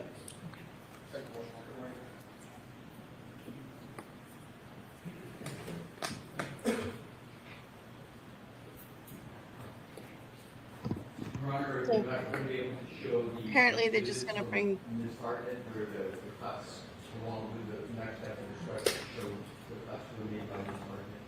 Along with- Well, I say it, and I'm going to tell her what they are, so. So apparently they're going to bring the jury in to give the jury instruction. Just briefly, Couch, when he showed the back, when Hank Brennan showed the back of the sweatshirt to Dr. Wolfe, there were holes in the back of it that he was inferring were caused by the incident in January, the original incident. In fact, they are documented as being put there by the technician that was taking samples from the sweatshirt, and that there were no holes there originally. Yeah, I know, Andy. It is good that he admitted it, actually. Jurors, I appreciate your patience. Mr. Alessi, why don't you hold the exhibit up for the jurors, please?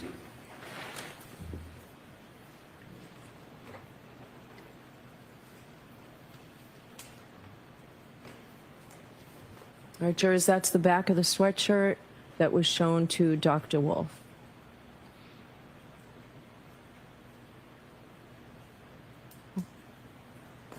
Okay, thank you. Why don't you go ahead and put it back in the bag?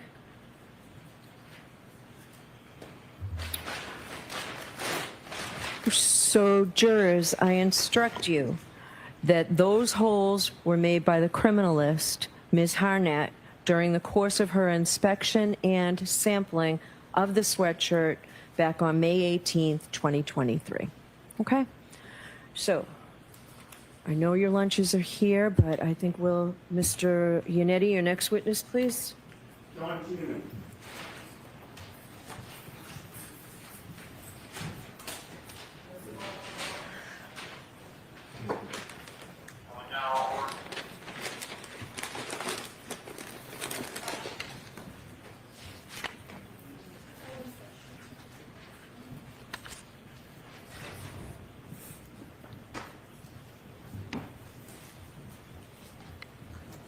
So you're gonna step up, face the court, and raise your right hand.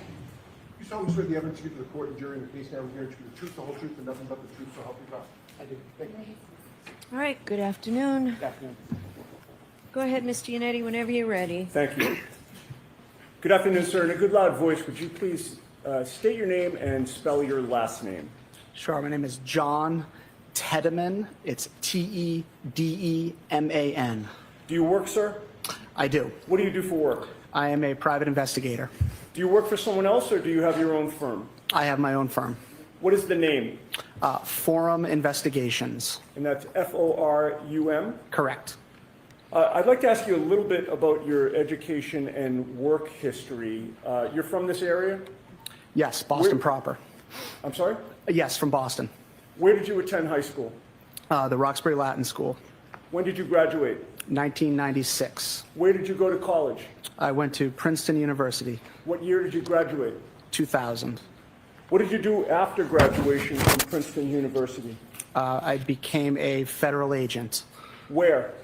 The agency or the location? Oh, I meant the location. Sorry. I started out in Los Angeles, and then I was back in Boston. And what years were you a federal agent in Boston and Los Angeles? 2002 through 2008. And what agency did you work for? I worked for the Inspector General for the Social Security Administration, Office of Investigations. And what type of work did you do in terms of investigations?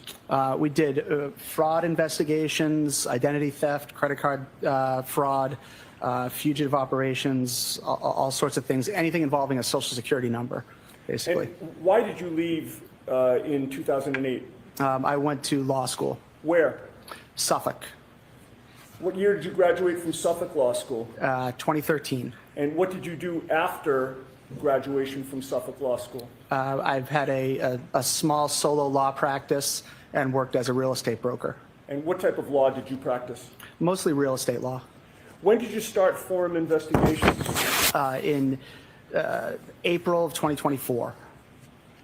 Are you still practicing as a lawyer? Not very much, no. I still have my license, but my bar card, but I don't practice much. All right. How did you become involved in this case? I was contacted by somebody from your office last Tuesday, I believe, the 3rd. Okay. And was it explained to you why you were brought in at this late juncture? Yes, it was explained that there was another investigator who had a health issue and would not be able to testify. So would I be able to help out with a small assignment? All right. And what were you asked to do? I was asked to travel to 34 Fairview Road in Canton and take some measurements and photographs. Did you agree to do that? Yes. When did you go? On June 3rd.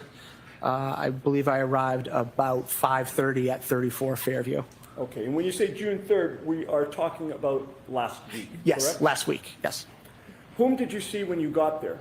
One of the homeowners, an older gentleman, greeted me when I pulled in the driveway. And it was not the Albert family, correct? It was not. Did that individual give you permission to enter onto the property? He did. What did you bring with you? I brought an iPhone as a camera, and I brought a wheeled measuring device And can you describe what a wheeled measuring device is? Yeah, it's like a handle with two wheels at the bottom, and in the middle there's like a little odometer that measures feet and inches. And if we could, Mr. Wolfe, could we display the photo of the front of 34 Fairview that's already in evidence with the court's permission? Yes. And what exhibit number is that, Mr. Wolfe? 46? Do you see exhibit 46 on the screen, sir? I do. Do you recognize that? I do. What do you recognize that to be? That is 34 Fairview Road in Canton. When you got to 34 Fairview Road in Canton on June 3rd, did you make note of the various entrances to the residence on the front, from the front of the house? I did. Could you describe those for the jury? Yes, on the left side center of the building, there's what I would call the front door, up those 4 steps, I guess. Then if you were to look farther to the right, there at the end of the main building, there's another door, which I guess is the second front door or side door. And with regard to that door, is it fair to say that faces outward, faces toward the road? It does. It faces directly towards the road. Okay, continue, please. And then past that to the right, there are the windows. And then if you can see the little red line, that is a side door that goes into the garage. Yes, right there. It's been highlighted there? Yes. Okay. And then there are obviously the 2 garage doors. And the 2 garage car doors, yes. 4 cars to enter. Okay. Yes. We can take that down. Mr. Wolfe, can put the lights on. May I approach the witness, Your Honor? Yes.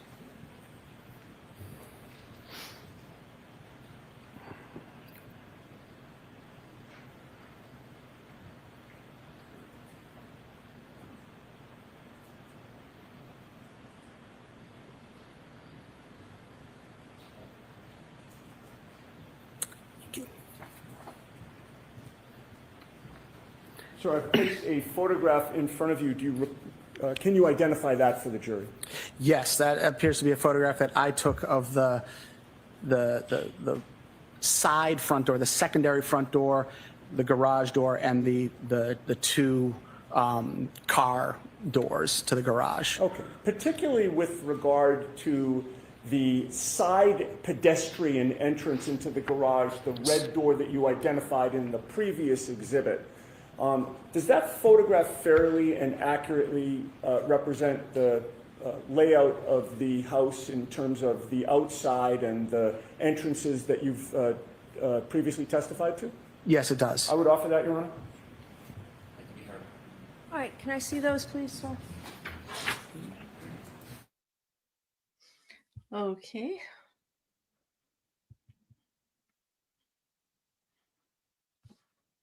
Let's sidebar number 5.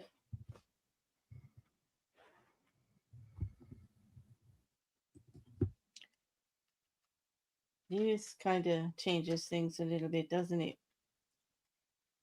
If the jury gets an instruction that one side or the other has done something wrong, it kind of taints whatever they were trying to lay down as far as evidence and theory and all the rest of it.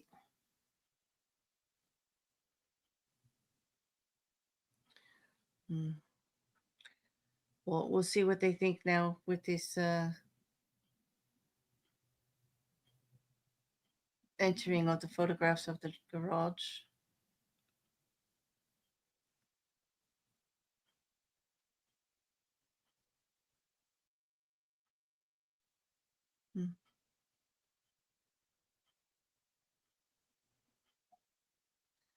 Yeah, I don't know. I don't know, Liam. It doesn't make sense to me, but it does. It could lead to the reasonable doubt for others, for sure.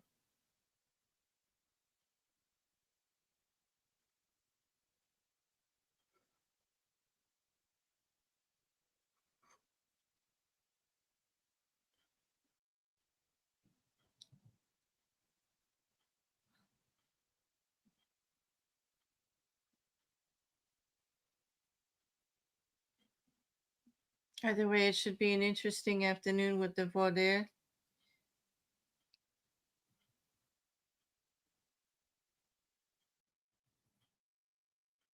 I do believe she said we're going to lunch after this witness.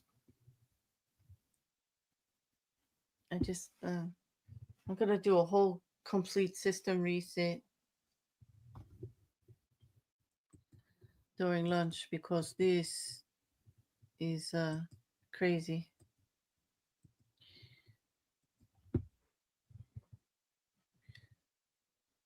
Although I can't find any problem on my end. There's no, I'm checking the system. There's no memory. There's no glitches that I can see coming up. No spikes. And it's just a feed.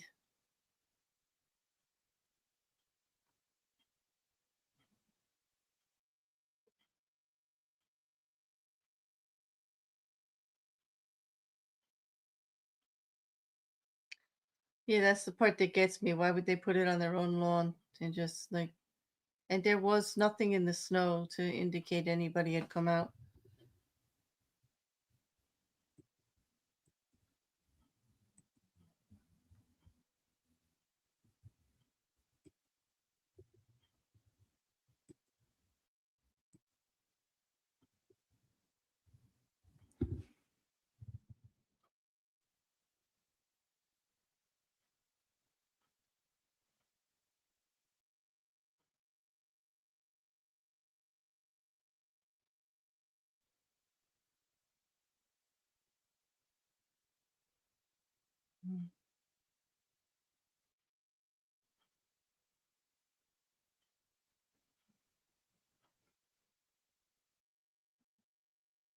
Oh, this feed is just buffering and buffering. It's really starting to get me.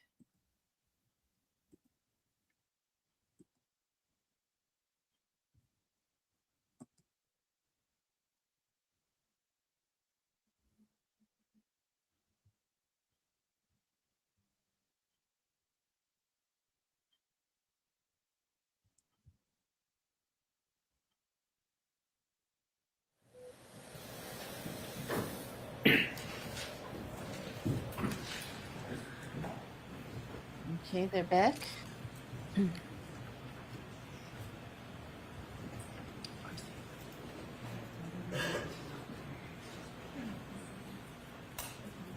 No.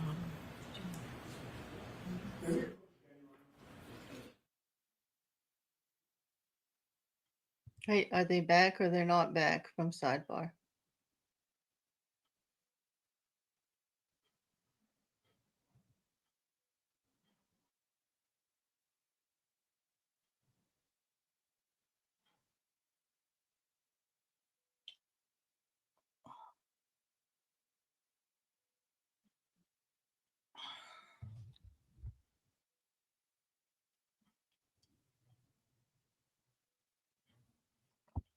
Okay. I don't know what it's doing with that, like why the comments not coming through. Oh, it sets it. It always sets it back the top comment when you come back into a feed, Jen. I know it happens to me all the time. It's really frustrating. I don't even know why they have it. Live chat should just be live chat.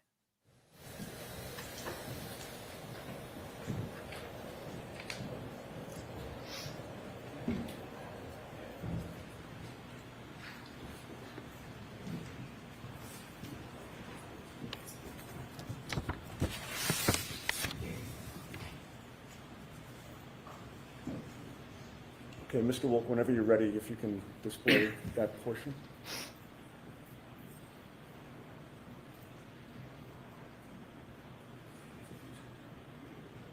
I don't know what you mean about being careful, Lee.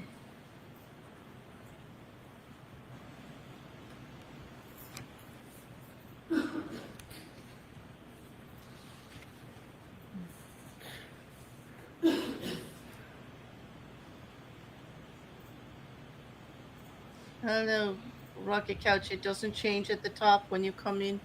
Do you see what has been? So I'm going to ask you to take that down. Folks, we're going to take the luncheon break at this point, okay? Hey, who's rise for the jury? Speak this way, please. Wow. I don't know. Something just annoyed her, that's for sure. We're out. We are out for lunch.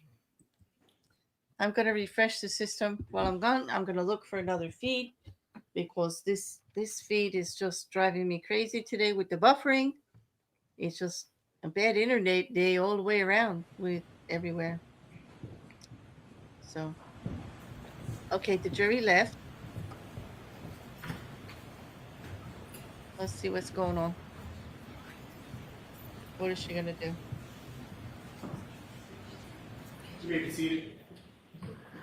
All right, so we'll fix that during the luncheon break, Ms. Yanetti, to what I said. All right, so can we get Dr. Lopasata in here? We'll do a very brief voir dire of her.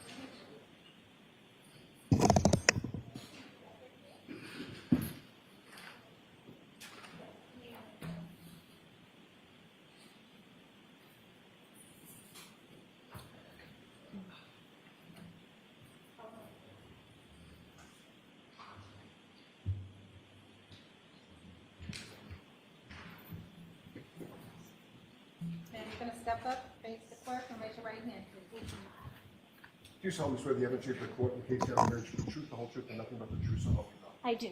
All right, good afternoon, doctor. Good afternoon, Your Honor. We're going to do a brief voir dire, okay? No problem. Thank you. All right, Mr. Jackson, foundation on just those 2 points, please. Sure.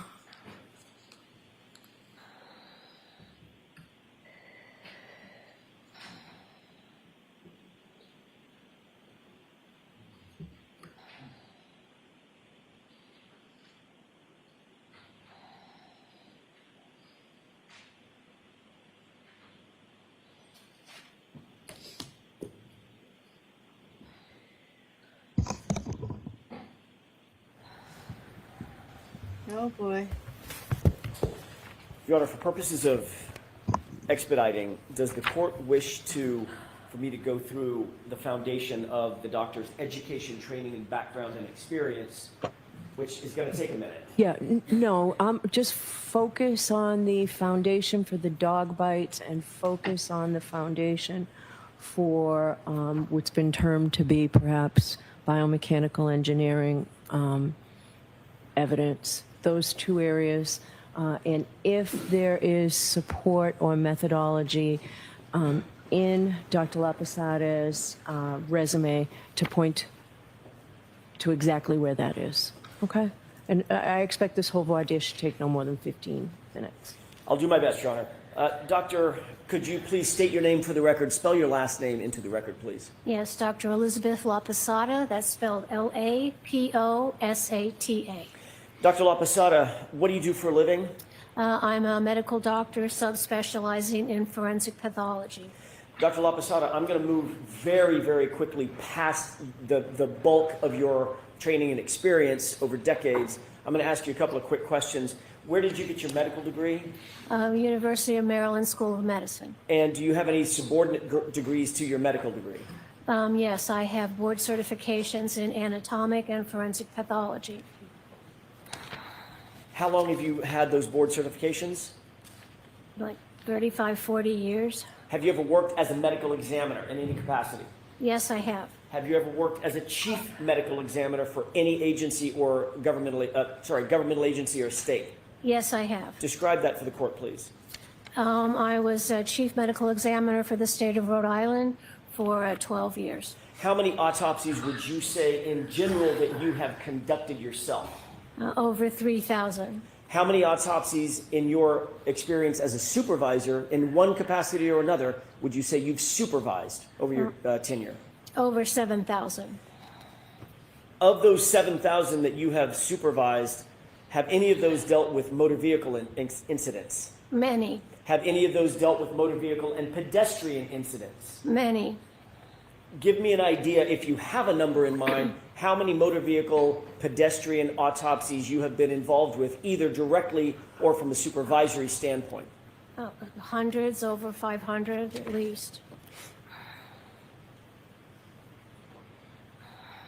Do you have a significant background and training in the cause and manner of death? Yes, I do. Is that the main goal or the main job or duty performed by a medical examiner? Yes, it is. Is it also significant in terms of supervising other subordinate medical examiners who may work under your charge? Yes, you have to make sure they're doing it right.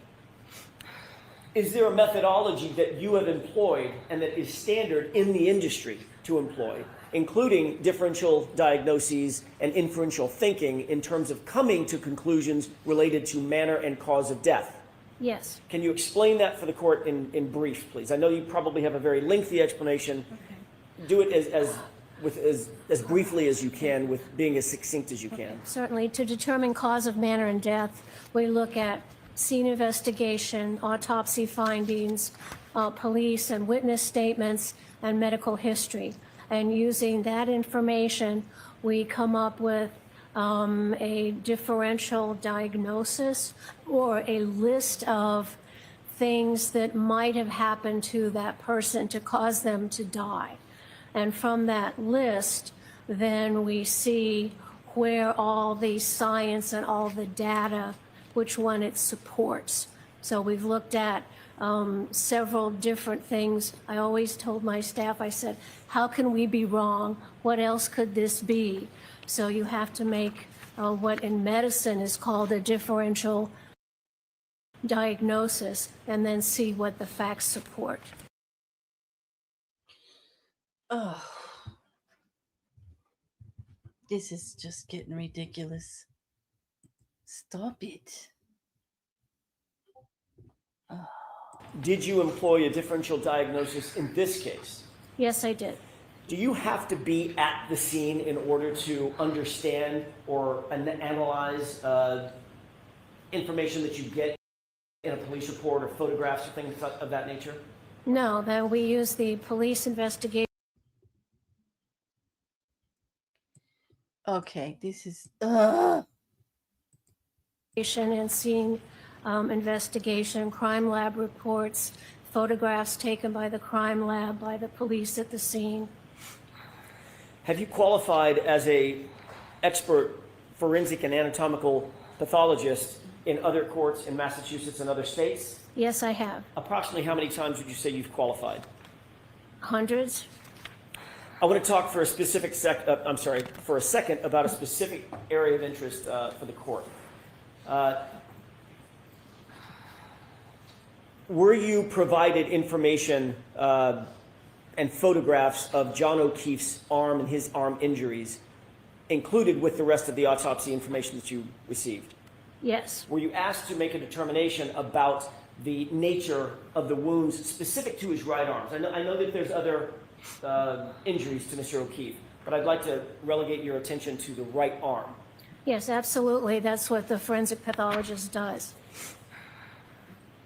Without telling me what your opinion was, were you able to come to an opinion or conclusion about the source of those injuries? Yes, I was. What methodology did you employ to come to that opinion or conclusion, or those opinions and conclusions? My experience and knowledge and training, along with the appearance of the wounds on the right arm, which fit a pattern, and then knowing that it fits a pattern, then I can try to look for, okay, what is the item that caused this pattern?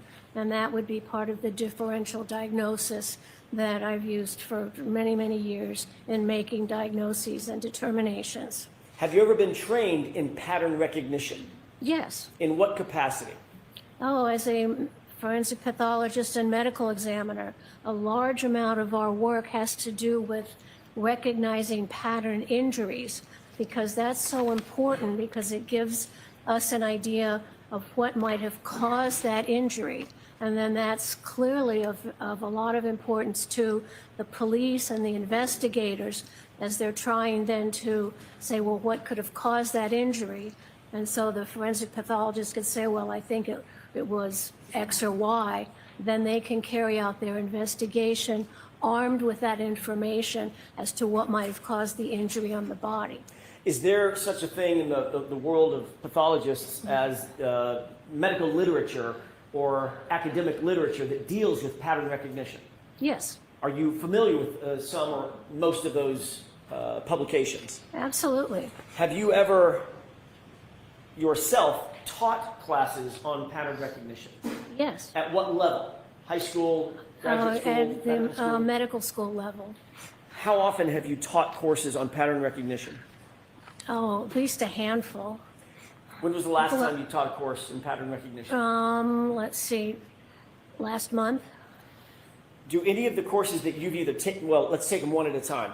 Have any of the courses that you've ever taken dealt with wound pattern recognition as it relates to animal wounds Courses that I've taken. that you have taken?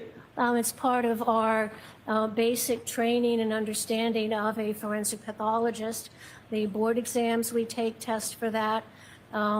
Those injuries are described in our basic forensic pathology and medicine textbooks. They appear continually in our medical and scientific journals. Is that an important skill set to develop, wound pattern recognition as it pertains to animals as a forensic pathologist? Absolutely. Do any of those academic courses that you've either taken or reference works that you just referred to, do any of those deal with dog bites and claw marks specifically? Oh, yes, they do. In the course or courses that you have taught related to wound pattern recognition, have you ever taught on the subject of dog bite wounds and the recognition of dog bite wounds? Yes, I have. When was the last time you did that? Let's see, it would be in the course in the medical school. Would have been several years ago.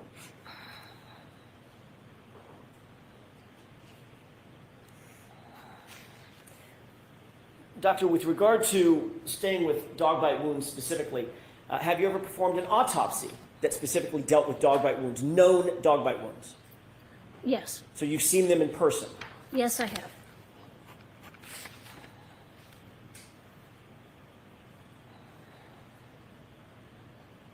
Have you ever been qualified in any court in the land, state or federal court, on the issue of wound pattern recognition as it pertains to dog bites? Yes. When was that?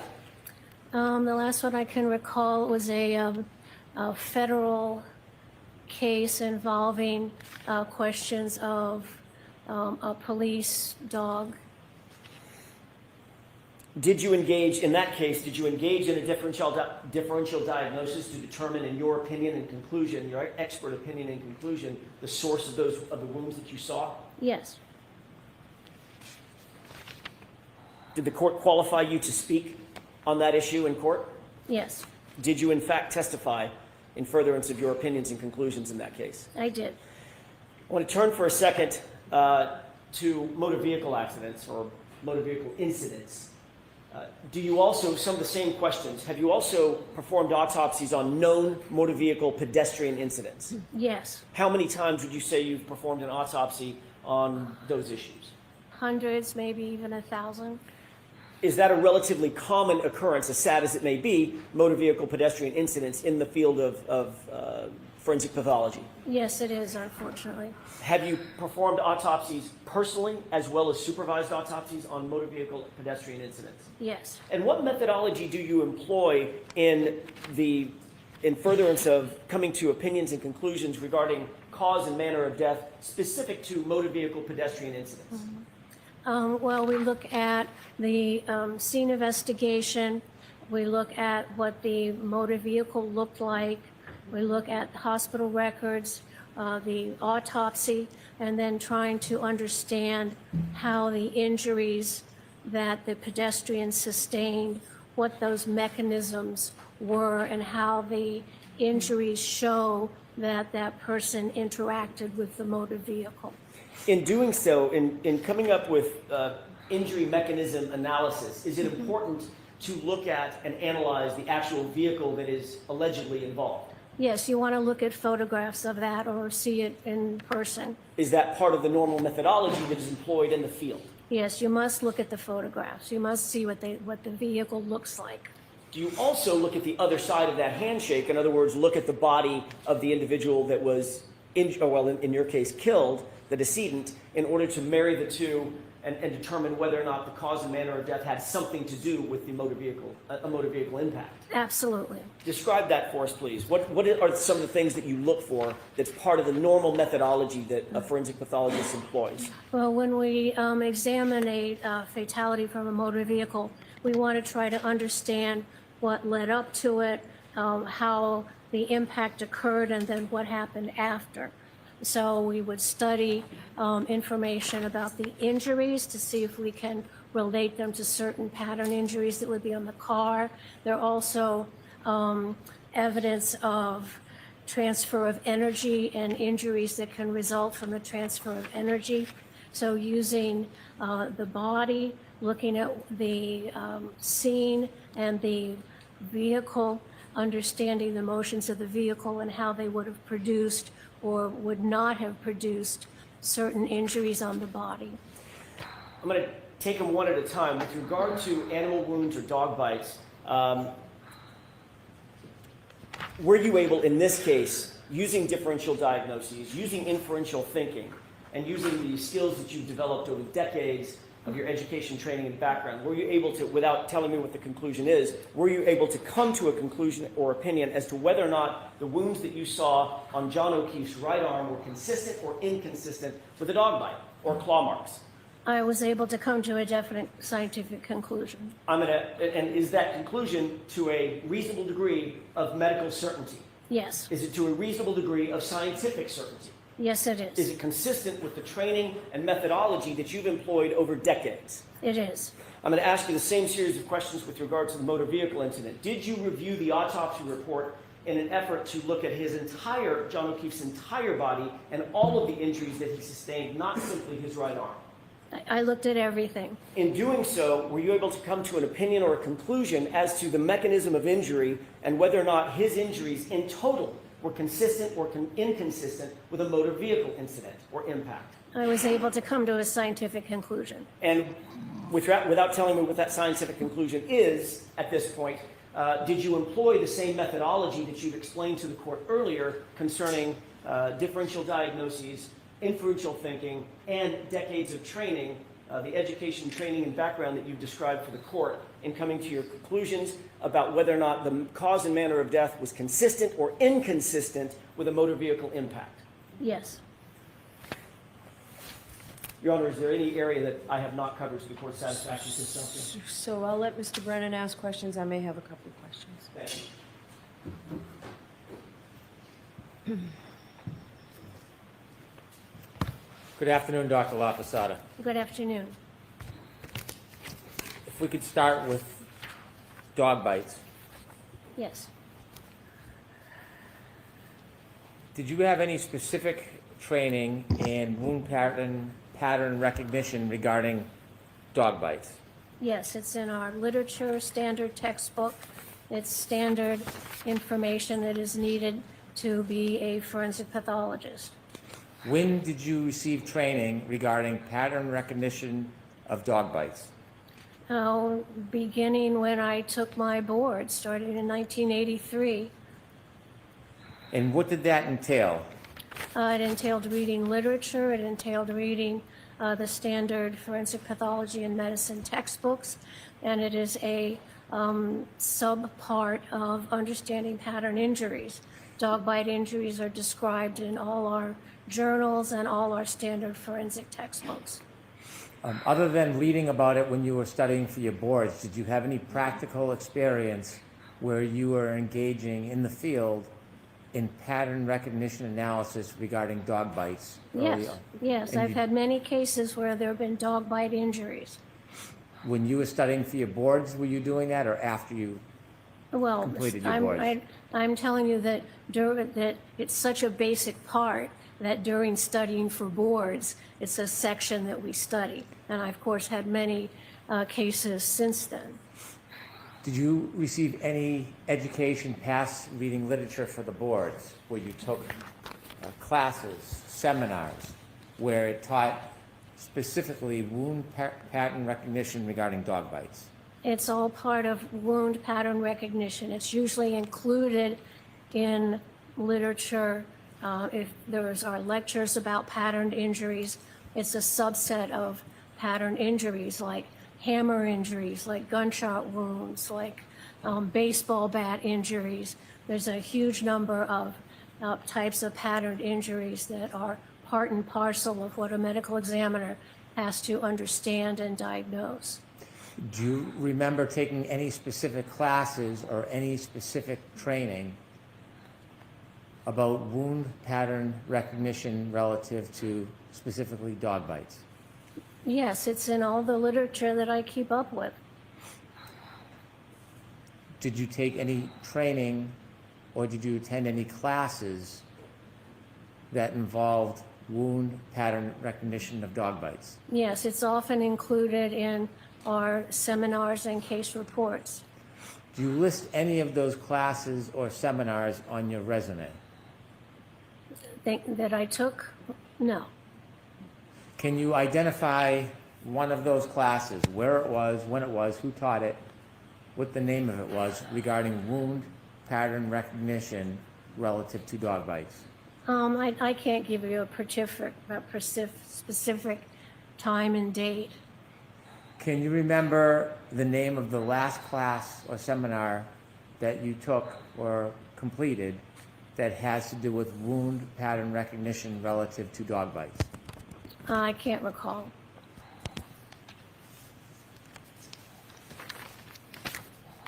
Is there anything in your report that identifies any of your specific education or training on wound pattern recognition as it relates to dog bites? It's in my CV. It's basic knowledge that a forensic pathologist has to have. I will ask you about the CV, but Dr. Lopasata, I just wanted to ask you about your report first. Is there anything in your report that points to any specific training In the report that I wrote on this in your report case? relative to wound pattern recognition as to dog bites? Is there anything in your report that identifies that for us? In my report, I put together the case of what happened to Mr. O'Keefe. Okay. As far as your experience, though, do you ever make any note in your report about your specific experience and training about wound pattern recognition for dog bites in your report? No, it's not appropriate. In your CV, is there any way you can point to us where you had specific training for wound pattern recognition relative to dog bites, where we can see that on your CV? No, it doesn't say dog bite training specifically, no. Do you have anything on your CV that specifically talks about wound pattern recognition for animals? Those are usually classified within other pattern recognition. Do you have anything specific that would alert us in your CV that you've had such specific training on wound pattern recognition for animals? Other than I've passed my board exams and have practiced for 40 years. Have you provided a list of cases where you have testified in court specifically about wound pattern recognition of dog bites? I don't know if I have given a list. I don't keep those kinds of lists. You mentioned one case about law enforcement dogs in federal court. When was that case? Several years ago. How long would you say, if you had a guess? How long was it ago? Yes, please. A couple years, around COVID time. Did you testify in that case about law enforcement police dogs? I testified about an individual who had injuries, and there was a question as to whether Canine Caper, who was the dog's name, inflicted any injuries on this person. And this was in Boston federal court? Springfield, yeah, Boston, right. Is there a difference between law enforcement dog bites and domestic dog bites? They have the same kind of dog jaw. So you would say They're that- taught differently, obviously. Would the wound pattern recognition be the same or different if you were looking at it from a law enforcement dog perspective or a domestic dog perspective? The dog would be the same. Do you have any other cases that you've testified about wound pattern recognition relative to dog bites? I've testified in hundreds of cases. I can't say that I remember any particular ones. Would you be able to identify any of those for us today? No, too many. I'll ask you about accident reconstruction experience. And I mean this respectful, you don't have a biomechanical or a biomedical engineering type background, do you? No, I'm not a mechanical engineer. And you're not certified by ACDAR or any of those type of organizations, are you, doctor? No, I relate the injuries on the body to the motor vehicle. Have you ever been to a car collision scene and investigated a car collision scene firsthand? Yes. And when you've done that, do you have a chance to look at all of the physical materials, the properties? Well, when I go to a scene of a motor vehicle fatality, I look at the pieces that are scattered around, I look at the body, I look at blood stain patterns, I look at damage to the car, and then the body would go back for the examination at the medical examiner's office, and there would be further examination of the scene by accident reconstructionists and examination of the automobile by specialists who could figure out what motor vehicles do. So it's a part of correlating the injuries to the vehicle. You've never written an accident reconstruction report yourself, have you? No, that's not what I do. I understand. In this case, what materials did you look at? Because I don't think in your report it mentions the materials that you studied. What materials did you study as the basis for any potential opinions regarding accident reconstruction? Well, so you would like for me to tell you everything I studied in this case? Yes. I have my list here. Should I read That's fine from by that? me. Okay. I studied the autopsy report, neuropathology report, toxicology, and associated paperwork from the medical examiner's office. I studied 104 autopsy and neuropathology photographs, 70 additional autopsy photos taken by Trooper Watson. I studied Mr. O'Keefe's medical records from the Canton Fire Department and EMS run sheet. I studied the Good Samaritan medical records that also included 35 photographs of the body. I looked at evidence of Mr. O'Keefe's clothing, blue jeans, t-shirt, sweatshirt, boxers, and sneakers. I'm sorry. I looked at photographs that were taken at the crime lab of various pieces of plastic, black, red, and clear. I studied photographs of the outside of Ms. Reed's SUV as it was parked at the police garage. I studied the Canton Police incident report, about 100 photographs taken by Canton Police of the outside scene. So that gave me a very good idea of what happened to Mr. O'Keefe. Were you involved in a case, Commonwealth versus Daniel Tompkins? Remind me about that. I've been involved in hundreds of cases. Yes, you have. This case was in Franklin County Superior Court. It was a case where you had an opportunity to present testimony and regarding blood spatter, which you have been qualified expert for. I'm sorry. Well, that doesn't quite say what I did, but I remember the case you're talking about. Did you attempt, or was there an attempt to have you qualified to talk about accident reconstruction in that case? No, I'm not an accident reconstructionist. And do you remember whether or not there was an attempt that was denied to try to have you talk about accident reconstruction in that case? I have no idea. I'm not an accident reconstructionist. Okay. Do you have anything on your CV specifically that offers any background on accident reconstruction or accident reconstruction type classes or seminars? I don't think so. All right, thank you, Dr. Lopasata. No, you're welcome. So can I just ask Dr. Yes. Lopasata about, you said you've been involved in autopsies with dog bites. Yes. How many? I've done thousands of cases, probably 50 or so. It's not always the cause of death. And then I've supervised maybe 75 more where that dog bites were involved in the case. When was the last one? Let's see, probably 2 years ago. Okay. Any questions based on my questions? No, All right, you are all set. I'm going to ask you to step down, Dr. Lopasata. We'll get to you sometime this afternoon. Okay? Thank you, Your Honor.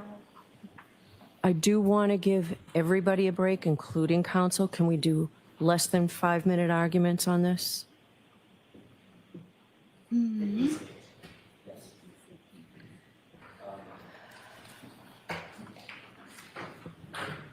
Okay, well.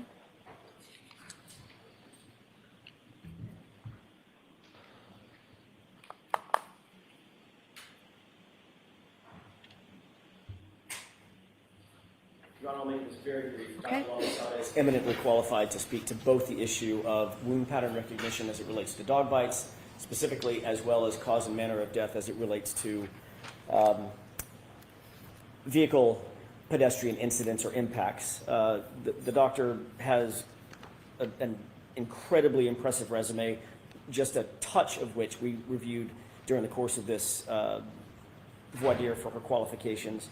But with regard to the dog bite specifically, she talked about the differential diagnosis that she undertakes and undertook in this case. She talks about the inferential thinking that she undertook in this case. She talks about how that is the proper methodology in the scientific community and specific to the forensic pathology community in order to come to a determination about wounds and the source of wounds, i.e., was it a dog, was it another animal, was it another source, was it lacerations versus abrasions, things of that nature. She's obviously done, as she indicated, thousands, if not climbing real close to 10,000 autopsies that she's either supervised or that she's conducted herself. She actually has, notably, as per the court's last question, she's actually undertaken personally somewhere close to, I thought it was probably 5 autopsies herself dealing with dog bites. They're not always the cause of death, but sometimes it's attendant to the injuries that led to a different cause of death. But she's undertaken at least 50, or that's what she estimates, 50 of those autopsies herself. She's seen dog bites, she's seen dog wounds, she engages in pattern recognition. She also teaches classes on pattern recognition as it pertains to dog bites, and she's eminently qualified to speak to that in this particular case. She has been able to come to an opinion and conclusion as to whether or not the injuries to John O'Keefe's arm are consistent or inconsistent with dog bites, and I expect that she would then give that opinion and conclusion to a reasonable degree of medical certainty and to a reasonable degree of scientific certainty. As it relates to her differential diagnosis and her ultimate conclusions concerning the automobile impact, obviously, many more autopsies dealing with that because it's more common. She also engaged in the exact same differential diagnosis. She has training. The subfield of, or the sub-issue of vehicle pedestrian impacts is included and subsumed within much of the medical literature that she's been taught on, going all the way back to the 1980s, dealing with her boards, and she's consistently passed her boards. She's consistently kept up with the literature. She's consistently engaged in autopsies herself, so she has firsthand training. She also trains other medical professionals, other doctors, other medical examiners, and she supervises other medical examiners. She's been the chief medical examiner for an entire state. I cannot imagine somebody more eminently qualified to talk about the 2 subjects that she's been called to talk, well, she's called to talk about several other subjects, but these 2 subjects that's before the bench right now, than somebody with Dr. Lopasata's qualifications. I will submit on the voir dire that we just completed. All right, Your Honor. thank you. Mr. Brennan.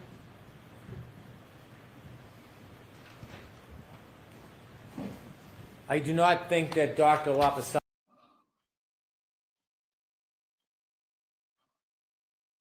has articulated the experience the way it's been summarized. She could not provide any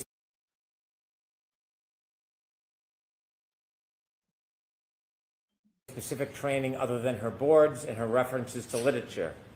She could not articulate one single class or seminar that she took that pertained to differential diagnosis of dog bite injuries. She has no specific memory of having any type of experience in differential diagnosis as far as being in a training, seminar, or advanced education. She has the experience of a medical examiner who has seen what she believes to be dog bites in the past. She has no publications or references that she has studied the issue of differential diagnosis or pattern wound recognition relative to dog bites. If we look at the standard Dr. Russell employed, Dr. Lopasata does not have any of the merit to be an expert in dog bites. While she has taught, we did not hear about anything in particular that she has taught about specific pattern wound recognition analysis regarding dog bites. She is an experienced medical examiner, has a wealth of experience, past experience in autopsies, but she has no experience that is a basis for her as an expert in being a dog bite expert. Particularly, she mentions one case that she's testified in federal court that we've heard of today, and she has nothing whatsoever in her report or resume to establish that she has used, studied, and knows this methodology. In fact, her CV and her report don't have any basis for one to look at and see that she has any specific experience in dog bites. And so Dr. Lopasata, from the Commonwealth's perspective, should not be able to give an opinion regarding or about whether or not the wounds on Mr. O'Keefe were caused by a dog. She simply does not have the training and experience and education and methodology to make her a so-called dog bite expert. Regarding accident reconstruction, she said it best. She is not an accident reconstructionist. She saw some of the materials in this case, but it is a fraction of the materials in this case.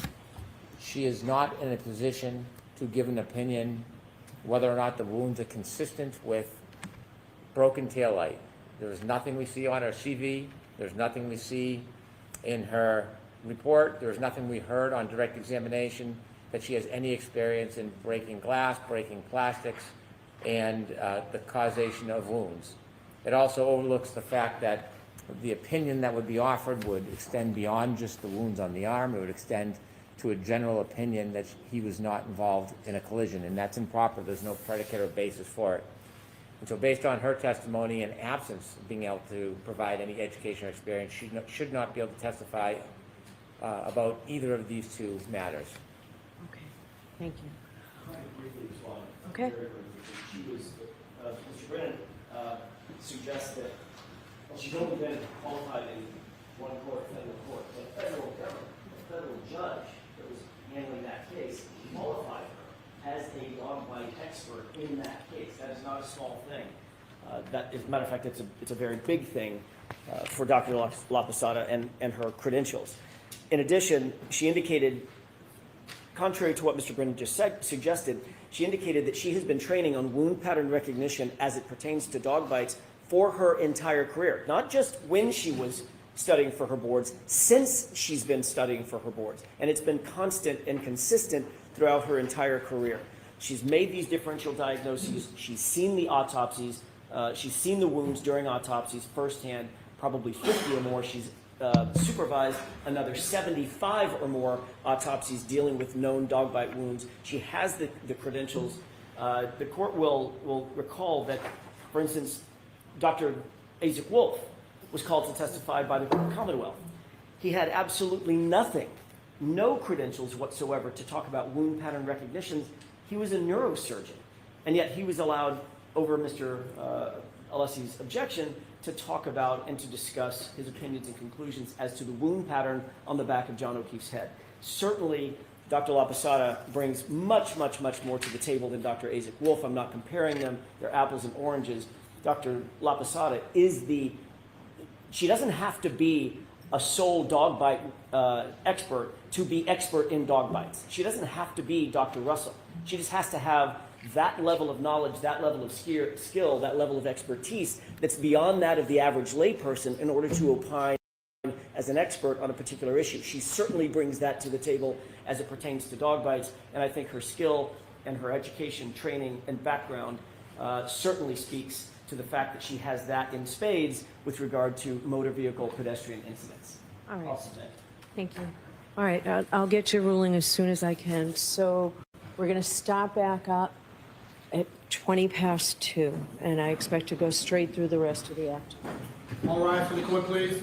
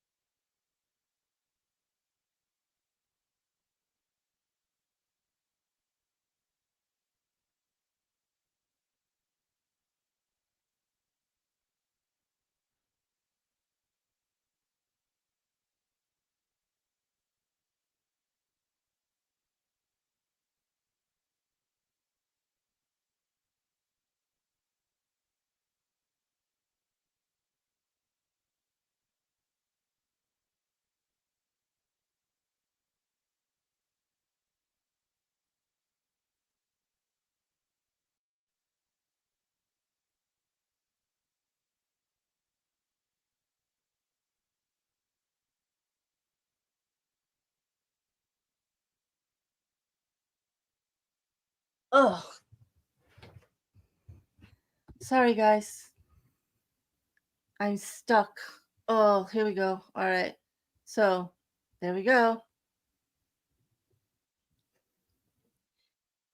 Stream link. Next. Thank you very much, Couch, for putting the link up. I'll see you guys after. You did lose me. I was frozen while the fan was going on and I wasn't able. So I'll see those of you all that are in the YouTube stream for the morning, over in the YouTube stream for the afternoon. For those of you following in Twitch, the stream will end and come back again. You can stay in the same chat. If you are following on YouTube, you will need to join into the second stream chat to message. Thanks, Couch, and I'll see you guys over there in a few minutes.